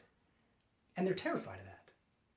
So if you care about human rights, Bernie Sanders has been consistently and authentically fighting for minority groups, for the marginalized, for the dispossessed, for the poor, for his entire career. If you care about environmental justice, Bernie Sanders has been consistently and authentically fighting for the planet Earth for the entirety of his elected career. If you care about peace, Bernie Sanders has been consistently fighting against war for the entirety of his elected career. And if you care about changing this political system, about getting the money out of the system, about returning power to the people, Bernie Sanders has been consistently fighting against the corrupt system in both the opposition party and in his own party for his entire political career. So when I look at all these things, and economic justice. If you care about economic justice, Bernie Sanders has been fighting for the poor and for the working class his entire career. So when I put all these things together, it's very clear to me that Bernie Sanders is the only choice for President of the United States. Thank you very much. I support Bernie Sanders for president because he's a natural humanitarian. He cares about the people in this country, and he's fighting to fix the problems of our nation. This election is about humanity versus greed. In America, every year, about 45,000 people die because they don't have good health insurance, and they can't get the medical attention that they need. So I have to ask myself, do I care that every 12 minutes an American needlessly dies? Do I care about people that I don't know? Do I just care about my small circle of family and friends? Am I able to expand my empathy and compassion beyond my in-group to people in my community, to my fellow Americans, and to other human beings? In other words, do I care? We lock up more people than any other country, disproportionately minorities and the poor. Do I care that a black man is punished more severely than a white man for the exact same crime? I'm not black. My relatives are not black. Most of my friends are not black. But do I care about this injustice? Do I feel righteous anger at this immoral, racist, criminal system? How strong are my morals? Do I even care? Climate change is devastating communities around the world. Here in California, wildfires have gotten worse over the years. Last year, we had the worst wildfire in California history, the Camp Fire. 85 people were killed and over 18,000 buildings were destroyed. Our environment is in jeopardy. I remember reading that we did not inherit this planet from our parents, but that we are borrowing it from our children. Therefore, it is our responsibility to protect the environment, not just for ourselves, but for future generations. If I had children, I want to be able to say to them, yes, I fought for you, and I fought for your future because I care. Because I care. Bernie Sanders cares. That's why he's pushing for a bold agenda. He wrote the Medicare for All bill to fight against the health insurance companies that profit off of people's suffering. He's fighting for criminal justice reform to fight against the for-profit prisons that have incentive to keep people locked up, and to fight against the fossil fuel industry that's destroying our environment. Bernie Sanders supports a Green New Deal that will transform our energy system to use 100% renewable energy. Bernie does not take bribes from the rich or from giant corporations. His loyalty is to the American people. I hope that you give Bernie Sanders a chance. If you want to talk about any issues, please contact me. Thank you for listening. Hi, my name is Stephanie and I'm from Florida. I have a rare genetic condition that causes tumors and cysts to grow in my body, and because of that, I am the last surviving member of my paternal family. In 2013, I turned 26 and aged off of my mom's healthcare plan. And because I live in Florida and we didn't accept our Medicaid expansion, I didn't have an option to get Medicaid in that way. And I didn't make enough money to qualify for Obamacare, so I didn't have any options. 2 weeks after my 26th birthday, I needed to have brain surgery. So I had no insurance and I had no money, so I didn't have any way of having the surgery. I had to wait for it to become an emergency where I could go to the emergency room. So I had to wait for 3 months for it to get much worse. So at the end of those 3 months, I was bleeding out of my nose and ears, and I was having about 30 seizures a day because my brain was so swollen. So at the hospital, they did the surgery because it was an emergency, and they had to remove part of my brain along with the tumor, and I lost my ability to walk and talk and use my right hand. And I was in the hospital for about 3 months because the surgery was a lot more complicated than if it had just been done at the beginning. And I needed physical therapy and occupational therapy. And at the end of everything, I got a bill for about $350,000, which is ridiculous and unjust.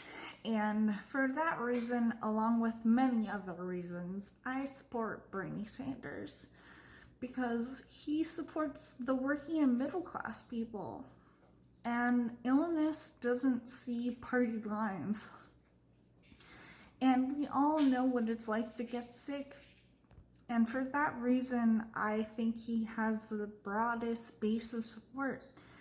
Because we all know what it's like to be on the phone and scared, arguing with our insurance. And we all know what it's like to be in our hospital bed, worrying about how we're going to pay for this. And we're all one serious medical condition away from a horrible future, a future where we're in financial ruin. And that might sound melodramatic, but it's not really, because there are over 500,000 medical bankruptcies in this country every year. And that's just the people who go bankrupt. If not, you have horrible credit, because how can you pay for all your doctors and hospital bills if you end up with a serious medical problem? And I personally told you the story of my first surgery, but since then I've had 9 more. And my credit is ruined forever. And I say forever because it's going to be for the rest of my life. I have this condition that is gonna be with me forever. And if Medicare for All doesn't pass, I know that 20% of a surgery that costs $100,000 is more than anyone could pay on a tiny disability check. And people like me are never gonna be able to participate in the economy. We're never going to be able to buy homes because we're all going to be paying off this debt for our whole lives.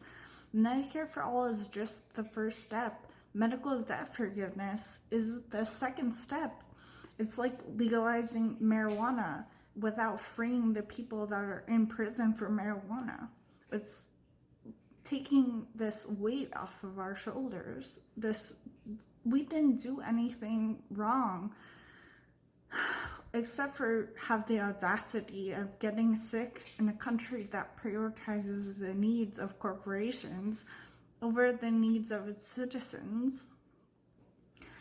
Bernie 2020 is the only moral choice.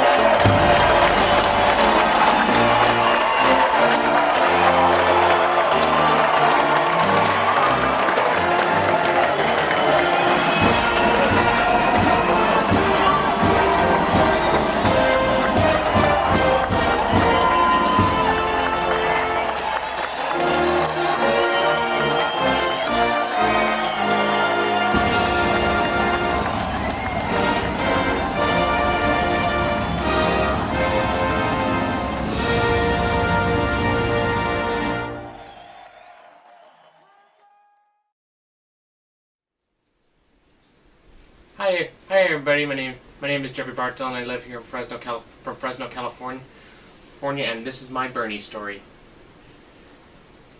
So this time, last time I talked about some, but now I'm going to talk to you about why I support him. It happened until the 2016 election. I didn't know much about it. I didn't even know who he was till the 2016 election. And I couldn't decide between either Hillary Clinton or him.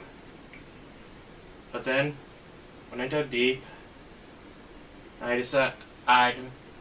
dug deeper, and my choice became clear. It was Bernie Sanders.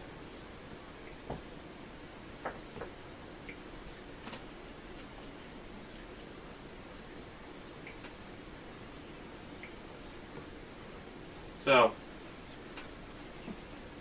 and as time went on, even though we did lose, I did get the research and more. So when you can see, well, as you can see, me and Bernie think a lot alike.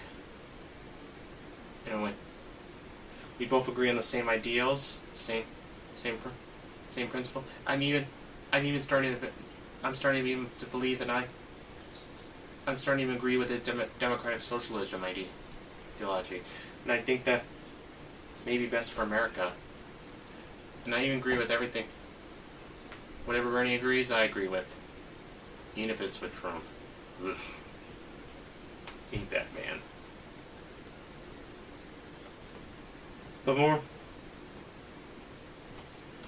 But I believe, but Bernie's right on one thing. I think anyway, at least I think he said it, we need to stop. Humanity needs to stop fighting each other and start working together in order to preserve this planet for future generations. Look at it this way. And if you can see, I'm wearing this shirt again.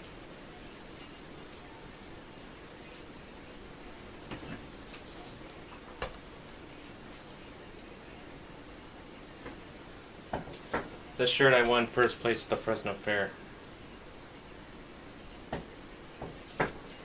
Anyway, I believe it doesn't matter what your it doesn't matter what your language is, what your nationality is, what your skin color is, what your wealth is, you get the idea. What matter? We all come from the same. We are all human. Some may disagree. Some may disagree. As you know, there are some people like that. Ugh. And I don't like those kind of people.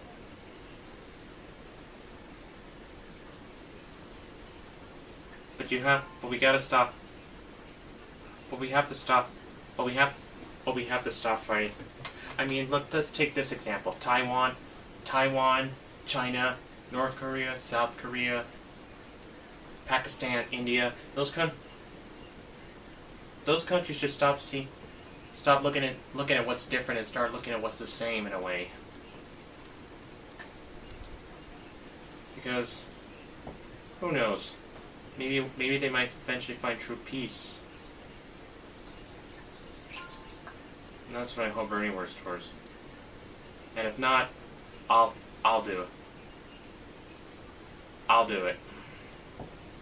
Because yeah, I want to become president of the United States too.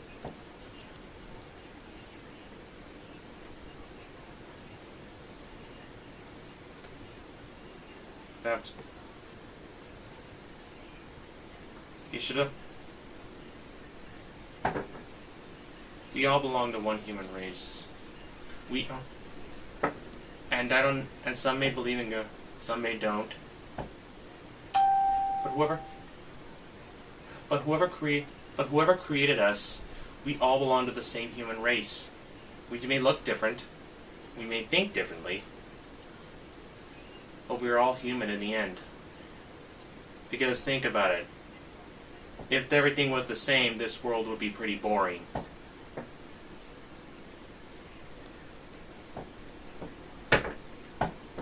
That's why I want to try to fight. That's what I'm fighting. And I like to become Bernie Sanders' apprentice. And I'm even helping him out. And I'm even helping him out in the election. And I'll prove. And let me prove it. Let me prove it to you.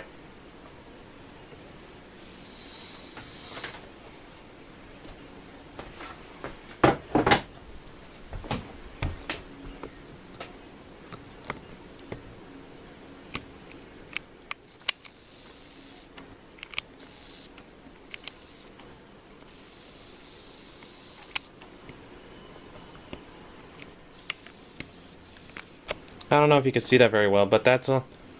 I don't know if you can see that, but that's emails I've been sending to the Bernie team.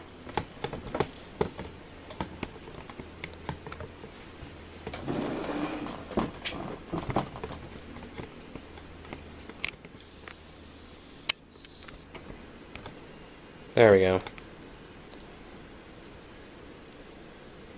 All this just to help Bernie out.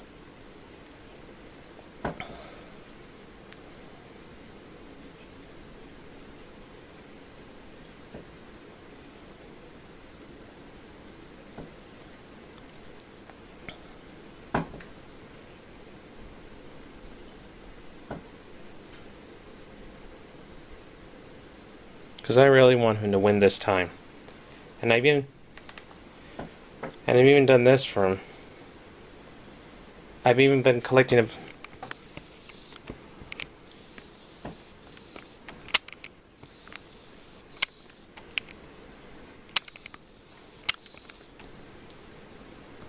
I even made a YouTube playlist for videos that show to Bernie Sanders. Right now there's 307 videos. Very good, very important ones.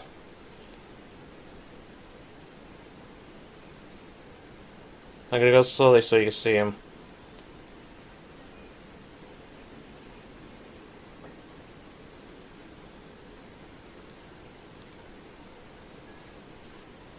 Those videos are ideas from information you get, and these are also the information for me too when I eventually become president myself. And I'll be running around. I'm going to hopefully be running around 2048, 20 or 2052.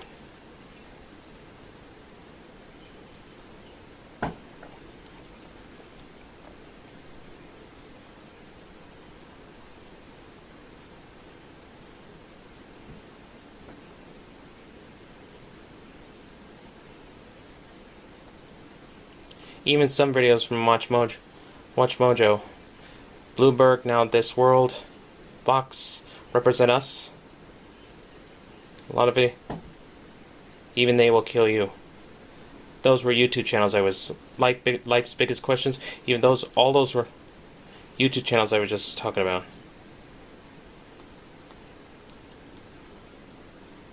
Even Policy ED.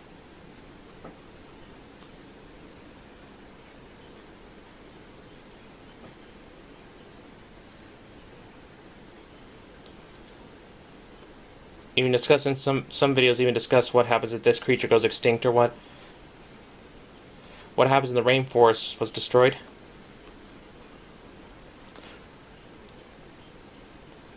Even what if the Basilosaurus didn't go extinct?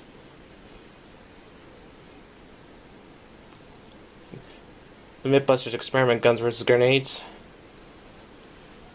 There's an idea. 8 negative effects of climate change. Even some stuff that Israel came up with. What if killer whales went extinct? All these videos are in order by popularity. And that's it.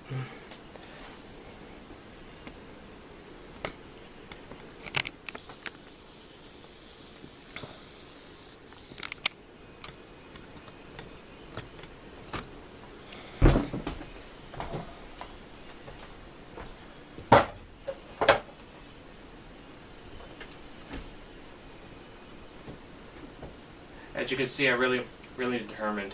In fact, I am so determined I even want to become Bernie Sanders' apprentice. Yeah, you heard me. His apprentice. In fact, Bernie Sanders is a role model for people who want to get into politics, whether they're Democrat or Republican, Independent, Green Party, you name it. He is a role model of what politicians should be like. How they should be for the people, by the people, of the people, and not for the 91%, for the 1%, and of the 1%. If I said that right. I'm just coming up with ideas a lot. I even record my ideas of what I do in office. What I'd like to share with Bernie Sanders.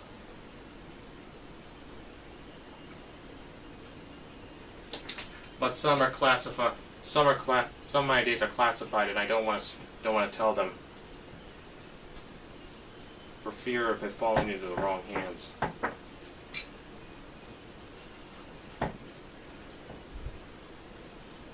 But you have to imagine me when I got the word Bernie. But I gotta tell you this: when I got the word Bernie Sanders was running again. You can imagine my reaction on my face. I was almost like, woo, woo, yeah, woo, woo, woo, woo, woo, woo, woo, woo. Kind of like that.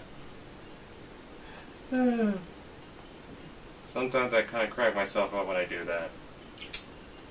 I would do a reaction to show you the video right now, but I can't. But I'm not going to because A, I never did it, and B, for both reasons, in fear of copyright infringement. But I can leave a link to you. But I can leave a link to you down in the screen, down in the description or comments or even on the video itself.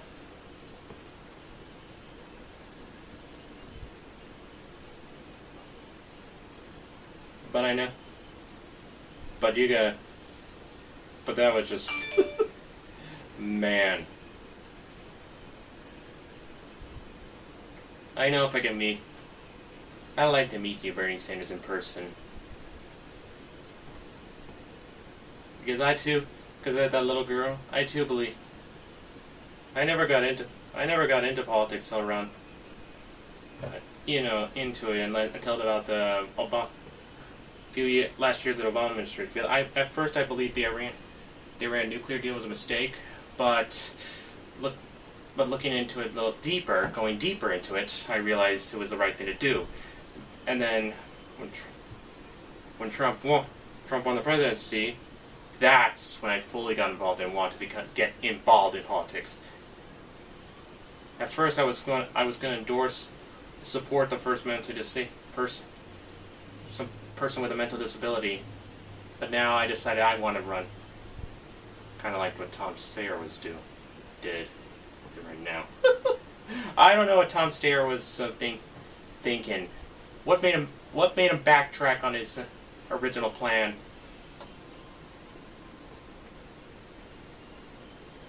But it's interesting if you guys. But I would love to know.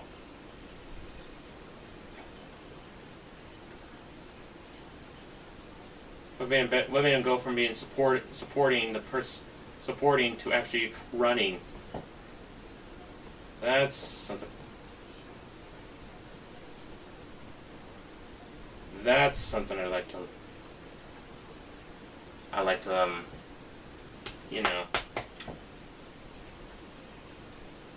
know. So, out of my top 5 candidates for.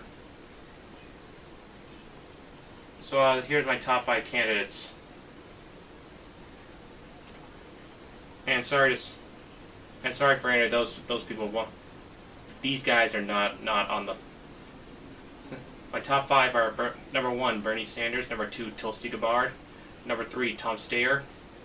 Number 4, Maria Williamson, I think that's her name.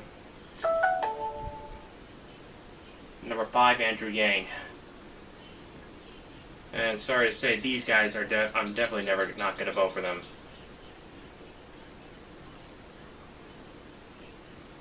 And I'll just explain to you why in a second, as soon as I can bring this up.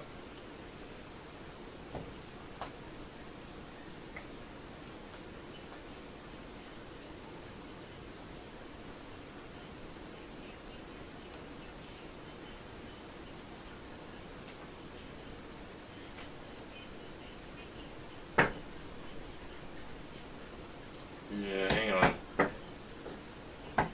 I really want to tell you this. Here we go. Okay.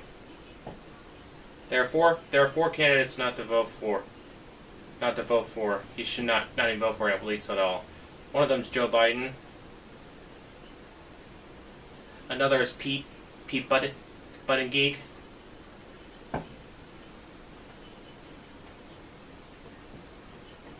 Oops. If I even pronounced that right. Another is Kamala Harris. Oh, that's right. Someone's voted for that person.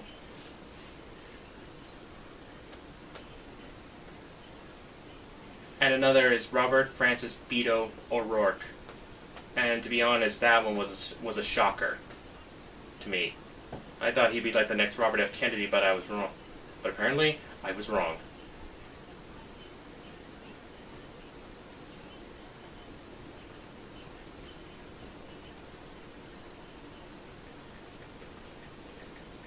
And in a sec.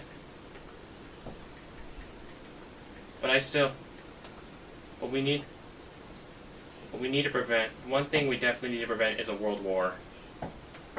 We need to solve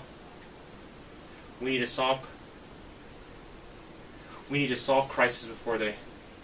We should stop being the world's military super. We should stop being the global police. I think it's just making more people hate us. I could be wrong though.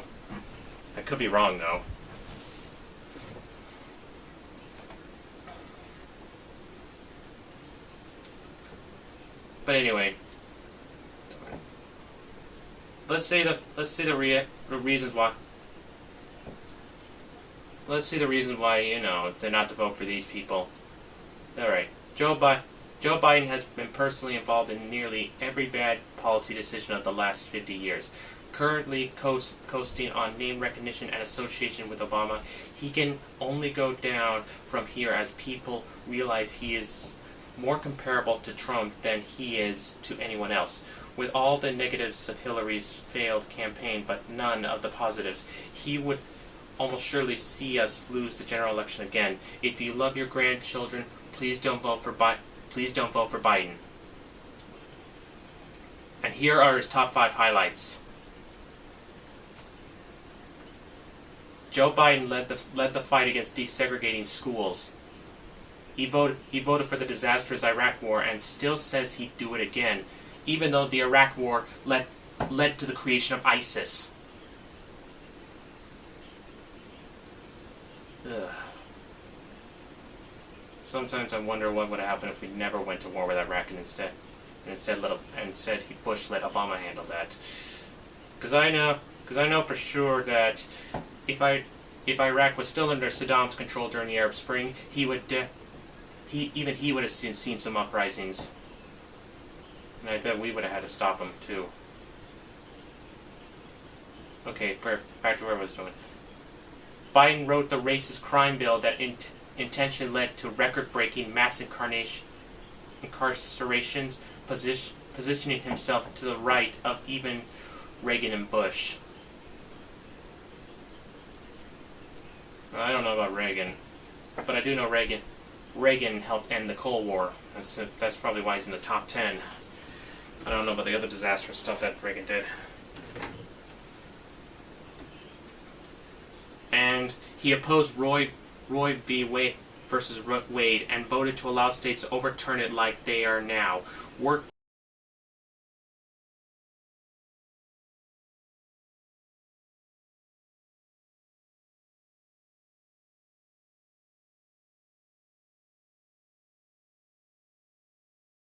to undermine the ACA's coverage of birth control, does not view abortion as a choice and a right, and still opposed federal funding for it multiple times, including during this election. And here's the last. He has a long history of creepily groping, sniffing, kissing women and young girls just so many times, even including intimidating and continuing even now after his non-apology. Now let's take a look at Pete Buttigieg. He can at least speak a lot of languages and would be a historic first gay president, but he has less experience than Bernie had in 1988. And I still wonder how Bernie got all that experience. I mean, even he had to get some stuff wrong. No one was born right. No one was born right. They had to learn from experience. There's even see he had to get some stuff wrong. Anyway, 1988, and those 7 years as mayor of Indiana's fourth biggest town had been problematic at best. Here's his top 5 highlights. Fired South Bend's black police chief for exposing racism in the police force, then lied about it, then fired those calling for an investigation, possibly leaving innocent black people imprisoned, while some in his inner circle backed a $45,000 loan to one of the accused racist cops, refused to investigate the apparent lynching of a 16-year-old black boy.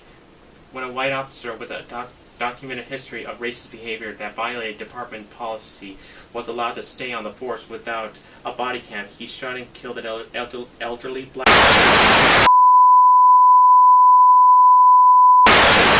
Sorry about that, folks. The battery in my camera got exhausted, so I had to change batteries. But anyway, where was I? Oh yeah. When a white officer with a documented history of racist behavior that violated department policy was allowed to stay on the force without a body cam, he shot and killed an elderly man. Mayor Pete then spoke to the media about the victim's family, skipped the the vigil, and then gave a speech to the police instead too much criticism. Allowed a white officer to keep his job after multiple racist and violent incidents, including beating and tasing an innocent teen after breaking into the wrong house, and torturing a disabled man and posting a video of it online as retaliation for the man filing a complaint about the force ignoring a drunk driving incident, even despite a community-led campaign and petition. He oversaw increases in homelessness and displacement during his time as mayor of South Bend. Man. First gay person, but I would love to see a first gay president, but I don't want it to be him. I don't want it to be Pete Buttigieg. Now let's take a look at Kamala Harris. She would be the first female president who is also a corrupt cop. Ooh. I hope some people who are Kamala Harris supporters watching this right now, because I'm about to read you the top 5 highlights. And I just hope it makes you change your mind that, to not vote for her. Top 5 highlights. Pushed a law that forces schools to turn undocumented students over to ICE, separating them from their parents and violating human rights. That almost sounds something like Trump would do. Come on! Actually, that is something Trump did. And now it sounds like she's backing the idea. I hope she's not still to this day. Otherwise, her career's gone bye-bye. She laughed about putting parents in jail if their kids miss school, disproportionately harming single-parent households, the poor, and families of color like this one, including homeless mothers.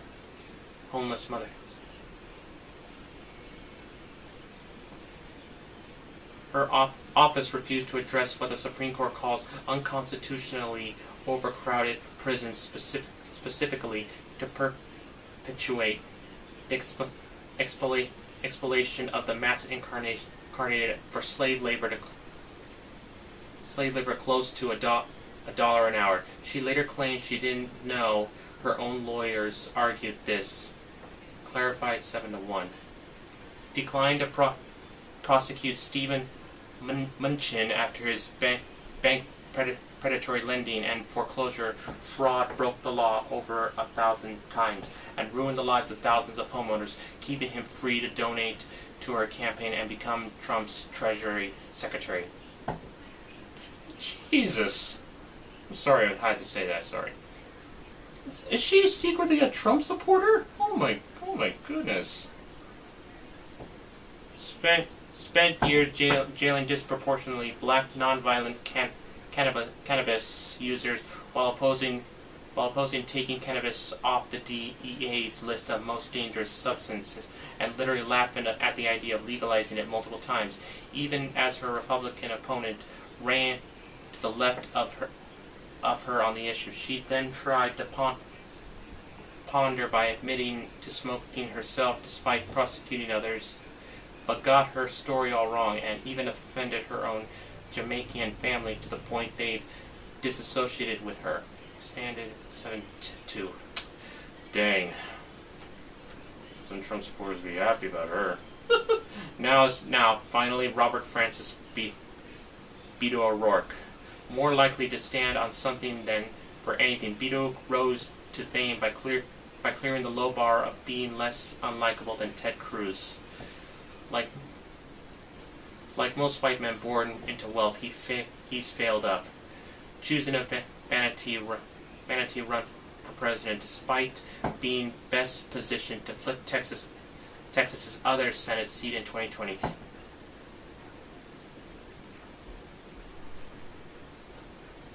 So, Beto, if you're watching this, I think you should drop out of the race and and go and run and flip the other Texas Senate seat.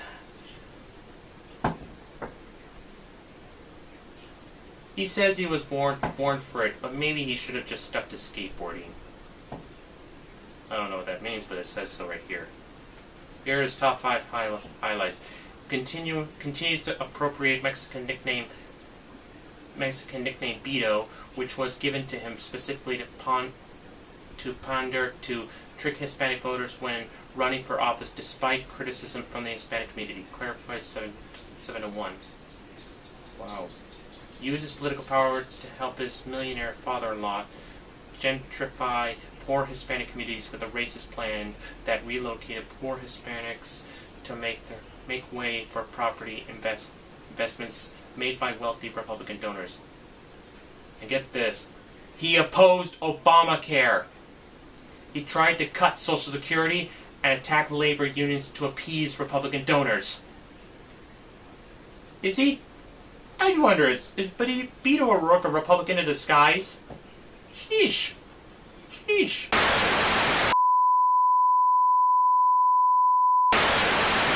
Sorry, the battery died again.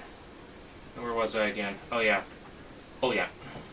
There are just some people that should not be allowed to run for president. In fact, I have ideas that a set of rules to put in place in the general election. So this way, you have to either abide by the rules or be disqualified from the race. Like for example, you must release your tax return. A definite requirement. Now it will have to be a requirement now to release your tax returns before the first general election. If you don't release it by then, you're out of the race. No excuses. Another example: you cannot encourage fights, mock people, and you even have to go through a background check before you can even run or announce your candidacy. Make sure you're clean. If you know what I mean. And that background check will go very deep. Now they're so deep, in fact, until they can't dig anymore. Now anyway, back to what I was. Back to Beto O'Rourke. Number 4. He generally voted against Democrats so much he was in the top 5th of lawmakers voting against their own party, voting with Trump a third of the time, even though he represented one of the most solid blue districts in the country. Jeez, is this guy secretly a Trump supporting Democrat? Man, hate for that to be. He ran the most expensive congressional race of all time with immense establishment and celebrity backing, and still lost the guy who lost to Trump, Ted Cruz. Now I don't see how that's a bad thing. But here's something. He voted with Republicans to deregulate Wall Street so many times that I may have to keep typing more words to hyperlink. That's what it says. I did this. He voted with Republicans for Trump's second round of tax scam legislations.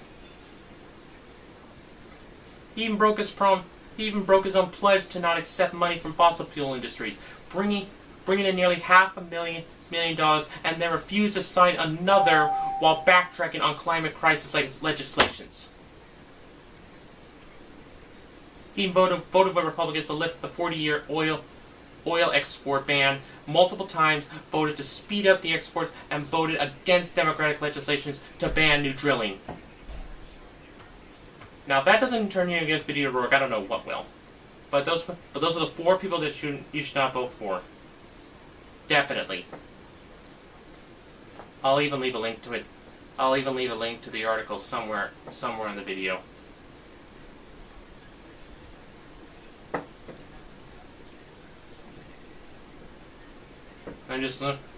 and I'm still learning how to be a politician. I want to learn how to be as great a politician as Bernie Sanders. But I don't know how, because I do have high functioning autism, and I wonder if that's even if people like me can even run. But I have faith.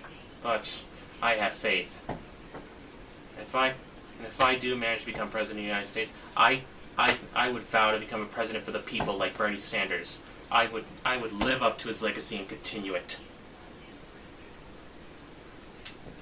And that would be a promise. And that would be a promise. I think this is the promise sign. I'm not sure. But if it's not, then sorry. Then that's a promise. Bernie Sanders and me are allowed. Sometimes I believe me. Sometimes I wonder if someone in his family was my donor that gave birth to me. Because there is such thing as giving birth through donated sperm, and that's the case. Because after all, it's either that or my mom raised me similar to Bernie Sanders' beliefs. Oh, but I shouldn't probably get into that. But I still like to thank you for taking time out of your day to watch this video.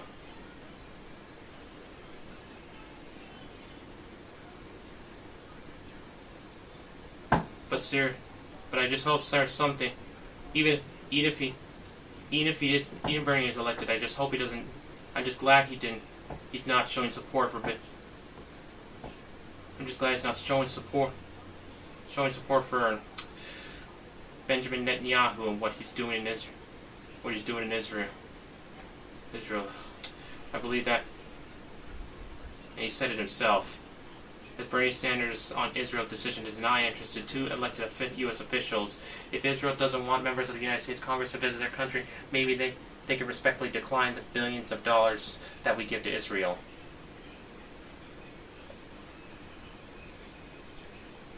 And that's what he said.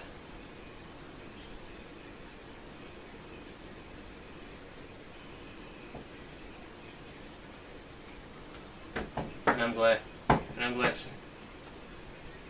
glad. Benjamin Netanyahu, I believe, is going too far. And I think Israel has become more of a dictatorship. I could tell you more ideas, but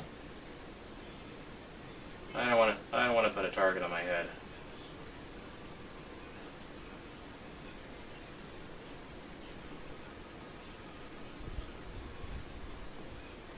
So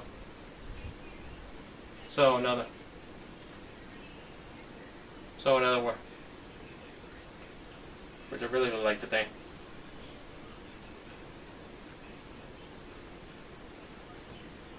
I really like to thank you again for watching this. If you want, and for Bernie, this message goes out to. And this message goes out to Bernie Sanders.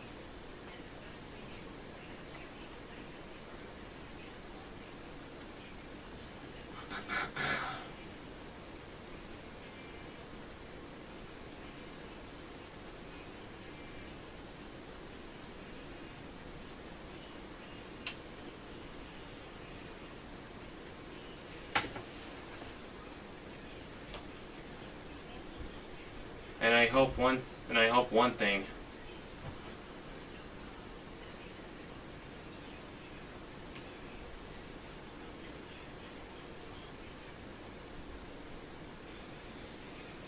Let's just hope Bernie Sanders can label the white supremacist organization as terrorist organizations. But I think now I believe now, sometimes they just go too far.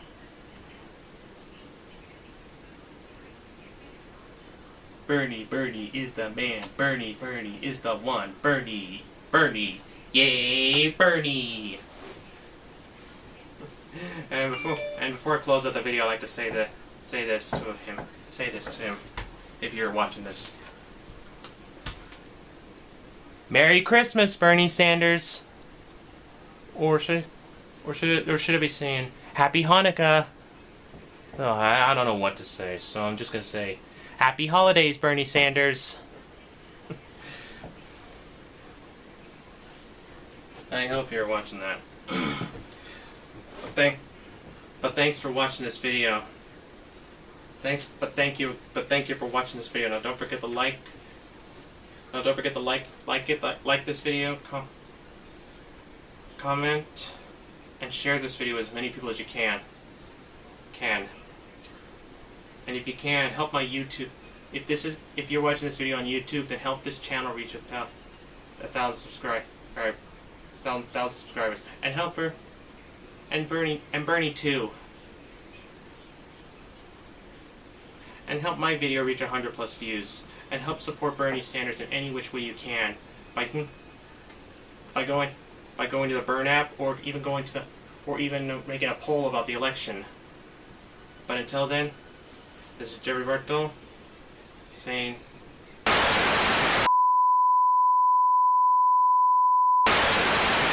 Ho, ho, ho! Merry Christmas and Happy Hanukkah to all, and to all a good night.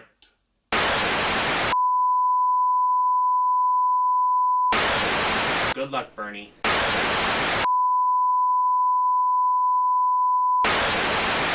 Bye.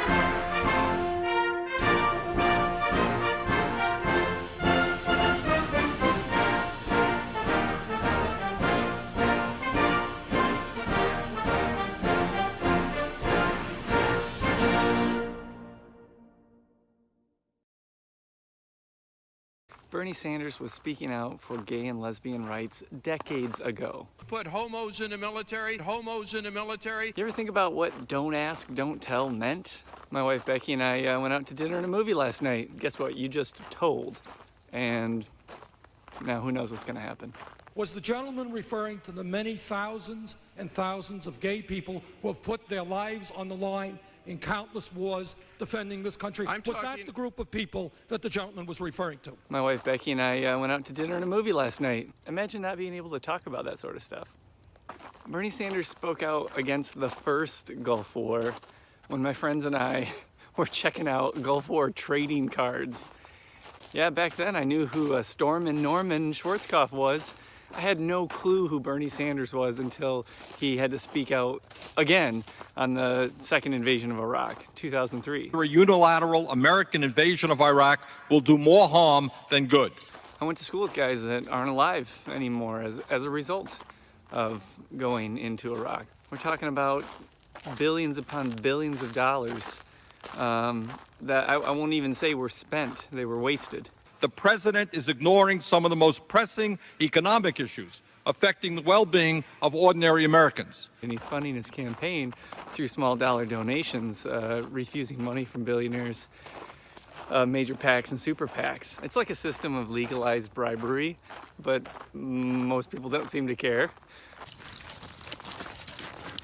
I think people are held back the way healthcare is tied to jobs. Every year, millions of workers wake up in the morning and their employer has changed the insurance that they have. Maybe they like the doctors. People are nodding their heads. It doesn't have to be that way. Now, what we're talking about actually is stability. That when you have a Medicare for all, it is there now and will be there in the future. Bernie's kind, he's thoughtful, but he's also a fighter. I don't think anything's wrong with looking out for the interests of your family and even yourself. But I just want someone who's going to do the most good for the most people. Medicare for all, not Medicare for all who want it. There's actually a pretty good reason we don't have police, fire, and public education for all who want it. These systems are strong because everyone buys in. We're all in this together. There's something about saying you win or lose as a team that makes people actually participate in good faith. As a former public school teacher, I really appreciate that Bernie is speaking out against high-stakes testing. I wish people in the field knew that it's not just about the tests themselves. It's fundamentally changing the system of how we do education for the worse. The only thing this video is missing is Kevin Nealon. Some of you might get that. Hi. Can someone really earn $1 million? Okay, yeah, sure, why not? Okay, can someone really earn $10 billion? It would take you about 1 month to count to 1 million. It would take you about 100 years to count to 1 billion. Okay, that's earned. They did it all on their own, and therefore you can't touch it. Don't touch it. Billionaires are not paying their fair share. And by fair, I mean they've benefited way more from the structure in which they've been positioned through the support of taxpayers. And you benefit more, you pay more. Wealth in this country, or even on this planet, is not fixed, but it's also finite. Fossil fuel companies have caused a lot of harm to this planet and the environment, and they need to pay for it. Fossil fuel executives who knew that they were destroying the planet but kept on doing it. We will hold them accountable. I'm not particularly fond of the person that's currently president. Bernie will beat Trump. I don't trust anyone to beat Trump the way I trust that Bernie would beat Trump. Bernie will beat Trump. Bernie Sanders was speaking out for gay and lesbian rights instead of lesbian rights. Hi, I'm Jean. It's hard to talk about this, but a year and a half ago we lost my mom to breast cancer. My husband and I were her caregivers, and after she was treated she was doing well, and we all thought she was cancer-free for a few years, but then it came back and spread to her lungs. And last summer, on the anniversary of her death, I got a call from a debt collector. They were trying to collect on her time in the hospital. And it was a tough day, as you can imagine. My mom probably would have laughed. It was just so absurd. But it was painful. It was a painful reminder of how our healthcare system operates, and how we treat people like account numbers, even after they've died. So last summer I was also starting to do research on the candidates and where they stand on healthcare and other issues, and I came across an article about Bernie Sanders, and I learned something that I didn't know before. I didn't know that he lost both of his parents to illnesses when he was young. When he was 19 years old, his mom died. She was 46, and his father passed away a few years later. And I can only imagine how hard that must have been, and just, there was no safety net. Medicare didn't exist yet. I know that my mom only lived as long as she did because of Medicare and Social Security. So as someone who grew up poor and working class, I know Bernie feels our pain, but that's not what decides my vote.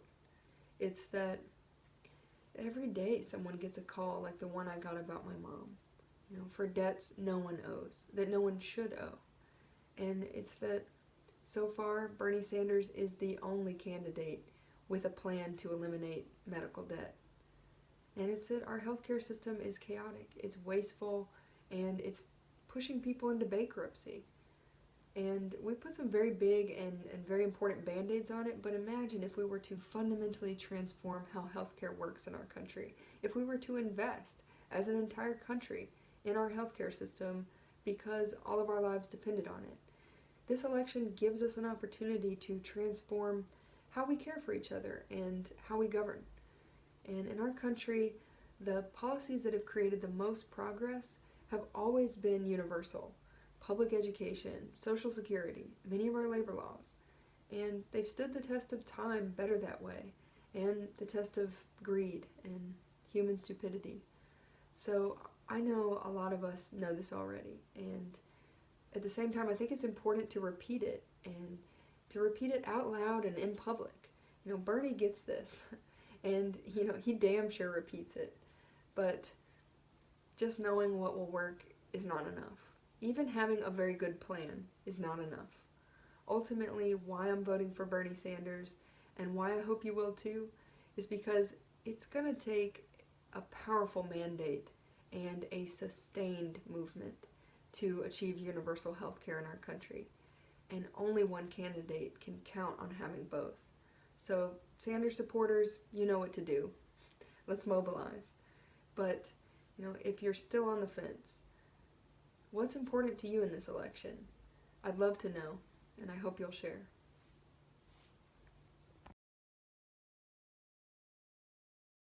In this day and age, when a lot of politicians are more interested in getting huge amount of campaign contributions, problems facing ordinary Americans do not get their attention anymore. However, Bernie Sanders stands out in the crowd. He has been fighting for social justice such as racial justice, economic justice, environmental justice, and political justice throughout his entire political career for ordinary people like you and me, us. Bernie delivers powerful messages such as health care is a human right, housing is a human right, jobs for all, living wage for working people, expanded social security for people who can no longer work, ending the endless regime change wars, etc. Messages that resonate with my worldview.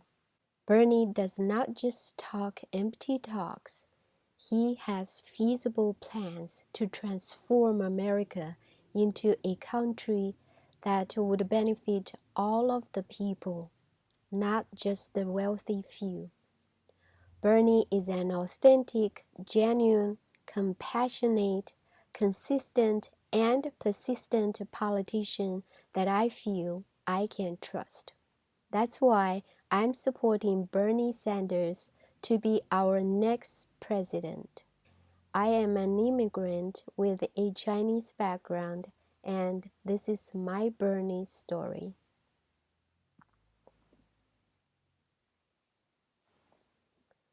在当今这个时代，很多政客都更关注于搞到更多的竞选资金，因而普通美国人面临的问题也就得不到他们的关注。然而，伯尼·桑德斯却独树一帜，在他的整个政治生涯中，他一直都在为着像你我一样的普通人争取社会公正。比如经济公正、环境公正、种族公正、政治公正。伯尼发出了有力的信息，比如医疗是人权，住房是人权，满就业，从业人员应享有足够维持生活的工资，给不能工作的人扩大社保，结束无休止的篡改政权的战争等等。这些信息都和我的世界观很吻合。伯尼不只是在空谈，他有很多切实可行的计划，可以让美国转化成为一个能够让所有人，而不只是少数富裕人受益的国家。伯尼是个很实在、真诚、慈爱、始终如一、能够坚持的政治家。这让我觉得很值得信赖。这就是我支持伯尼·桑德斯成为下一届美国总统的原因。是个有着中国背景的移民。这就是我的伯尼故事。In this day and age, when a lot of politicians are more interested in getting huge amount of campaign contributions, problems facing ordinary Americans do not get their attention anymore. However, Bernie Sanders stands out in the crowd. He has been fighting for social justice such as racial justice, economic justice, environmental justice, and political justice throughout his entire political career for ordinary people like you and me, us. Bernie delivers powerful messages such as healthcare is a human right, housing is a human right, jobs for all, living wage for working people, expanded social security for people who can no longer work, ending the endless regime change wars, etc. Messages that resonate with my worldview. Bernie does not just talk empty talks.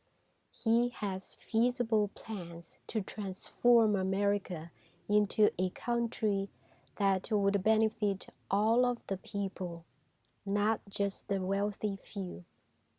Bernie is an authentic, genuine, compassionate, consistent, and persistent politician that I feel I can trust. That's why I'm supporting Bernie Sanders to be our next president. I am an immigrant with a Chinese background, and this is my Bernie story.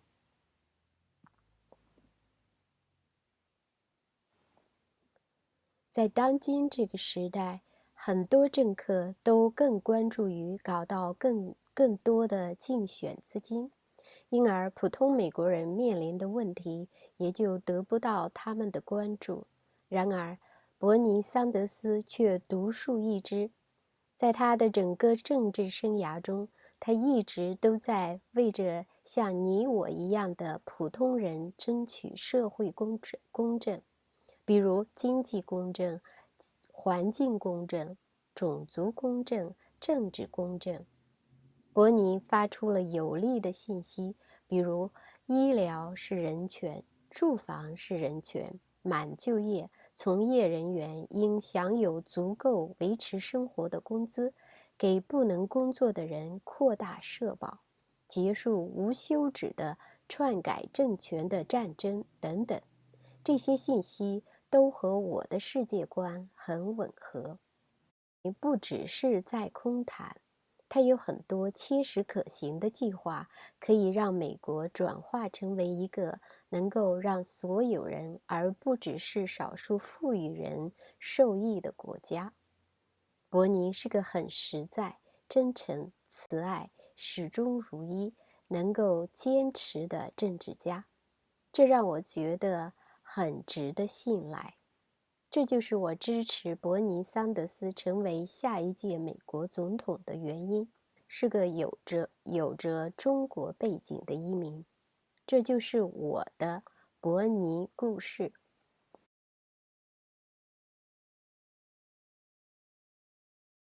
Hi, my name is Gus from California. This is my Bernie story. I migrated to United States of America as a highly skilled registered nurse. Since then, I advocate for safe patient staffing and protective care above profiteering. I have been harassed and retaliated on by management because of my advocacy. As a result, I had a heart problem and underwent a life-saving heart surgery, and I was on work leave for 9 months. When I came back to work on April 2019, unfortunately, in 1 month, I had a car accident and had to undergo neck surgery. Then came a horrible letter from my employer. I lose my healthcare insurance and I'll be paying $800 a month out of pocket. This is the primary reason why I support Bernie Sanders for president in 2020. It is unjust for anybody to lose their healthcare insurance. Bernie Sanders has been saying for many years, healthcare is a human right. So please, vote for Bernie Sanders in this coming Democratic primary election on March 3, 2020. Thank you. Hi, my name is James Haslam, and I'm doing this to record my Bernie story. So I moved to Vermont in 1999, and I was just getting involved in trying to organize for social change. I'd never been politically active really up until then, and but I'd been inspired by some of the organizing that was happening at the time around the country to stop the World Trade Organization from bringing a kind of global capitalism that was clearly destroying people and the planet, and had moved to Vermont and started getting involved in the local labor movement and social justice movement. Very soon I met Bernie Sanders. I think the first time I worked with him when I was with the Vermont Worker Center, and we were organizing a community solidarity dinner for striking IBEW electrical workers who are on strike at Green Mountain Power because the company was trying to triple their healthcare costs and pass it all on to their families. And so Bernie was out there, no media, just helping organize a community solidarity supper, spaghetti supper, to raise money for these folks fighting for justice for their families. That's what this guy's about. I've been able to work with him for 2 decades now, organizing for universal health care, for climate justice, workers' rights, you name it. This guy's been on the front lines. He's frankly one of the reasons why I stayed in Vermont. I said, if this is the kind of people that'll send a guy like this down to Washington, must be a pretty good place to live and good people, and that's what's kept me here. If all you care about is beating Donald Trump in this election, then this is the campaign to support. I mean, he's got the most grassroots support, most contributors, most volunteers, and is polling the best against him. He's authentic. He'll be able to stand up against all the lies and smears to come as we take on the establishment and the stakeholders in this broken democracy. I'm here actually hiking in Vermont with my kid Will, and we're up here looking down on Lake Champlain, and it's a beautiful state. We got a beautiful planet, and I know every parent in the world loves their kids just as much as I love mine. We got to fight for our future, so let's do it. Get out to vote. Let's go Iowa. I'll be knocking doors in New Hampshire this week, and we can win this thing. Thanks so much.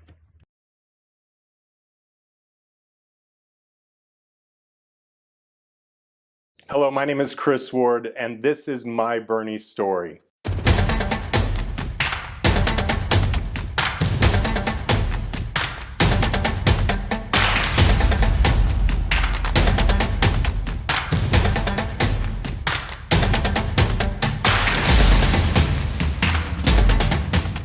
My story with Bernie Sanders actually began in 2014 when I heard they crossed over party lines and wrote groundbreaking legislation to help support veterans. See, I myself was an Army veteran. I served almost 11 years in the U.S. Army and Army National Guard. And so finding advocates to help support the veteran community was very important to me. And that's kind of how he ended up on my radar. Well, in 2015, when Bernie Sanders actually announced his candidacy, I immediately jumped in to support him. Right out of the gate, we had started a grassroots effort, what we called Veterans for Bernie. It was a national campaign that was actually spearheaded by a gentleman by the name of Tyson Manker, and he had asked me to be the Colorado State Director for Veterans for Bernie. And I threw all my weight behind him. As a matter of fact, just in 2016, it was Earth Day, and he had actually called on the veterans, these Vets for Bernie, to fly out to meet with him on Earth Day in Philadelphia. As a matter of fact, we were in Gettysburg to talk with he and Tulsi Gabbard about how we as veterans can help support the campaign and what Senator Sanders is planning to do to support veterans, veterans' families, and veteran support organizations nationwide. The reason, not only just does Sanders support for the veteran community, why I support Bernie Sanders, but in addition to that, I think the message of campaign finance reform. I think all of us recognize the fact that any true reforms that we're going to have across any board, whether we're talking about climate change, whether we're talking about supporting the homeless, whether we're talking about criminal justice reform, all of these things, we're going to need to make sure that we get the large corporate and special interest monies out of the democratic process. And that's, to me, one of the foremost of what the Bernie Sanders message is. And that's why I'm going to be supporting him as the president in 2020. So that's my Bernie story. Thank you very much.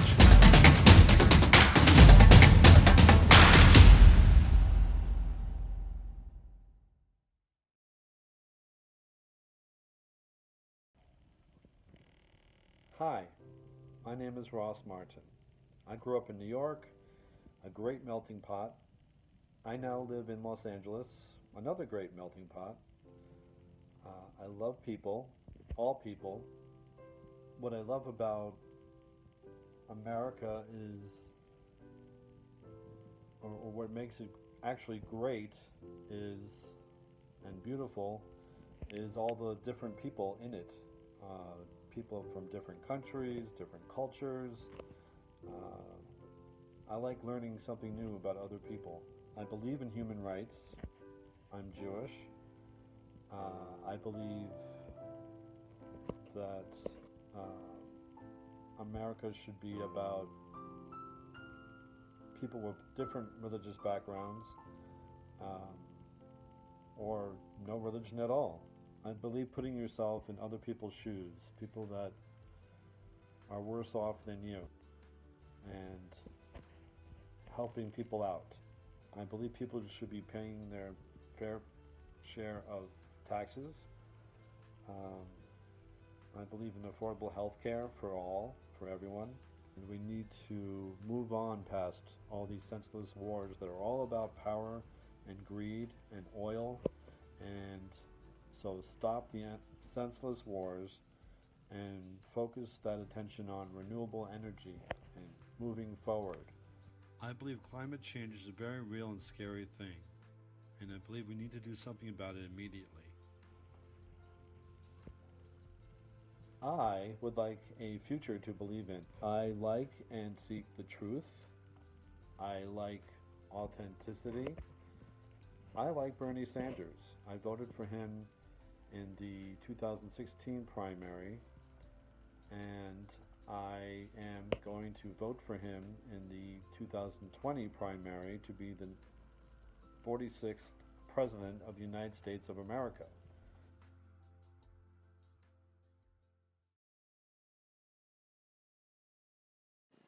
Greetings, my fellow human beings. My name is Kat Witt, and I'm a 32-year-old marketing specialist living in Greensboro, North Carolina. For a long time, I've struggled with anxiety and depression, along with their miserable symptoms. I'm grateful for having health insurance through my job because I can afford to take care of my mental health. But knowing that there are millions of other Americans who can't afford to seek the help that they need breaks my heart. I support Bernie Sanders for president because he wants to make healthcare free for everyone. And in a world that belittles hope, Bernie spreads it with every policy, speech, interview, and action. I know there are many of you out there who feel hopeless and overwhelmed when confronted by all the problems in our country and the world.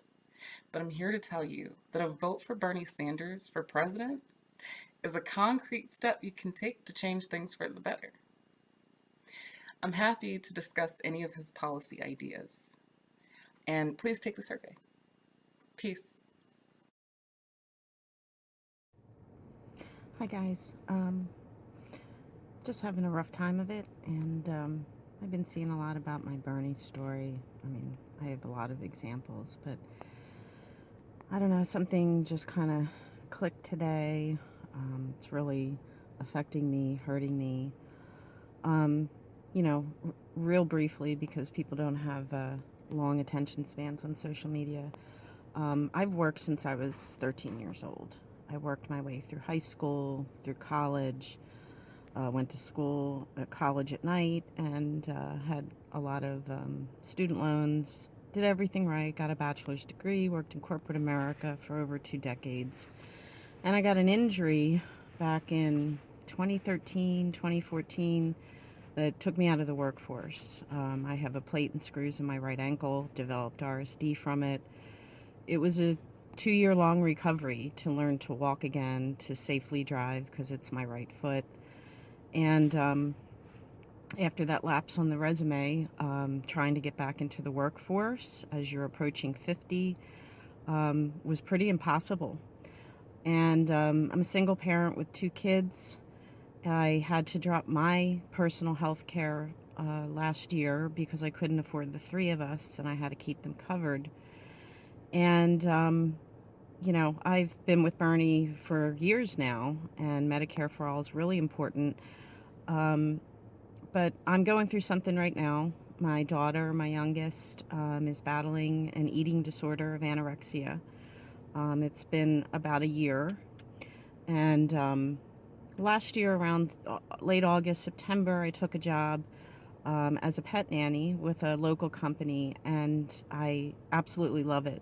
I questioned why I worked in corporate America all those years. And I felt good about bringing in income again and contributing and having a little cushion money-wise. But her eating disorder is so accelerated now that every time lately that I would go out to a client to check on a cat or a dog, I'd get texts from her or from my son that she was doing excessive exercise. We had taken away all extra activities, and she was just needing to eat and not exercise because her weight is so low.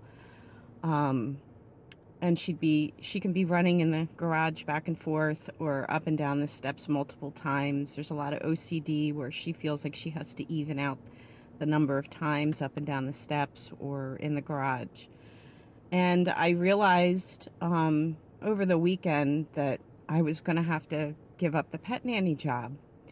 Not just for her health, but I have to be there. Even though they have insurance, the deductibles have gone up so high that as I was looking into possibly putting her in a hospital full time for a while, I have a really high deductible. Both kids have high deductibles. And I can't afford that. And then even if you somehow could afford the deductible, these places, chances are they might not be in your network, and then there's no coverage. So the whole bill's on you. And I am realizing today that it's been a catch-22 for a lot of years, the system, how rigged it is, where you just keep getting pigeonholed into situations that lock you out of things.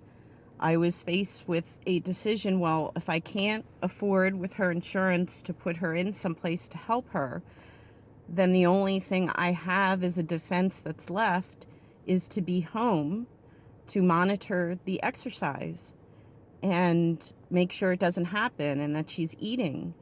But in order to do that, I had to give up my pet nanny job, which I love, and I had to send a really difficult email over the weekend telling my employer that I was going to finish out the next 2 weeks in February with my clients. And then I just didn't have a decision. The healthcare coverage doesn't allow for decisions. And I think about, this is literally people's lives. You see it with diabetics and all sorts of health issues, people making choices. And I'm upset, I'm angry, of course, and having to give up the job, and I'm scared because there won't be any income. But my daughter's 13, I have to keep her alive and monitor this because the insurance won't cover the most important things I need to keep her alive, the programs, the outpatient things or support groups. So it's just been a rough couple of days, And, one client in particular I had this morning, the last check-in, is a cat who just tugs at my heart. And, leaving after the check-in this morning thinking, I don't know that I'll see this client again. I don't know that I can circle back. I don't know if I'm going to be able to save my daughter's life. And the insurance just keeps getting crappier and crappier. So I look really awful. Sorry, guys. Because I'm struggling with this catch-22, I just kept getting pigeonholed, unable to get employment after that injury, having to drop the health care. Now I have a child who really needs that health insurance benefit to live so she doesn't die from the eating disorder. And there's a high deductible. I can't do it. So I had to give up the one job I eventually found that I love, to stay home to monitor her. And it feels like there are no other choices after this. It's just done. So I'm just venting. I'm upset and struggling. And I see so many stories online, social media, of everybody struggling. I did it all right. I have my bachelor's degree, experience. It just doesn't matter. The people in charge, they don't care. When I first had the injury with my corporate America job, they demanded about a day or two after the surgery that was going to require 3 months of being in bed, because you can't walk on it when they put metal in your ankle, that I come in a hospital bed or a wheelchair, or they would lose my job and then I would have no ability to file for unemployment insurance. I had to get a lawyer. I mean, it was crazy. And eventually the lawyer stepped in and I was able to get a small compensation, but it's been downhill ever since. And I think this eating disorder with my daughter is breaking me. The job that was bringing in some income and feeling of contributing and having some cushion there for my kids, I had to give up. So I'm on my way to a client now. I told the employer I could do it through next Friday and had to juggle some things, but this is tremendously hard. And now more than ever, we need Bernie and we need Medicare for all, because this just breaks people. It just breaks you. Even if you do all the right steps to think you're going to have something better, it's just not working and we have to change it. I'm really proud of all the Bernie people sticking it out since 2016 and growing the movement. So I'm still feeling the burn. I'm just having a rough day. All right. Thanks, guys. Hey everybody, Jared Bartle here, and this is my Bernie story. Today I'm going to show you the top 10 reasons why Bernie Sanders may actually become president. If no one interferes, that is. And before we go on, let me just say that the video I'm presenting to you is owned by WatchMojo.com, which is one of the largest producers, publishers, and syndicators of video content on the web. It's also brought WatchMojo.com is one of the most subscribed to channels on YouTube. WatchMojo produces top 10 lists and more on movies, music, television, anime, sports, history, news, video games, and all things pop culture. If you want, you can suggest your own list to WatchMojo for them to produce. Of course, it will take some time because none of my lists have been produced yet. But anyway, let's get to the video, shall we?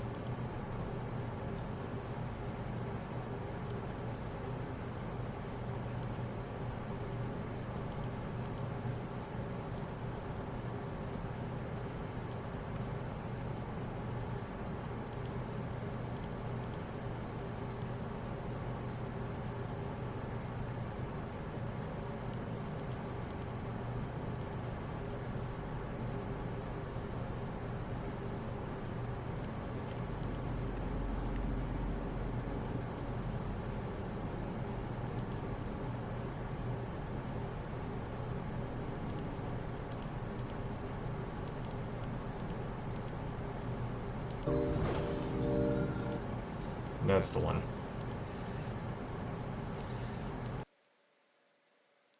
Sorry, had to get that audio right, correct.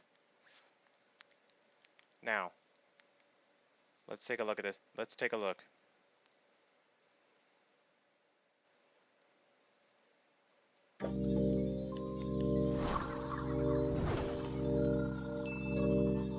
I am proud to announce my candidacy for President of the United States of America. He's progressive, independent, and maybe the next president of the United States of America. Some have tried to frame you as this fringe candidate, but a lot of the things you believe are things that the majority of Americans believe. Welcome to... Don't forget liberal. He's also a liberal. At least I think that's correct. Anyway. And maybe the next president of the United States of America. Some have tried to frame you as this fringe candidate, but a lot of the things you believe are things that the majority of Americans believe. Welcome to WatchMojo.com, and today we're counting down our picks for the top 10 reasons Bernie Sanders may actually become president. 1 million individuals this year will go bankrupt because of medically related costs. That's absurd. For this list, we're counting down the surprising reasons why Sanders could be elected President of the United States of America, following his announcement of candidacy for the Democratic nomination in the 2016 presidential election. Now is the time for a federal jobs program to create millions of decent-paying jobs. This also applies for the 2020 campaign too. So it's not that, it's not that old. So even though it's from 2016, it still applies to 2020. So let's keep watching, shall we? Number 10, he fought for civil rights in the 60s. I was arrested when I was a student protesting segregation of schools in Chicago. It's true, Bernie Sanders has an extensive background in civil rights, as he was a student organizer for the Congress of Racial Equality while enrolled at the University of Chicago. African American youth unemployment is totally off the charts. We got to put young people to work. We've got to give them an education rather than putting them in jail. But his major challenge today will be convincing non-white voters of his policies rather than referencing events from half a century ago. Last night, in a show of force, police in riot gear used tear gas and beanbag rounds to disperse crowds. In a time of social unrest and social media influence, Mr. Sanders will not only have to focus on the voices of minorities, but also to hear their collective voices. But anybody who thinks we're anywhere near where we should be in terms of creating a non-discriminatory society is dead wrong. And let me remind you of something. If you think Joe Biden claims he fought in the civil rights movement too, but guess what? He never did. He's lying when he said that. He's lying when he said that. But I agree. Bernie has to do more than just, Bernie has to do more than just, prove that he wasn't. Do more. What she said, anyway. Let's continue on. Number 9. He'd be the first non-Christian president in U.S. history. The problems we face did not come down from the heavens. They are made by bad human decisions. And good human decisions can change them. Born in Brooklyn, New York, Bernie Sanders was raised by Jewish parents. His father emigrated from Poland after his family perished in the Holocaust, and his mother grew up in a Jewish New York home. An African American has broken the barrier as old as the Republic, an astonishing candidate, an astonishing campaign, a seismic shift in American politics. America made history by electing their first African American president in Barack Obama in 2007. And while Hillary Clinton may ultimately become the first woman to reach the position, and I hope you'll join me on this journey, it's perhaps fitting that a progressive-thinking non-Christian like Bernie Sanders is suddenly considered for the Democratic nomination. But it will not happen unless we stand up and fight back for not only ourselves, but for our kids and future generations. Number Levy, even if he doesn't even if he doesn't win, I still hope that one day I still hope one day in the future America will elect its first like Jewish, Muslim, Arab. You get the idea. Because if we keep electing white Christians, this is just as president, then this is just going to prove that we're not a democracy. We're something else.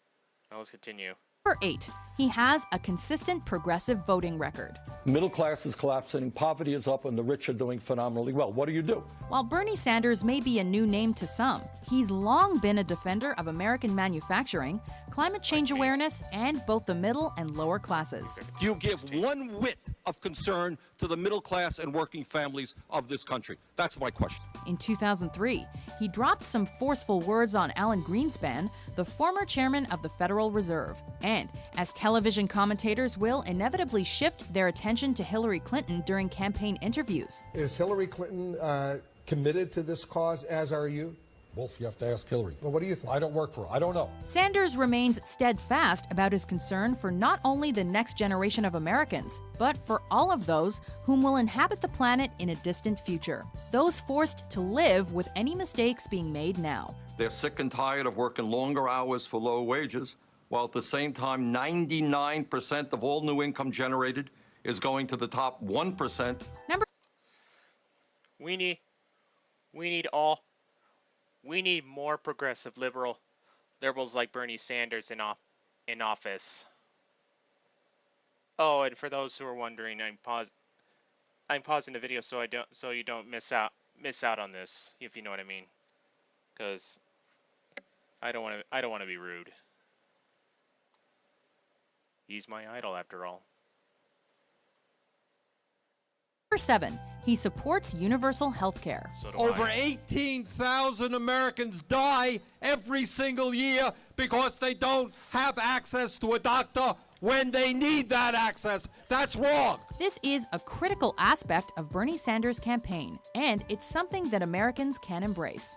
Rather than spreading paranoia about the threats of other countries, Sanders supports the healthcare model of Scandinavia and the concept that Americans should receive free healthcare as a fundamental human right. The United States of America remains the only major country on earth that does not guarantee health care to our people as a right of citizenship.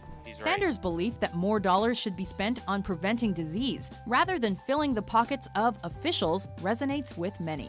Let's pass the cost-effective way to provide universal health care to all of our people, and that is through a single-payer system. Number 6, he's a socialist. You describe yourself as a democratic socialist, and that is, some would say, a dangerous thing politically to describe you as. Yes, Bernie Sanders is a socialist, and here's why. So I think not just any socialist, a democratic socialist. There's a huge difference. If you don't know the difference, look it up.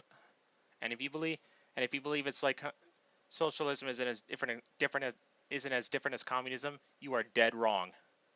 I did my research and it is very different.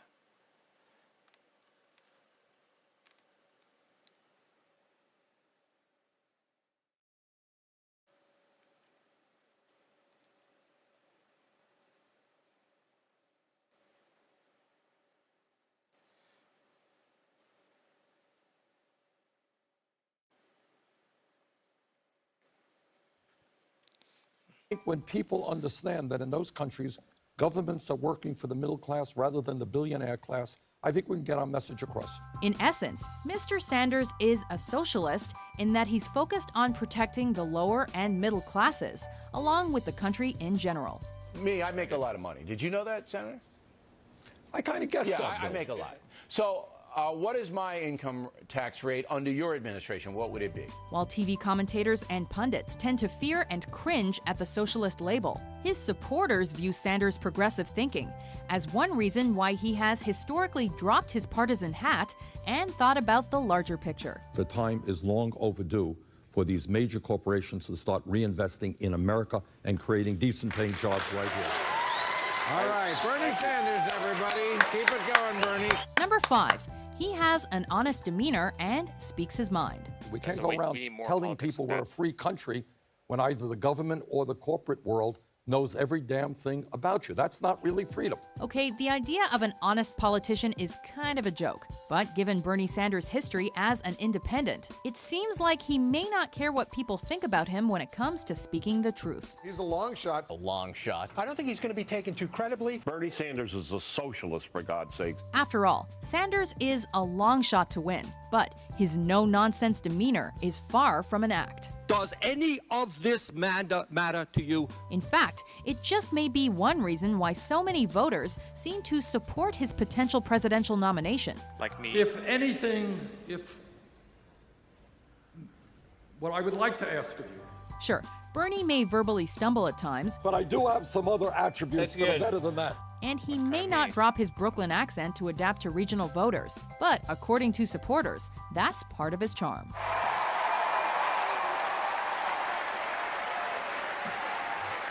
Number 4, he doesn't deny climate change. The debate is over, except within the Republican Party. Right. Climate change is real. It is already causing devastating problems. Here's the thing. Either you believe modern scientists or you don't. While some politicians stand behind usual partisan viewpoints, God's still up there, he says. The arrogance of people to think that we human beings would be able to change what he is doing in the climate. Oof, wow. See, I love that. He's mad. Bernie Sanders' independent and free-thinking mind appeals to young voters for whom the issue of climate change is a big deal. So what an honor it is for me to be part of this. Thank you very much, Bernie. Along with Senator Barbara Boxer, Sanders set in motion the Global Warming Pollution Reduction Act of 2007, and he's also voted against the Keystone Pipeline system. So we have got to defeat this Keystone Pipeline. We've got to rally the American people to do it, and we've got to get President Obama to be strong on this issue. Number 3, he's anti-establishment, refuses super PACs. The Supreme Court said these entities will not be corrupting because it's independent and it's fully disclosed. And I think arguably neither of those premises is really being borne out by the reality of modern campaigning. Coined by reporter Eliza Newland Carney, the super PAC allows candidates to roll around in a pile of cash. But the committees may not make direct contributions to campaigns. They can, however, spend a ton of money promoting said candidate. With that being said, the anti-establishment Bernie Sanders is anti-super PAC. So I don't think we're going to outspend Hillary Clinton or Jeb Bush or anybody else. But I think we are going to raise the kinds of money that we need to run a strong and winning campaign. By supporting the middle class, Sanders has received an average contribution of around $43 per donation during his brief political campaign. But when you add it all up, there's enough for an independent to make a serious run at the Oval Office.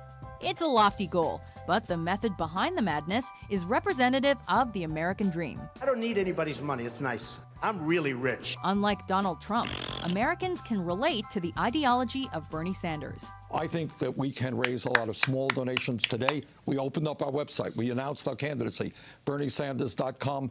I believe in the first few hours we've raised already $500,000. Number 2, he's in favor of free or low-cost universities. We're wasting the intellectual capital of so many bright young people. Information is power, but unfortunately, higher education will break the bank.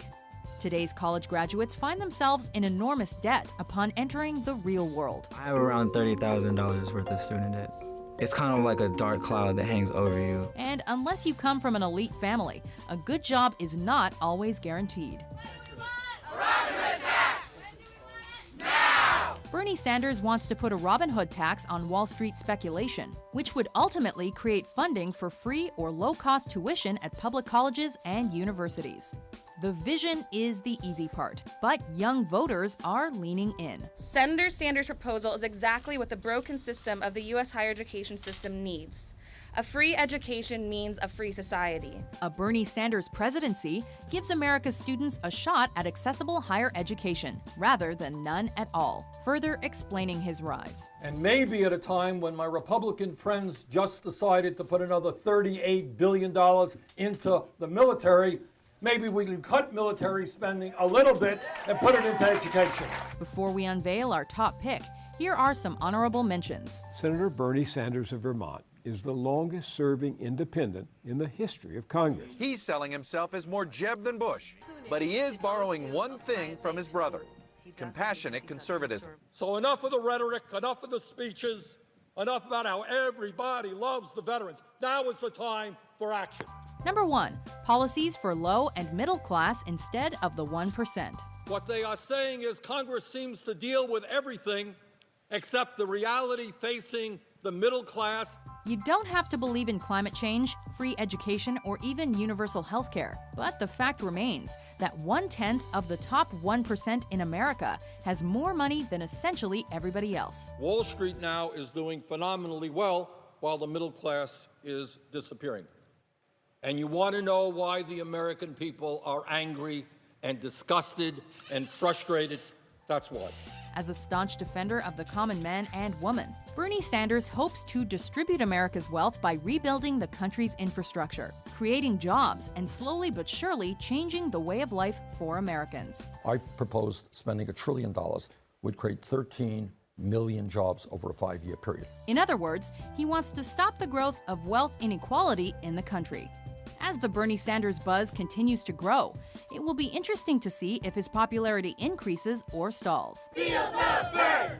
Feel the burn! Either way, his candor and progressive policies are hard to ignore. At the end of the day, they may have the money, but we have the people, and when the people stand together, we can win. Thank you all very much. Do you agree with our list? And what I'm saying to you is yes. Do you think Bernie Sanders may actually become president? For more mind-blowing top 10s published every day, be sure to subscribe to WatchMojo.com. Because you're an honest person. I think you just don't know what's going on in the real world.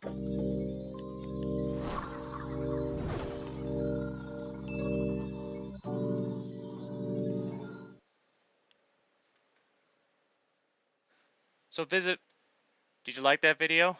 So visit WatchMojo.com /suggest and see your idea turn into a WatchMojo video. If you want to make a poll for yourself, that is.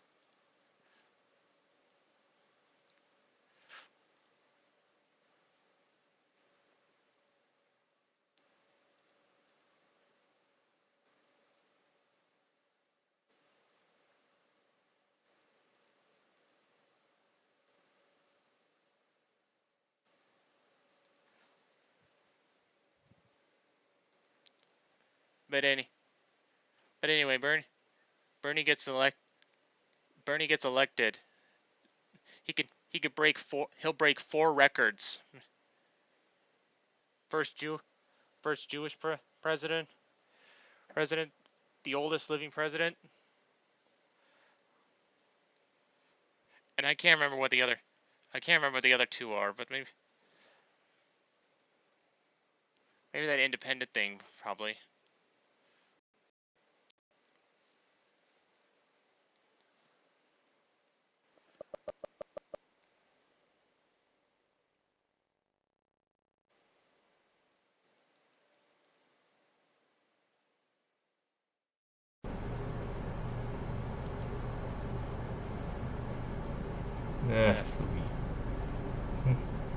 Sorry about. Nah. Now, Bernie is the one. No doubt about that. We just need to believe that he can. And if he fails again, let's hope he inspires the next generation to take up our arms. Not let her fight it. Well, that's just saying. I'm not saying go and grab a gun and just bang bang bang. No. I'm not saying that. I mean, run for office. Run for office. Run for any political office. Run for any political office in the United States.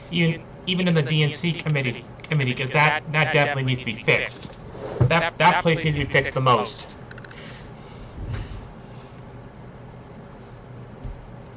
Either that or just burn the DNC. And I say burn with a B-E-R-N, not B-U-R-N. Okay. Okay.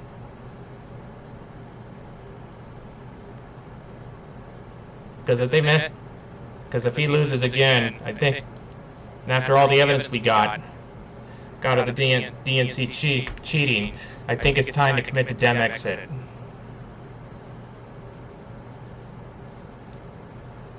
No excuses. Either Dem exit or Dem reform.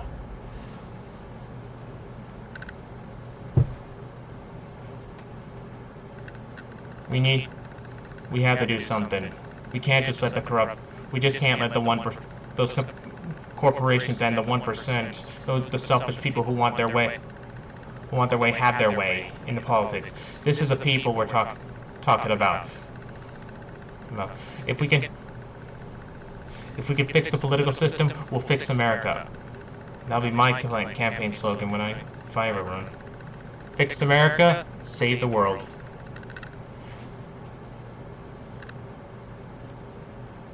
Plus, I think it's time to pass on the torch. But I'm getting too much into my personal. Yeah, I'm gonna get involved. Yeah, I'm gonna get involved in politics. In fact, I'll leave a video. For you. Video up there for you to see. On my future, especially in politics. Talking about more. But anyway.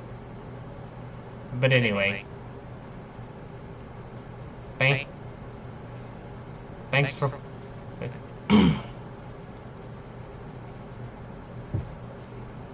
Thanks for watching this video. Now don't forget to like, comment, subscribe, and leave a comment down below. And if you can, share this video with as many people as you can. Friends, family, complete strangers, the possibilities are endless. Especially Biden supporters and other supporters who now support Biden because of their endorsements. And other Bernie supporters too. Green candidates. The possibilities are endless. Vote for Bernie Sanders. Vote for Bernie Sanders. Vote for Bernie Sanders. And if we can override the corporates and the corruption, we'll win. But until next time, to everyone out there, remember to feel the burn for Bernie Sanders. See you next time. Bye.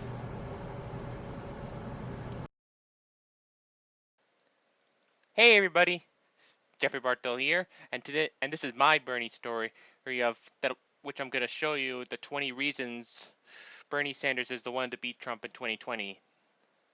It's an online article, so I'm going to get written by Brian Hangley. So don't get confused, okay? And I'm only gonna get 20 seconds to, get it all set up. So here we go. Timer starting now.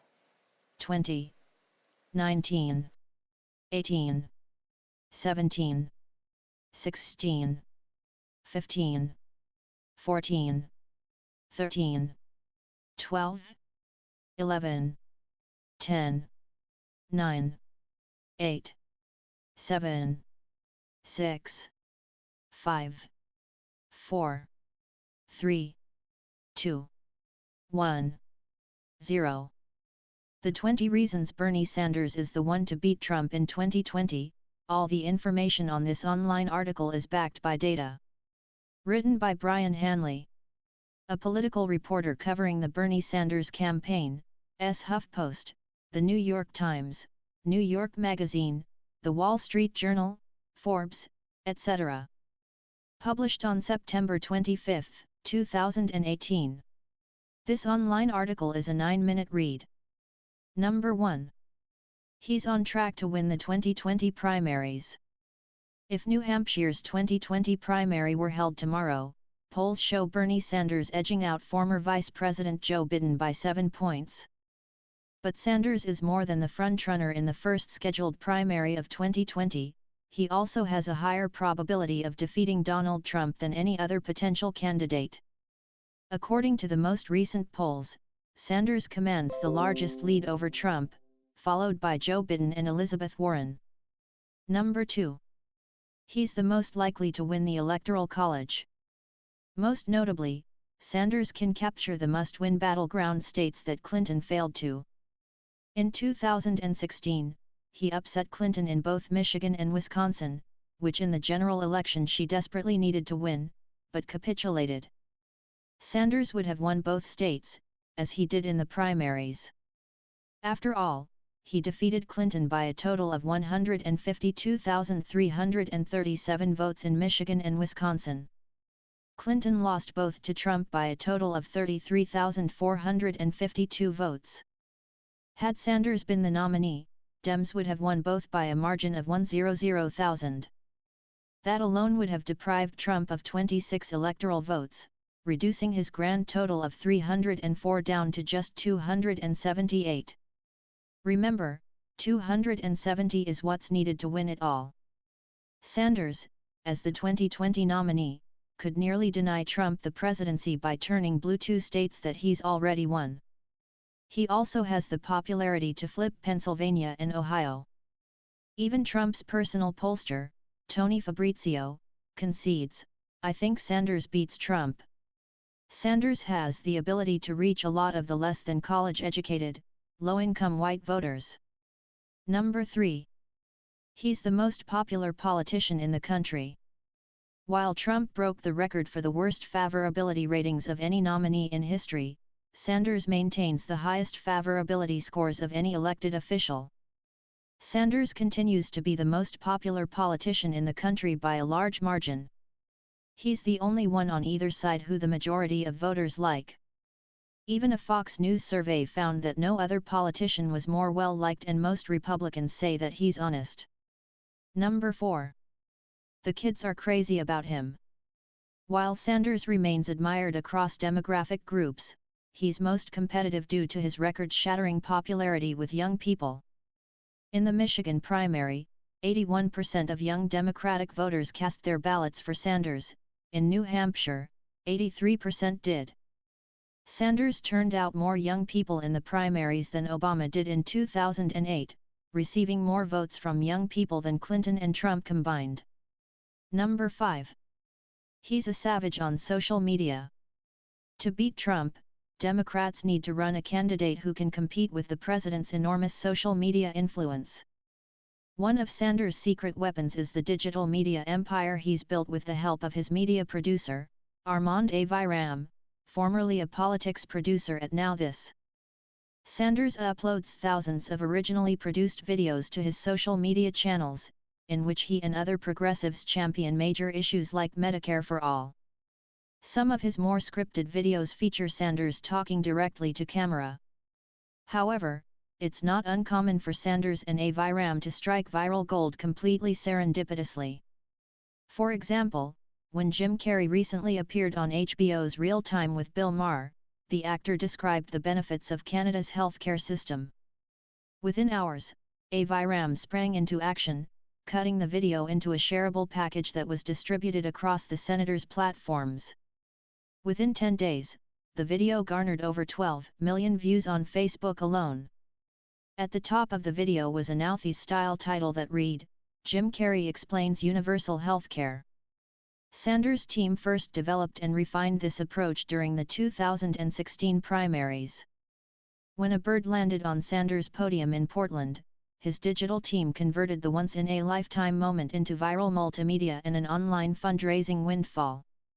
Sanders and Aviram understand that while a live speech like Carrey's can influence the millions watching in real time, capturing that moment and turning it into a viral video can reach tens of millions more in the days ahead. Aviram uses text cards, or subtitles, in his videos to convey the most important messages, while allowing viewers to follow along with their volume off, which most viewers prefer. It's the ripple effect that social media enabled, and the production techniques that Sanders' team perfected, that allow a moment like Kerry's to live on and even reach a targeted audience segment. Number 6. He's the undisputed leader of the progressive movement. Sanders and Aviram have not only hacked virality, but they have also seen their content move the needle politically. Their videos and live streams many times eclipse the major cable news networks in terms of viewership. It's all online, like the bulk of Sanders' fundraising. Coincidence or consequence, his videos have hit billions of views, while at the very same time, support for the senator's trademark policies such as Medicare for All have skyrocketed. Not long after Sanders hosted a town hall to discuss universal Medicare, which 1.1 million people live-streamed, polls found a seismic shift in public support for the program. 70% of Americans now support it, compared to 53% who supported it in 2017. Supporting Medicare for All, which Sanders pushed relentlessly into the mainstream, is now practically a prerequisite to running in 2020. Number 7. His supporters are as passionate as anyone's. Enthusiasm matters in elections, and Trump's base is clearly fired up for 2020. You need a candidate who can match that energy, and so far, Sanders is the only one who can surpass it. He attracts larger rallies than the next two presidential hopefuls combined. It's not all about cult of personality either. Sanders has a long history of talking about, and fighting for, the issues that most Americans care about. Voters have caught on to the influence big money has on our politics. They know that politicians represent the people, or too often, the special interests, that fund their political campaigns. When it comes to tackling big issues like climate change, voters trust Sanders' integrity. Number 8. He's the king of grassroots fundraising.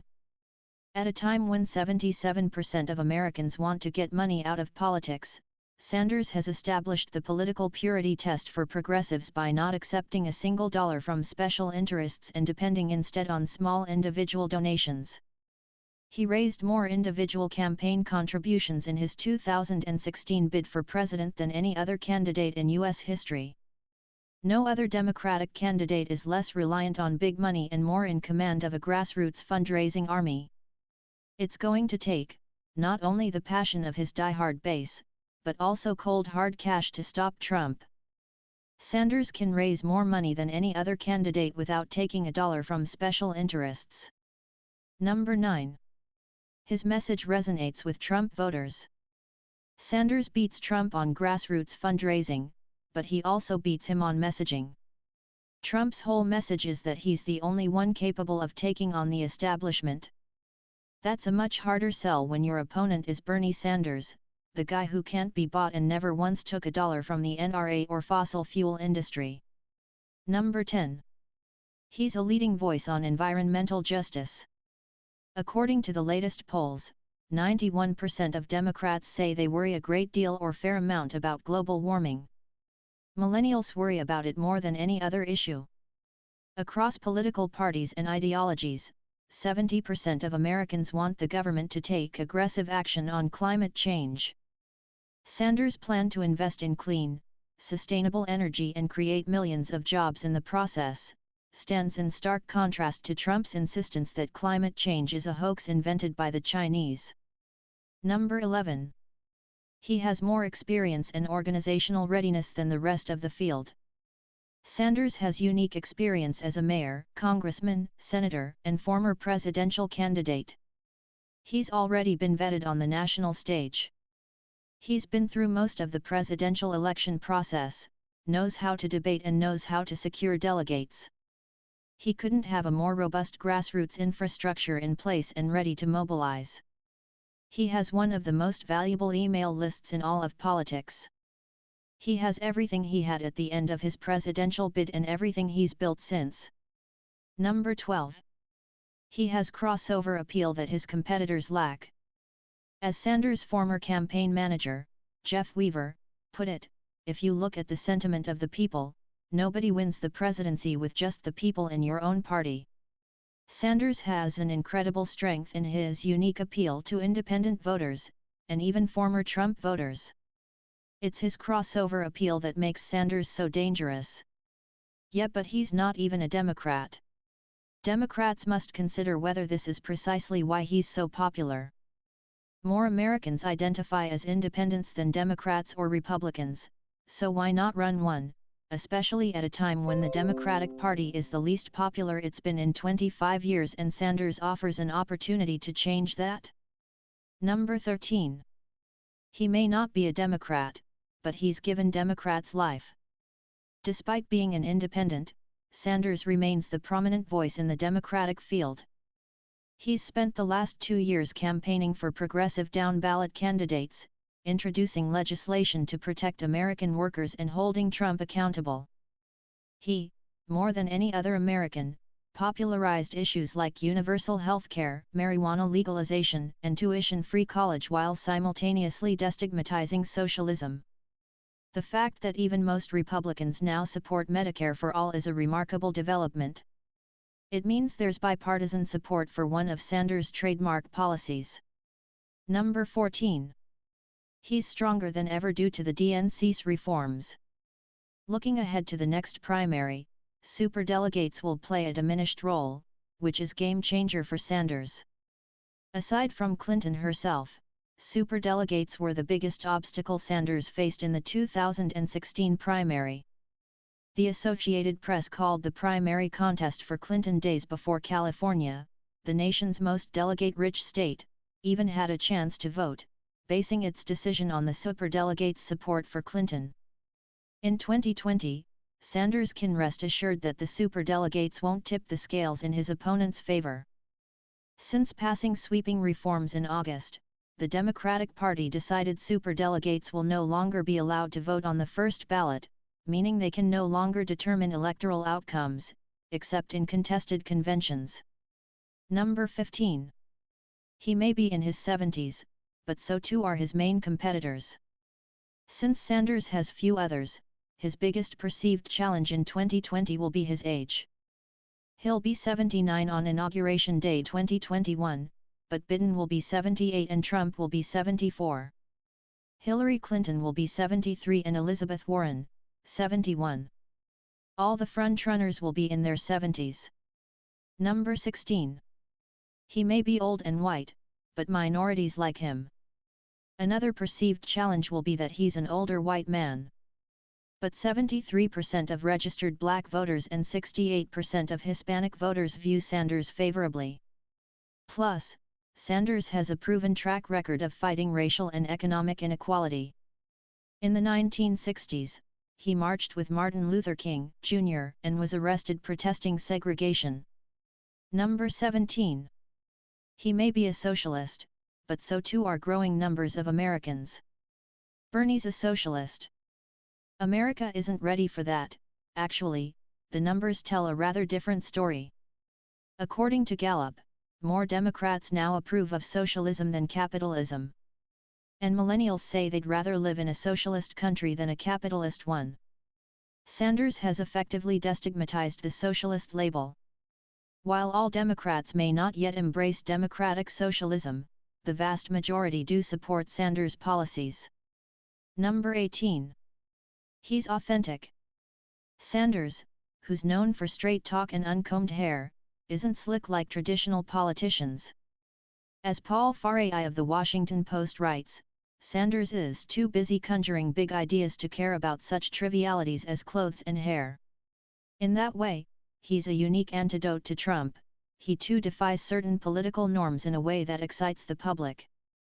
Last time Sanders ran, he was still the most popular candidate, but he didn't have the national profile he enjoys today.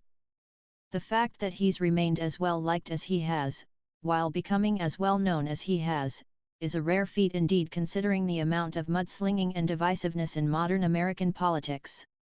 Sanders, who's critical of Republicans and Democrats alike, stands out as one of the few authentic voices in an otherwise broken two-party system that he insists requires a political revolution to fix. Number 19. He represents the change most Americans want. American workers are sick and tired of a political and economic establishment that for decades failed to deliver. They want a candidate with the guts to take on the rich and powerful, someone who can't be bought, someone who will fight for them, at all costs. Number 20. His interest in running isn't for the power, it's for the people. When asked whether or not his former boss would run for the presidency again, Jeff Weaver said, "He's very focused on the question of beating Trump and putting a Democrat in the White House. And if he runs, it's because he thinks he's the one to do it." Follow me, Brian Hanley, on Instagram at Brian Hanley, and subscribe to my YouTube channel for more 2020 coverage. You are the reason I, Brian Hanley, write about politics. Tags: Bernie Sanders, 2020 election, Bernie 2020, Bernie Sanders 2020, 2020. This article has received 6.9 thousand claps. Learn more at https://medium.com/@BrianHanley_41165/20 reasons Bernie Sanders is the one to beat Trump in 2020, backed by data 593B0 ad 179E4.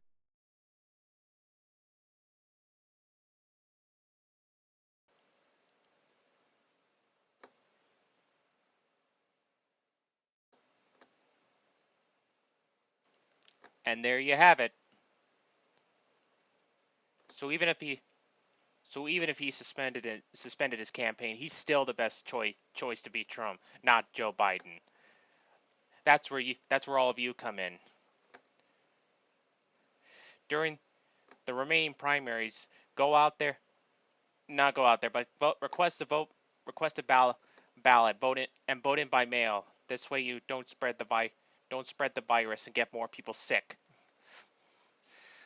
We need to keep the social distancing around until the virus is completely eradicated, or at least until we find a cure, 100%, and that everyone infected is cured. Alrighty. Well, thanks for watching this video. Now don't forget to like, comment, subscribe, and leave a comment down below. And if you can, help this subscribe. Share this video with as many people as you can, especially those who haven't voted yet. Because we need someone like Bernie here. Bernie to fix the political system. Fix America and save the world. Fix that. That should be the policy. And don't let those corrupt DNC get away with rigging it against Bernie. Even if they did work out a deal. All right. But until next time, this is Jeffrey Bartels saying, "Feel the burn." Bye. What's going on, all you Bernie supporters out there? Jeffrey Bartels here, and this is going to be my Bernie story. Today I'm going to be talking. Today we're going over the 10 reasons why Bernie Sanders is our best chance to beat Donald Trump. And for the record, this information comes from an article by Weston David Pagano. So be sure to give him a round of applause if you ever see him, or chat with them online. All right, without further ado, let's get started with this, shall we? Starting down. 20, 19, 18, 17, 16, 15, 14, 13, 12, 11, 10, 9, 8, 7, 6, 5, 4, 3, 2, 1, 0. The 10 reasons why Bernie Sanders is our best chance to beat Donald Trump. All the information on this online article is backed by data. Written by Weston David Pagano. A Juventino, a progressive, and a tall person. Published on January 14, 2020. This online article is a 20 minutes read. Note from February 18, since publication, Bernie won the first 2 states, has opened up a double-digit lead in multiple primary polls, has a greater chance of winning the primary than every other candidate combined, is winning the prediction market in every state but one, is polling as the most electable candidate, and is the only candidate beating Trump head-to-head in the latest poll. In just the past few days, Bernie Sanders has risen to the top in the most recent national poll, Betting Odds, and the specific poll that has predicted both the winner of Iowa and the eventual Democratic nominee in each of the previous 6 cycles. As his rivals begin to slip and falter, Bernie persists. He not only appears to have the most momentum, he could also be starting to peak at just the right time. In light of this, after years of Bernie's viability being outright ignored or downplayed with the same playbook used to discredit Barack Obama, it's no longer just the lefty publications that are paying attention. Suddenly, everyone from Hillary Clinton advisors, center-right New York Times columnists, mainstream media pundits, and even Republican strategists are admitting, or warning, that Bernie could win the Democratic nomination. But can he beat Donald Trump? Only rarely do polls show Bernie being perceived as the most electable, and when out talking with voters I often hear from those who like him, but have been convinced he has a lower chance of winning. As it turns out, despite the false narrative to the contrary, virtually every single metric shows that not only is Bernie the safest choice, he could very well be the only choice. Between 60–65% of Democrats currently prioritize choosing a nominee who can beat Trump over a nominee they agree with on the issues, a drastically higher percentage than was seen even after George W. Bush's first term in 2004. Luckily for those who prefer Bernie's policies, they don't have to choose between the two. For everyone else, the time has come to unite around the most electable candidate, even if he's not your first choice. Here are 10 reasons why. Number 1. Bernie has the proven electoral results. Though Vermont is thought of as a blue state today, this is only recently and marginally the case. Though it's voted that way in every presidential election since Bernie's election to Congress in 1990, before then it had chosen the Democratic candidate just once in its entire history. Vermont's current governor, along with 53 of the previous 59, are Republicans. Bernie celebrates winning election to the U.S. House of Representatives as Vermont's at-large member in 1990, this picture was taken by H. Rob Swanson from the Associated Press, or AP, for short. Vermont's progressive evolution is in large part thanks to Bernie, who has won more elections than any other candidate, breaking the GOP stranglehold on the state's politics. He did this by combating conservatism not with centrism, but principled democratic socialism far to the left of the local Democrat Party's failed opposition, even while the Cold War meant this was not an easy thing to do. After 4 victorious runs for mayor of Burlington, Bernie won the state's only U.S. House seat in 1990, which had been solid red for a staggering 55 of its 57 years in existence. Bernie took this seat from the GOP, and it has been blue ever since he left it. Then in 2006, he flipped a plus 40-point Republican Senate seat that had never been won by a non-Republican in the 152 years since the party's formation, and ended the longest single-party winning streak in U.S. history with a plus 33-point victory. Bernie didn't just win his previous 15 state and local elections, he even outperformed the Democratic presidential candidate every single time these elections have coincided, beating Bill Clinton's percentage in both 1992, plus 12, and 1996, plus 2, Al Gore 2000, plus 18, John Kerry 2004, plus 8, and Obama 2012, plus 4. Bernie isn't just the most experienced at beating and winning over Republicans, he's by far the best we have. On the national stage, Bernie has only ever vastly exceeded all expectations, coming in a strong second place behind Hillary Clinton in 2016, despite challenging the all-but-coronated frontrunner as a then virtually unknown outsider. The first Jewish person to ever win a primary contest, he is the only current candidate who has ever won a single one before, and he has the only proven record of winning battleground states like Michigan and Wisconsin. Compare this to Joe Biden, whose campaign is being kept afloat almost entirely by his purported electability. He has received less than 0.22% of the vote in 3 previous Democratic primaries, during which he insulted voters before dropping out in disgrace after it was revealed he had plagiarized law school papers and campaign speeches in which he lied about having coal miner roots. Elizabeth Warren has only won 2 elections in her entire career, both for a Senate seat that has been Democrat-held for the vast majority of the last 100 years. Pete Buttigieg, who has also only ever won 2 elections, was last re-elected mayor of Indiana's 4th biggest city with an abysmal 14% voter turnout, receiving just 8,515 votes, the least any winning candidate has received since at least 1983. The one time Buttigieg attempted a statewide election, he was destroyed in a historically bad loss. We can't risk less proven campaigners against Trump. Number 2. Bernie has the polling. While both Warren and Buttigieg are currently losing to Trump in head-to-head polling averages, Bernie joins Biden as one of just 2 candidates who are winning. Some polls even show Bernie as the only one.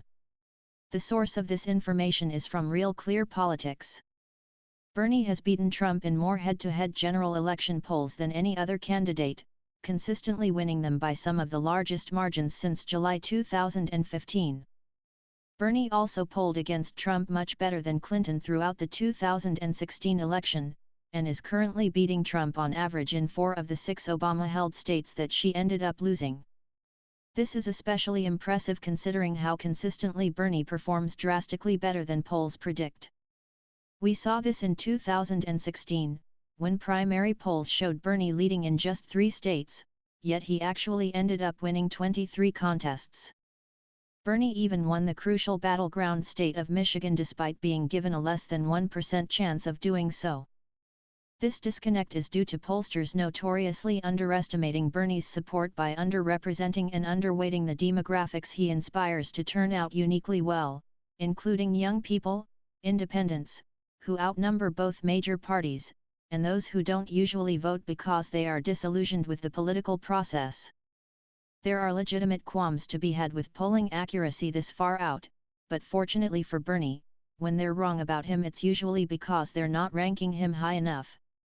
Bernie is polling so well despite receiving the lowest proportional media coverage of any candidate, and he is the top second choice of more rival supporters than any other candidate. These 2 stats indicate he both has the most room to grow and is best positioned to unite a fractured party once the dust clears. Number 3. Bernie has the favorability. Bernie has the highest favorability and net favorability among Democrats, independents, and the overall electorate as a whole, in both the primary field and all of Congress. Bernie even has the highest favorability and net favorability specifically amongst voters who flipped from Obama to Trump.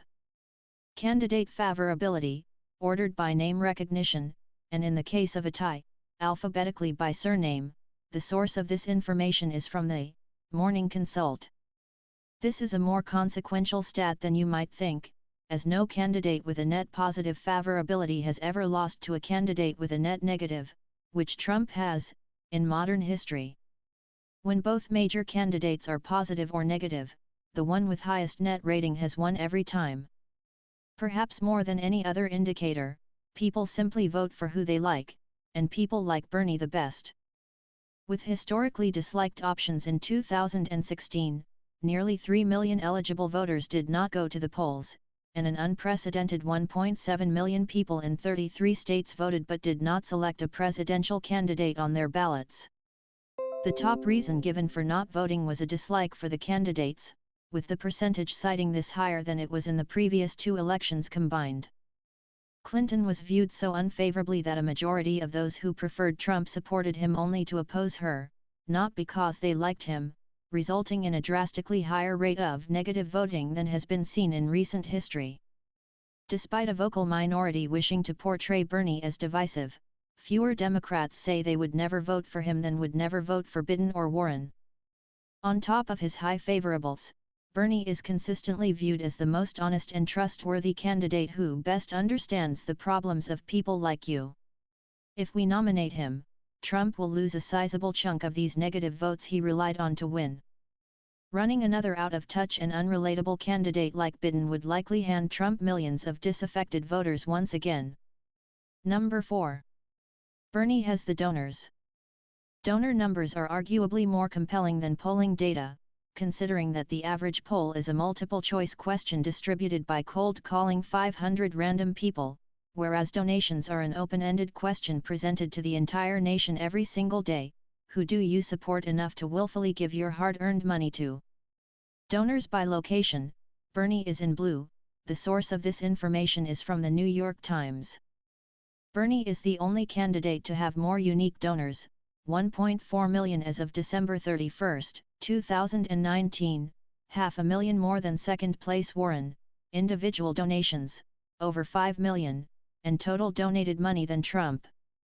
At this point, Bernie has more donations from more donors than any other candidate in U.S. history, and he reached the 1 million unique donor mark, which no other candidate has reached, half a year sooner than Obama set the previous record.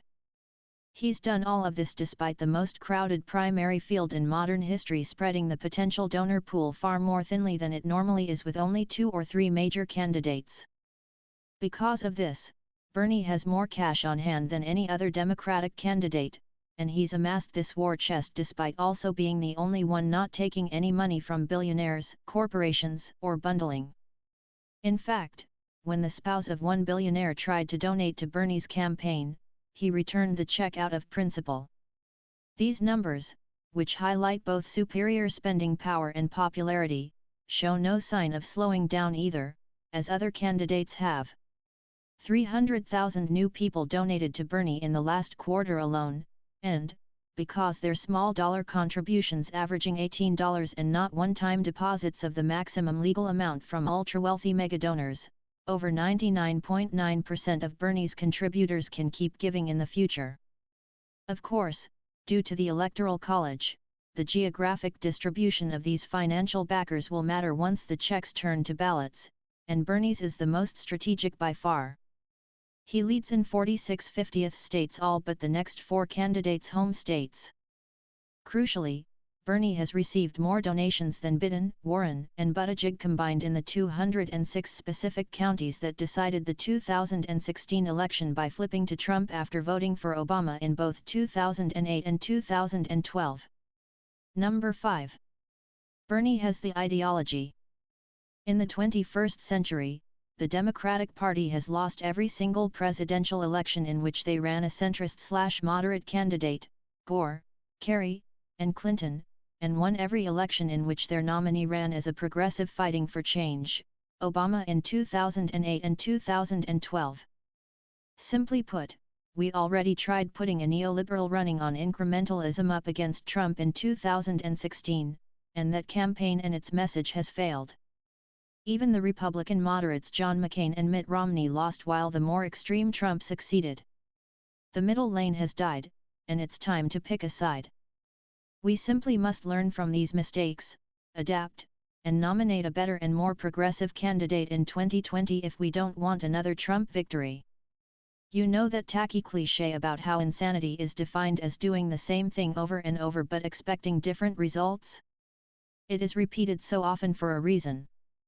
When people are dissatisfied with the status quo, as they are now with wealth inequality at its worst since the Great Depression era, they will seek out change, as they did in electing Obama. Though it was the wrong kind of change, Trump beat Clinton because he was offering some while she was not, and candidates like Biden that are running on the message that nothing will fundamentally change follow in her doomed footsteps. Trump's grip on working-class populism is vulnerable not to neoliberalism that ignores it, but to Bernie who speaks to and redirects it with the platform that will most comprehensively improve the average American's life, and therefore inspire them to vote in November.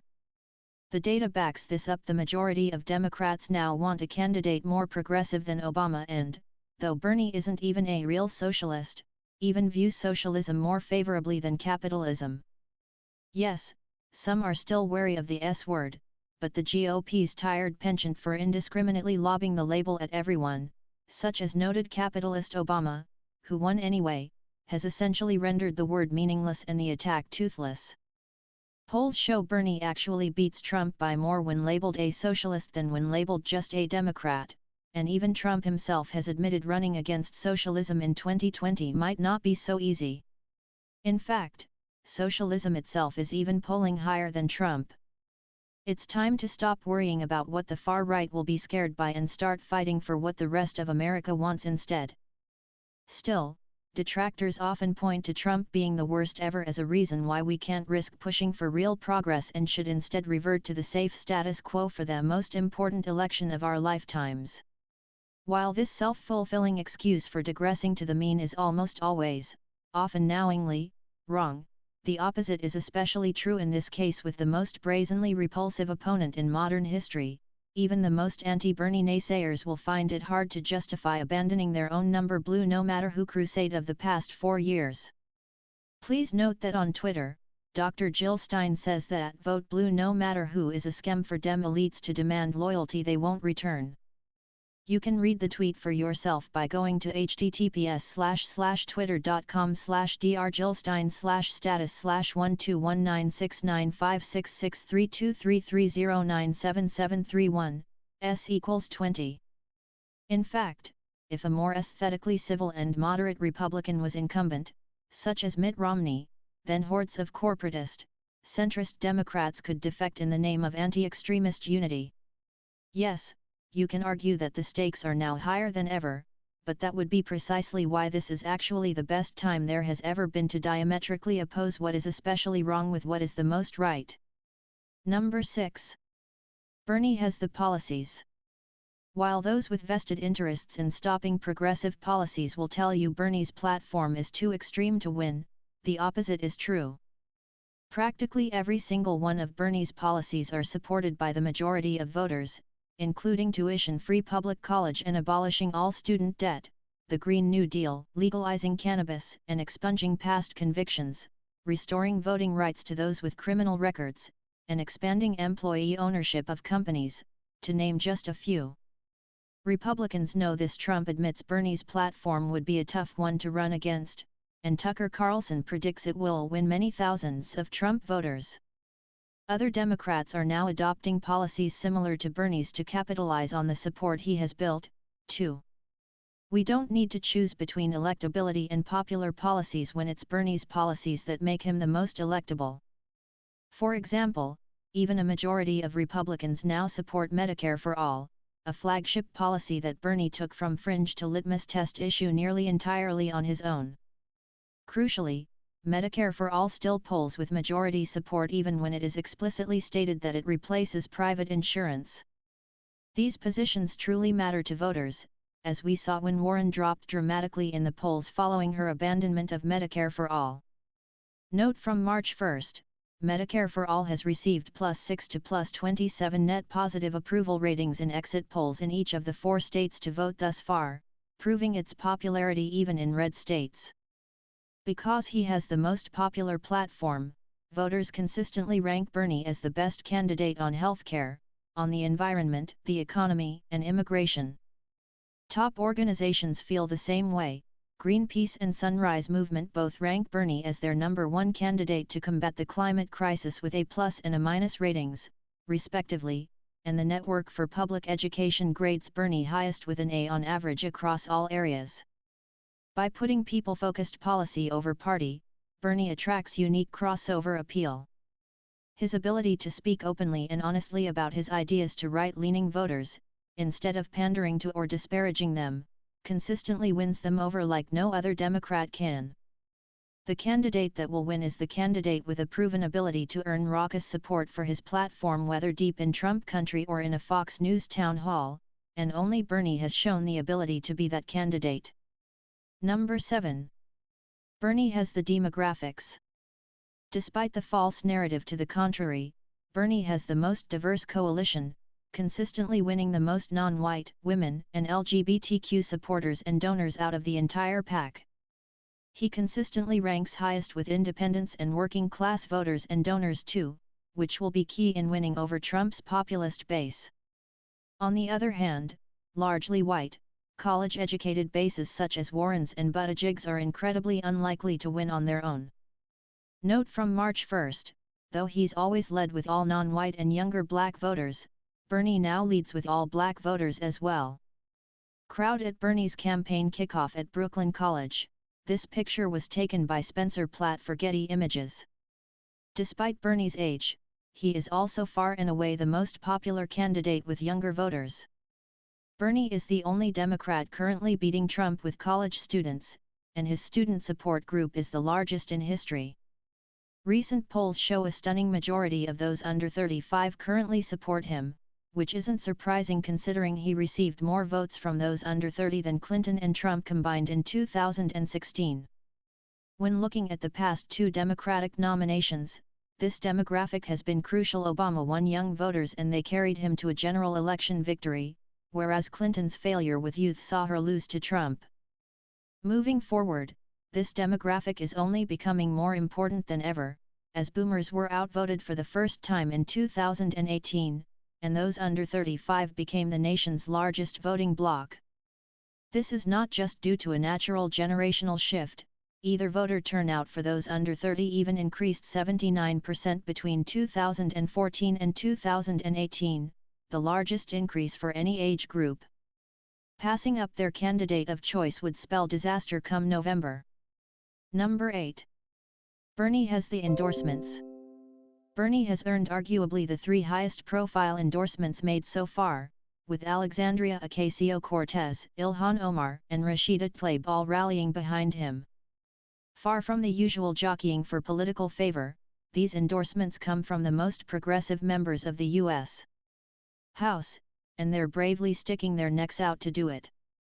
Ocasio-Cortez formally endorses Bernie in Queens, New York at this primary's highest attended rally.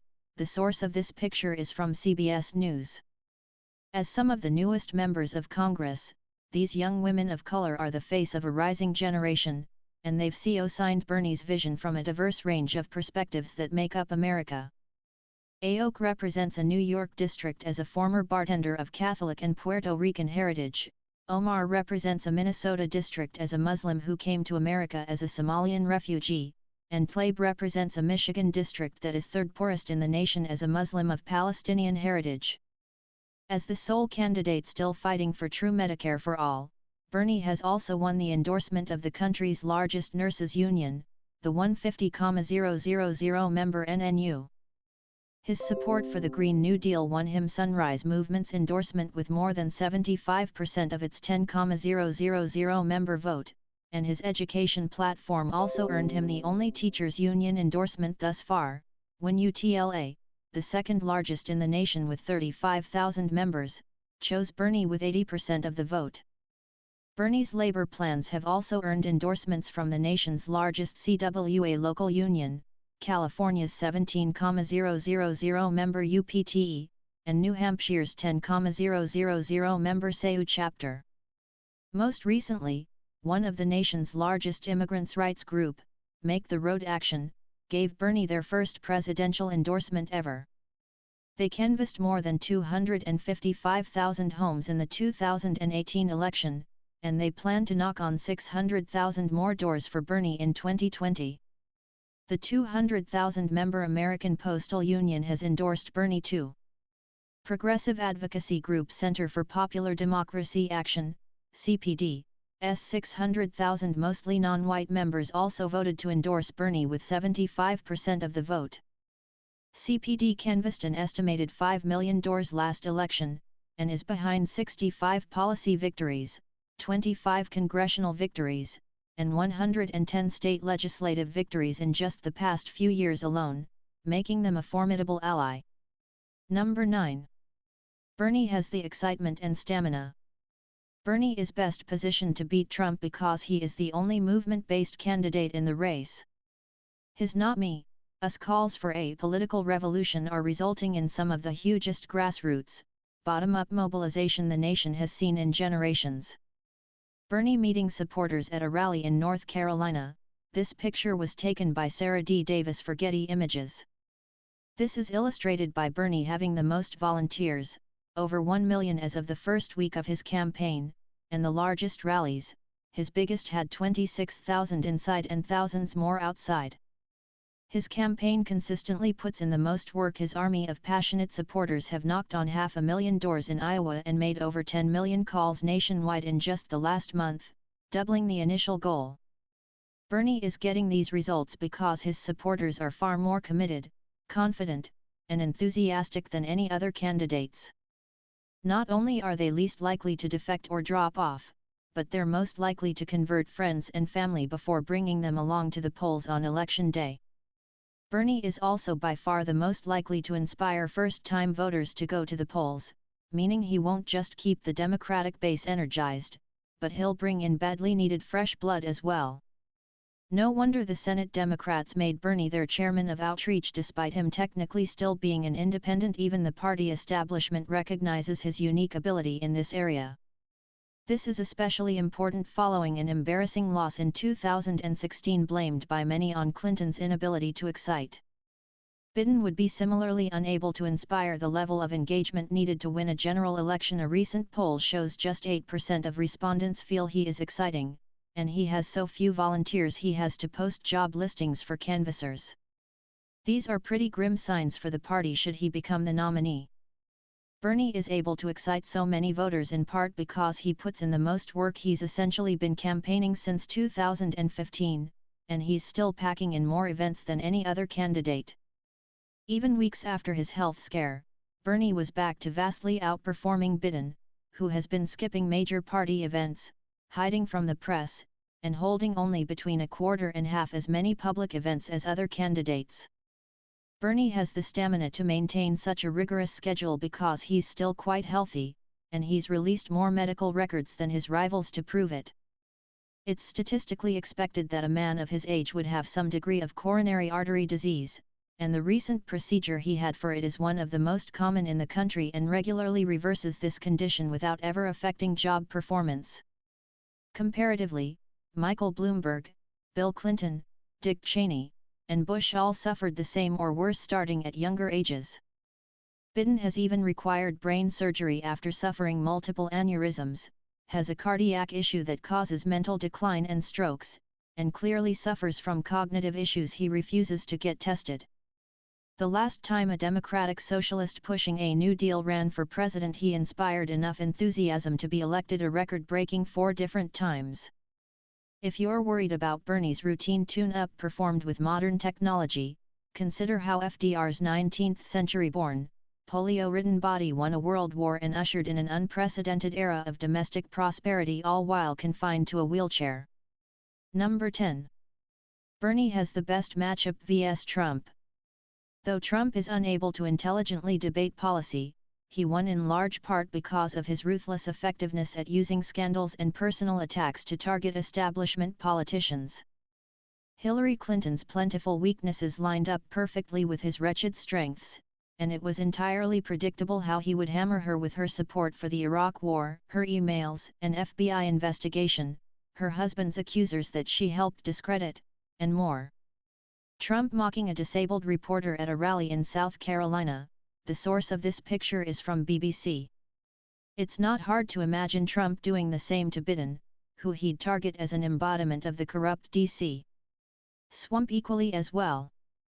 Trump will point out how Biden, who can barely string a coherent sentence together, often lies about also promoting the Iraq War, has worked to cut Social Security for 40 years, has a history of being bad on women's issues, and has a penchant for creepiness that has led to at least 8 sexual harassment allegations. Then he'll hit Biden for being both to right of him on trade and easily bought, having donated to the former VP himself. To make matters worse, Biden is now embroiled in a Ukrainian scandal the Democrats themselves are elevating and perpetuating as the unnecessary premise for impeachment. Showing a shocking lack of temperament, he lashed out at a voter who brought this up, raising serious questions of how Biden would handle Trump's attacks on the topic. His bizarre decision to defy a subpoena to testify in Trump's trial will now also make him appear as if he has something to hide, and Trump is already running ads to this effect. Similarly, Warren faking indigenous ancestry and lying about it is simply senseless ammunition to give Trump. She's already played directly into his hands on this, and shown an inability to handle even gentle pushback from liberals. If Meghan McCain can get Warren to crumple simply by repeating herself, then, frighteningly, the senator stands little chance against Trump. Lacking the bravery to even hold a town hall on Fox News, Warren will likely have no answer should Trump claim she has been a Democrat for fewer years than even he was. With his horrid record on race and, well, pretty much everything else, Buttigieg is surely causing Trump to lick his lips in anticipation as well. The inexperienced former mayor is poorly handling being protested by the activist groups we should instead be fighting alongside, and if he's so noticeably flustered and clenching his fist aggressively when pressured even mildly by Warren, one can only imagine how his calculated aw shucks demeanor would be battered by Trump's more relentless hounding. It doesn't even matter if Trump's attacks are true or not, but many will be, and the optics can be fatal regardless. We simply can't afford to put forth a candidate who will forever be pinned on the defensive, unable to pivot to the issues, and stripped of the clear moral high ground even if only in appearance needed to hold Trump to account. This is why, as the cleanest and safest option we have, Bernie is the ideal nominee. Even the most vocally anti-Bernie advisor from Clinton's 2016 campaign, who has since endorsed the senator, now repeatedly admits there was never any oppo on Bernie that could derail him in a general election, calling him the strongest candidate to handle the right's smears. Voters agree. Despite being thoroughly vetted in the mainstream since 2015, neither party has been able to come up with much besides an awkward critique of gender norms from 1972, a shoddily mischaracterized nuclear waste disposal that never even happened, a few unhinged Russian conspiracy theories, a winter coat his stepson gave him, and some empty insults. Trump still can't manage any better than weakly calling him crazy, if he acknowledges him at all. Trump's allies in Congress warn Bernie poses the greatest risk, and the president himself has even admitted that the 2016 race would have been tougher had Clinton chose Bernie as her vice president, saying he was the only one I didn't want her to pick. There's a reason why Trump also cowardly backed out of his proposed debate with Bernie in 2016, Trump simply knows he can't beat Bernie. Bernie can't be attacked as a beltway swamp monster in need of draining because he is the leader of the anti-establishment movement. With his laser focus and lack of scandals, only Bernie can be relied on to not play into, and invariably lose, Trump's games. At the end of the day, Bernie is the only candidate who can force Trump to stick to the issues, exposing him for the fraud he is. That's exactly how we're going to win. If you liked this article, you might also be interested in A Progressive's Guide to Choosing Between Bernie and Warren and 125 plus reasons you should not vote for Joe Biden. Tags: Bernie Sanders, Politics, Election 2020, Democrats, and Donald Trump. This article has received 1,259 claps. Learn more at https://medium.com/@westonpagano/10 reasons why Bernie Sanders is our best chance to beat Donald Trump. FC 9234889E333.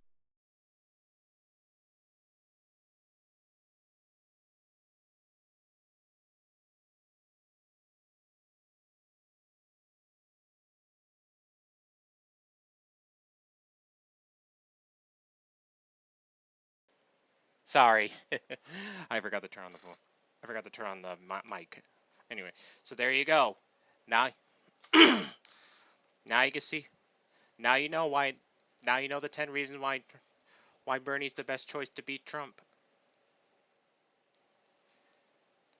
So, if you still have some sense, I suggest you still help campaign for him, even though he said he suspended his campaign. He's still. That doesn't mean he's off the ballot. He is still on the ballot. Which means if he can get the most votes, even if he suspended his campaign, he could still win against Biden, who I highlighted is not the best choice. Who in that article and I highlighted is not the best choice to go up against Trump, as West M. David Pagano has explained. We can't risk it. And even if Bernie And even if Bernie does lose, I think this article actually has given some blueprints on for the next generation of burners. And you do see what I did there. Instead of saying Bernie-crat, I said burners because we need more burners. Whether they're Democrat, whether they're Democrat, Independent, Republican, or any other party, we need more burners like them, or burn-gressive liberals. We need more progressives and even liberals in office everywhere in the United States, and maybe even around the world.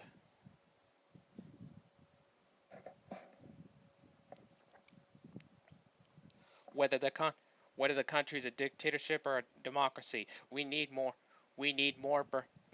burners, democratic socialists, progressives, green environmentalists, progressives, liberals. Forgive me if I said a word twice. And more that benefit the planet and us, and not just a few. That is the key. Because I believe Bernie Sanders is going to leave behind a legacy that will affect America, that will help America for the better for generations to come. So if you're watching this, Bernie Sanders, thank you. I salute you. Even though I wasn't in the military, I still kind of wish I was in the military. But after all this talk about bad stuff going on in the military, I'm now starting to. There's a part of me that wants to be in the military, and there's another part that doesn't want to be because of all the bad stuff that's going on with veterans and all.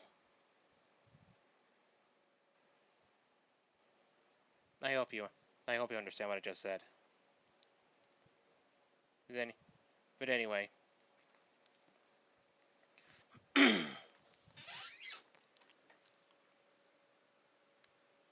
Thanks for watching this video. Now don't forget to like, comment, subscribe, leave a comment down below, and share this with as many people as you can in America and even around the world. Because Bernie is the one. Bernie is for us all. Bernie, yay, Bernie. So now as you hear that cheer, and don't forget, even though he suspended his campaign, still cast your ballot for Bernie, because it's not over. It's not over. It's not over. Well, anyway, until next time, this is Jeffrey Bartos telling all of you burners out there to feel the burn.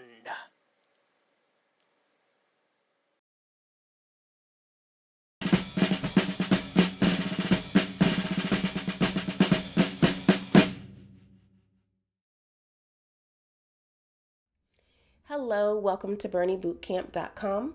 My name is Aisha Hollingsworth Thomas, and I am a volunteer with Virginians for Bernie. And today I'm going to show you how to make your own My Bernie Story video. One of the most important things we can do is share with people why we ourselves are supporting Bernie Sanders. It's been proven that when two people argue about an issue, they usually both come away from the argument more committed to the positions they held than before the argument. So instead of arguing, you want to try to share or talk to people about why an issue or a candidate is important to you and what you're passionate about. You want to give the person room to listen without feeling like they have to defend their own position. And that way you can give them room to make up their own mind, because you're not going to change somebody else's opinion. They can only do that for themselves. But what you can do is share with them honestly and authentically why the things Bernie is fighting for are so important to you yourself. When we are vulnerable, it gives others the opportunity to be vulnerable too. All right, so take a moment. Think about why you yourself are supporting Bernie Sanders. Why are you passionate about the campaign and getting him elected? Think about what having Bernie Sanders as our president would change in your life and the lives of people that you love. And also consider why not having some of the policies he's fighting for may have already cost you and your family. Go ahead and jot down some things that come to mind. And don't forget to be vulnerable. Open yourself up and don't censor yourself. Hit the pause button and come back. All right, you done? Good. Now, pick the one that's strongest for you. Which one of these are you most passionate about? Which one is going to inspire you to get on the Burn app and get on the dialer and fight for the change that we need? For me, that's easy. It's Medicare for all. But I want you to take a moment to figure out the one that is most important to you individually. After that, we're going to take a look at how to shape our Bernie story video. What is the actual video going to look like? Well, first, you want to make sure to introduce yourself and you want to share your personal story. And then you want to tie it to a value statement, a value that Bernie Sanders holds that relates to your own personal story. We want to tell our friends and family how he's fighting for that particular issue and how his policies would improve that issue. And then finally, we want to thank people for watching, invite them to support Bernie in the primary, and ask them to take a quick survey. So to make your video as clear as possible, you want to record it where there's good lighting, not a lot of background noise, and you want to create a short outline before you even begin recording. Then you're going to get into the Burn app and get your video uploaded. I'm going to show you a quick video clip from the Bernie Sanders campaign walking through the actual app. That way you know what to expect when you get online to upload your own My Bernie Story video. Record My Bernie Story is at the very bottom, but I would also ask you to complete your profile as well. So you would do that, and then you would record My Bernie Story. You would go to this slide that says how My Bernie Story works. You would record video, then share your personal story page, and then ask your friends to fill out a survey. I'll show you in a minute, but then you go next. Before you record your video, we want to make sure that we have your name there. So Youngjung Cho, and I would like my display name to be Youngjung. So this is really important because when you share your video link, it'll say Youngjung's story. So that's why we ask for your name there. And then here we go over the outline for your story. So you should introduce yourself, tell how a Bernie presidency would change your life, then invite the viewer to take the survey about the election. Then you would press record your Bernie story. So this is me right now. Hello, everybody. So after you record your video, so it's recording, I would pause that, and then I would click send the video message. Or if you don't like that, you can press re-record. So after you press send video message, which I'll just do just to show you, you will get to this page that says survey your friends about Bernie. That's it. It's pretty simple, right? It doesn't have to be long. You want to keep your video about a minute or so, and then you want to upload it and share it across your social media. So you can put it on Facebook, Twitter. You can even email it to your friends and family with a link to that short survey.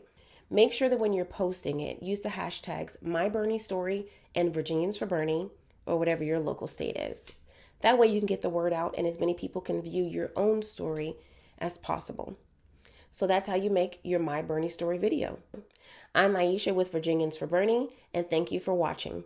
I'll see you next time at BernieBootCamp.com.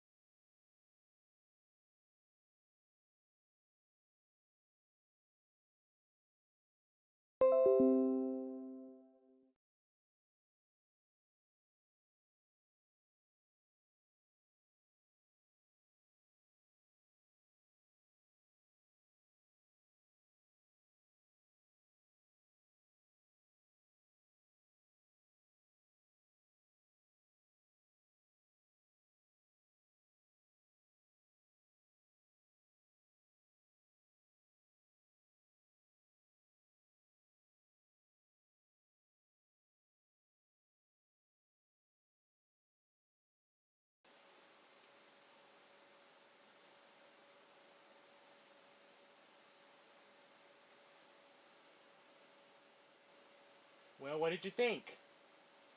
I told you in my previous video it'd be longer, be big. For those who stayed around, for those who watched the whole thing, thank you. But I did forget to mention.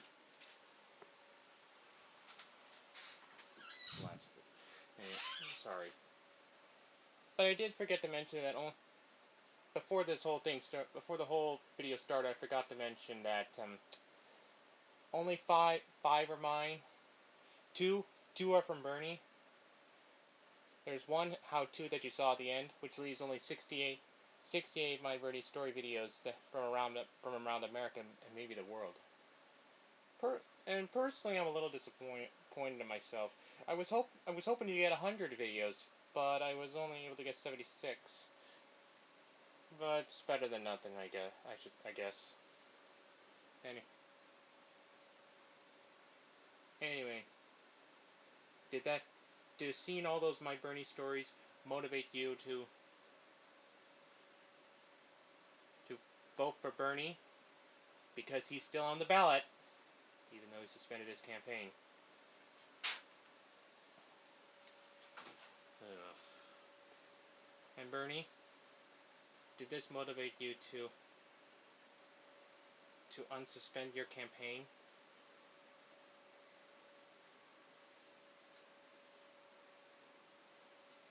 Because if not, then Bernie, come back, please. Everyone wants you to come back. Please. Have you even? I don't even know why you had to. Personally, I don't know why you run Democrat if they're just gonna keep rigging. If the corrupt DNC is just gonna keep rigging it against you every time you run, and they don't want you for president. Maybe you should run for a different party, like the Green Party or the Independent Party or something.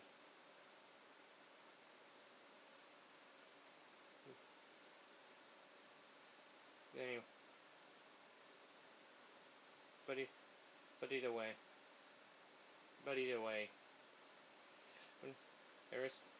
But have you? I don't know why you consider endorsing Biden. Because have you even looked at his past record? Have you?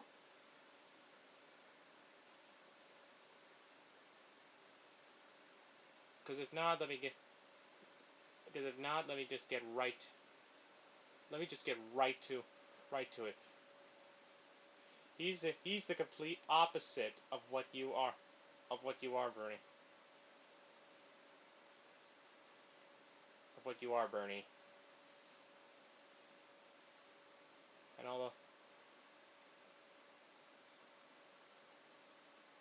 And let me compare.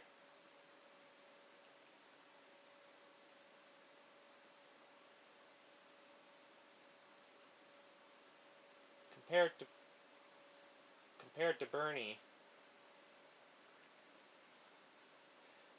they are basically Bernie Sanders and Joe Biden are two different sides of the same coin on both moral foundations and political ideology. Bernie Sanders is a public servant who serves the people, favors the working class, has a progressive agenda, seeks positive change, is against class privilege, fights exploitation, helps regulated markets, favors social safety nets, is motivated by purpose, is firm on principles, opposes corruption, favors social welfare, is loyal to ideas. He's substance. He has character, and he's honest. And compared to Joe Biden, who's a politician who serves the corporate, favors capital class establishment, agenda, maintains the status quo, protects class privilege, defends exploitation, favors free markets, favors minimal safety nets, has a self-preservation is compromise. He compromised principles. He enables corruption. He favors corporate welfare. He's loyal to donors. He's superficial. He cares about his image, and he's deceptive. That's harm. While Bernie is good. And if that's not enough, let me say this.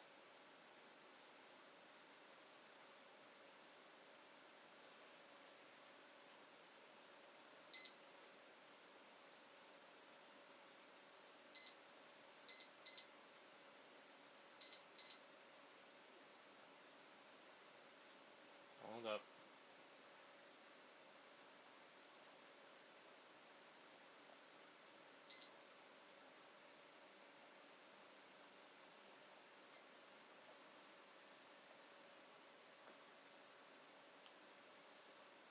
All right.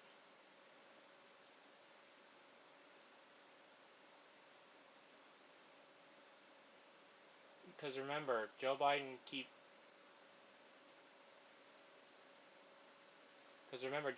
keeps trying over and over and over and over and over.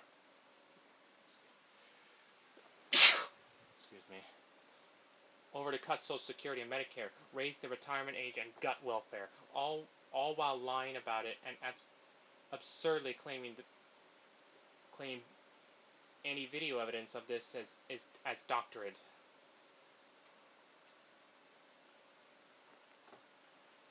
And if you forgot, and if you didn't know, his VP administration. As VP, his administration did the following: deported more people than any other in American history. Deported people at a higher rate than Trump's administration, even according to ICE themselves. Built the inhumane concentration camps in which children separated from their families are still illegally caged, beginning the practice which Trump has now continued. Ugh.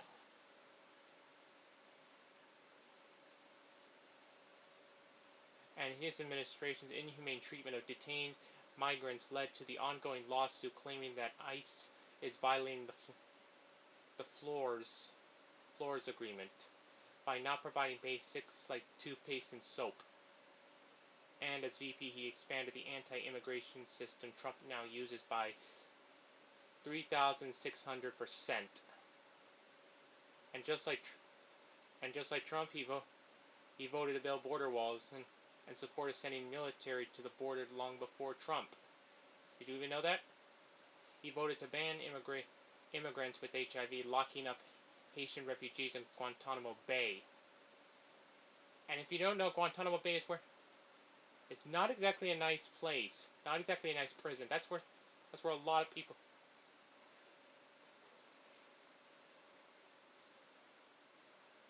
Guantanamo Bay is ruthless at getting information out.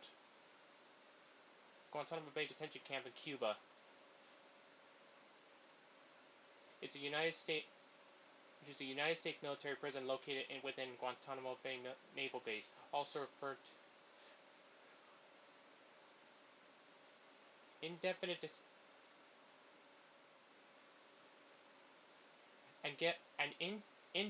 detention without trial and torture have led the operations of this camp to be considered a major breach of human rights by Amnesty International and a violation of due process clause of the 5th and 14th Amendments of the United States Constitution. And the camp was established by U.S. President George W. Bush's administration in 2020 during the War on Terror.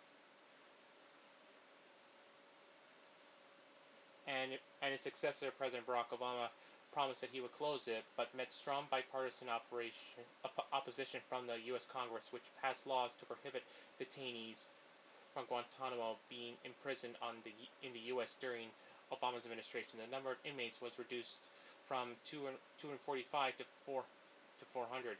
Most former detainees were freed and transferred to other countries. And in January 2018, President Donald Trump signed an executive order to keep the detention camp opened indefinitely. In May 2018, the first prisoner was transferred during Trump's term. The reduced number of inmates to 40. This reduced the number of inmates to 40. Hardly that much. So if you think, I have no clue. I don't think he will close this. I don't think he'll close Guantanamo Bay. I think he'll keep it open. And if we don't, and if Biden does become and Bernie, if Biden does become president, we're just replacing one Trump with another. That's basically it.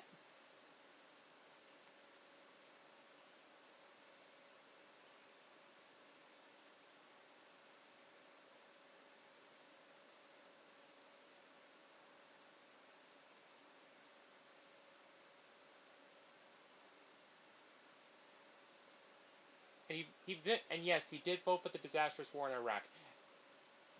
And he even lies about it quite often.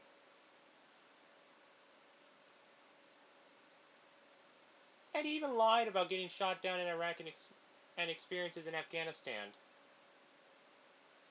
He even refuses to even acknowledge that Trump's illegal and unjust assassination of an Iranian general was an assassination, which I consider an assassination.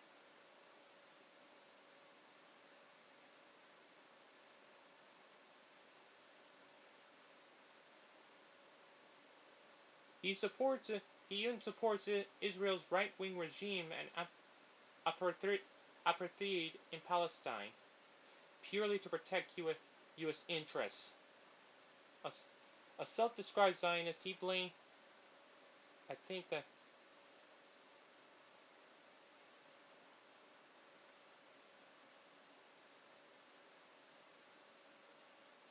Joe Biden, a self-described Zionist, says he blames Palestinians for multiple U.S.-backed Israeli massacres, including an attack that killed 9 peace activists. He even lies about protesting the Vietnam War, fought to keep Vietnamese refugees who aided America during the war from coming to the U.S., which I believe was wrong. Give me a break. Give me a break. We owed the Vietnamese that much.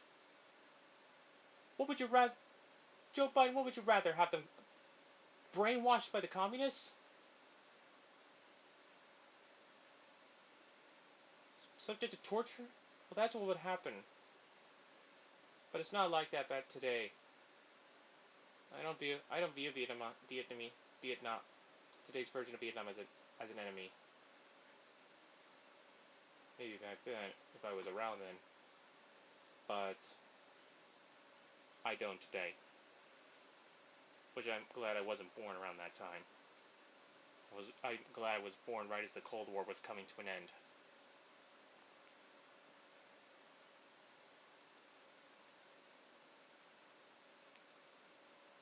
And Bernie, he's great. Joe Biden is graded an F- by the leading climate groups, the Sunrise Movement. He still supports fracking, oil and gas exportation, and the building of new fossil fuel infrastructure. This can only go on for so long. Eventually, if we don't do something, the whole world will run out of oil. And what will happen then?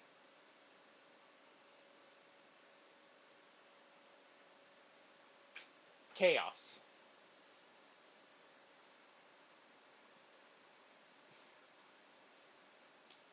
And he's on. And did you even know Biden is often rude and condescending towards young climate activists and those asking about the issue, even making uncomfortable physical contact with one woman? Sorry.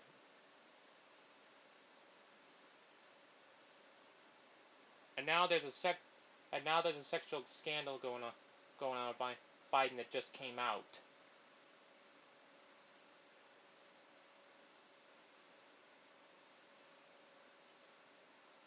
So Bernie, you sure you want to keep your endorsement to Biden?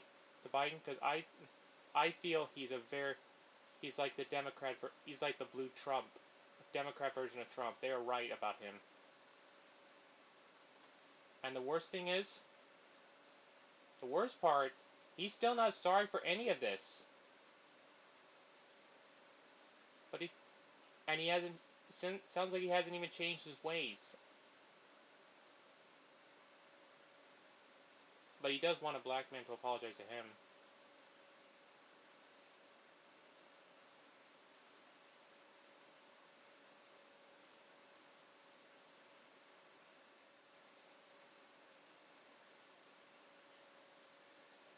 Because for the part about being a segregationist or something.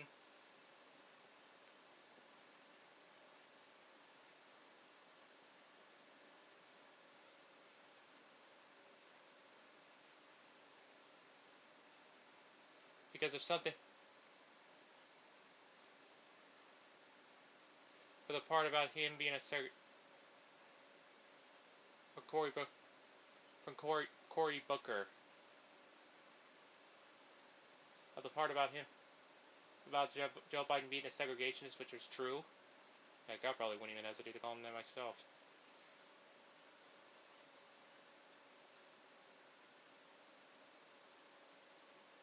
So please, so please, Bernie, I'm begging you, come back. Either that, or change your endorsement from Biden to Hawkins. Now that guy is is the candidate we all is a candidate that could be our backup choice in case Bernie doesn't come back or the DNC rigs it again.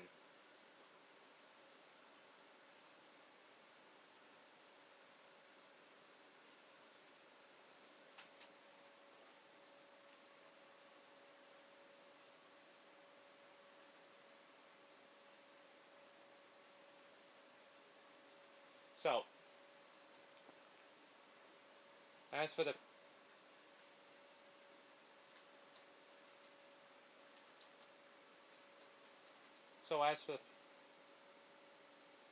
please, that's our message to you, Bernie.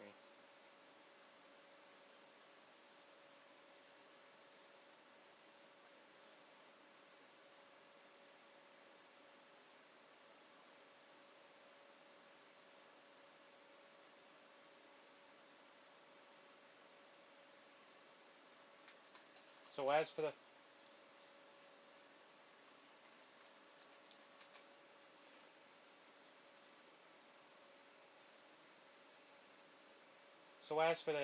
Bernie supporters, here's what I say.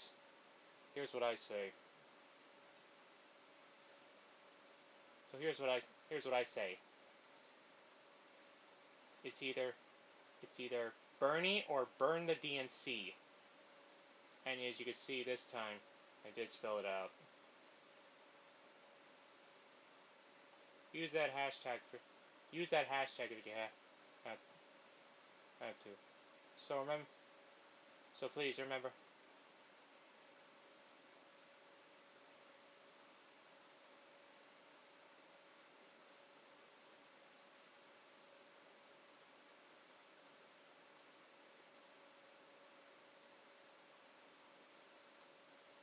So please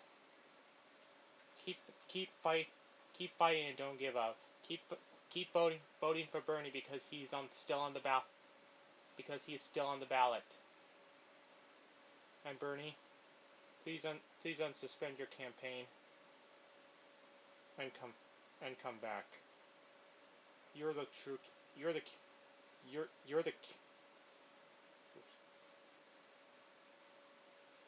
candidate everyone wants. Nobody wants Joe Biden, and those that do are listening with don't even see the truth.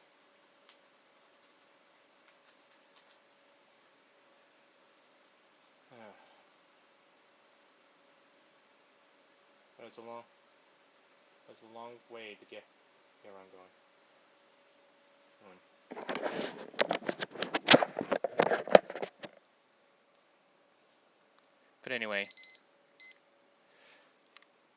But anyway. Hey, tomorrow. But that's all for today. That's all for today. But that's all for today. Tomorrow, I'm gonna go over what's gonna be on my channel from now until I'll mention it later. I'll mention it in the video. But until then, thanks for watching. Don't forget to like, comment, subscribe, and leave a comment down below. And if you can, help my channel help my channel keep its 1,000 subscribers by sharing this channel with as many people as you can. Friends, family, complete strangers. The possibilities are endless. And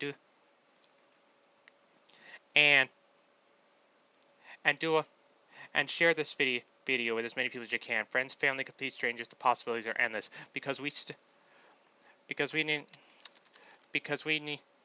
no matter what, we need to get Bernie in that White House. He's our FDR, our only hope. And until then, this is Jeff Bartle telling you all to feel the burn.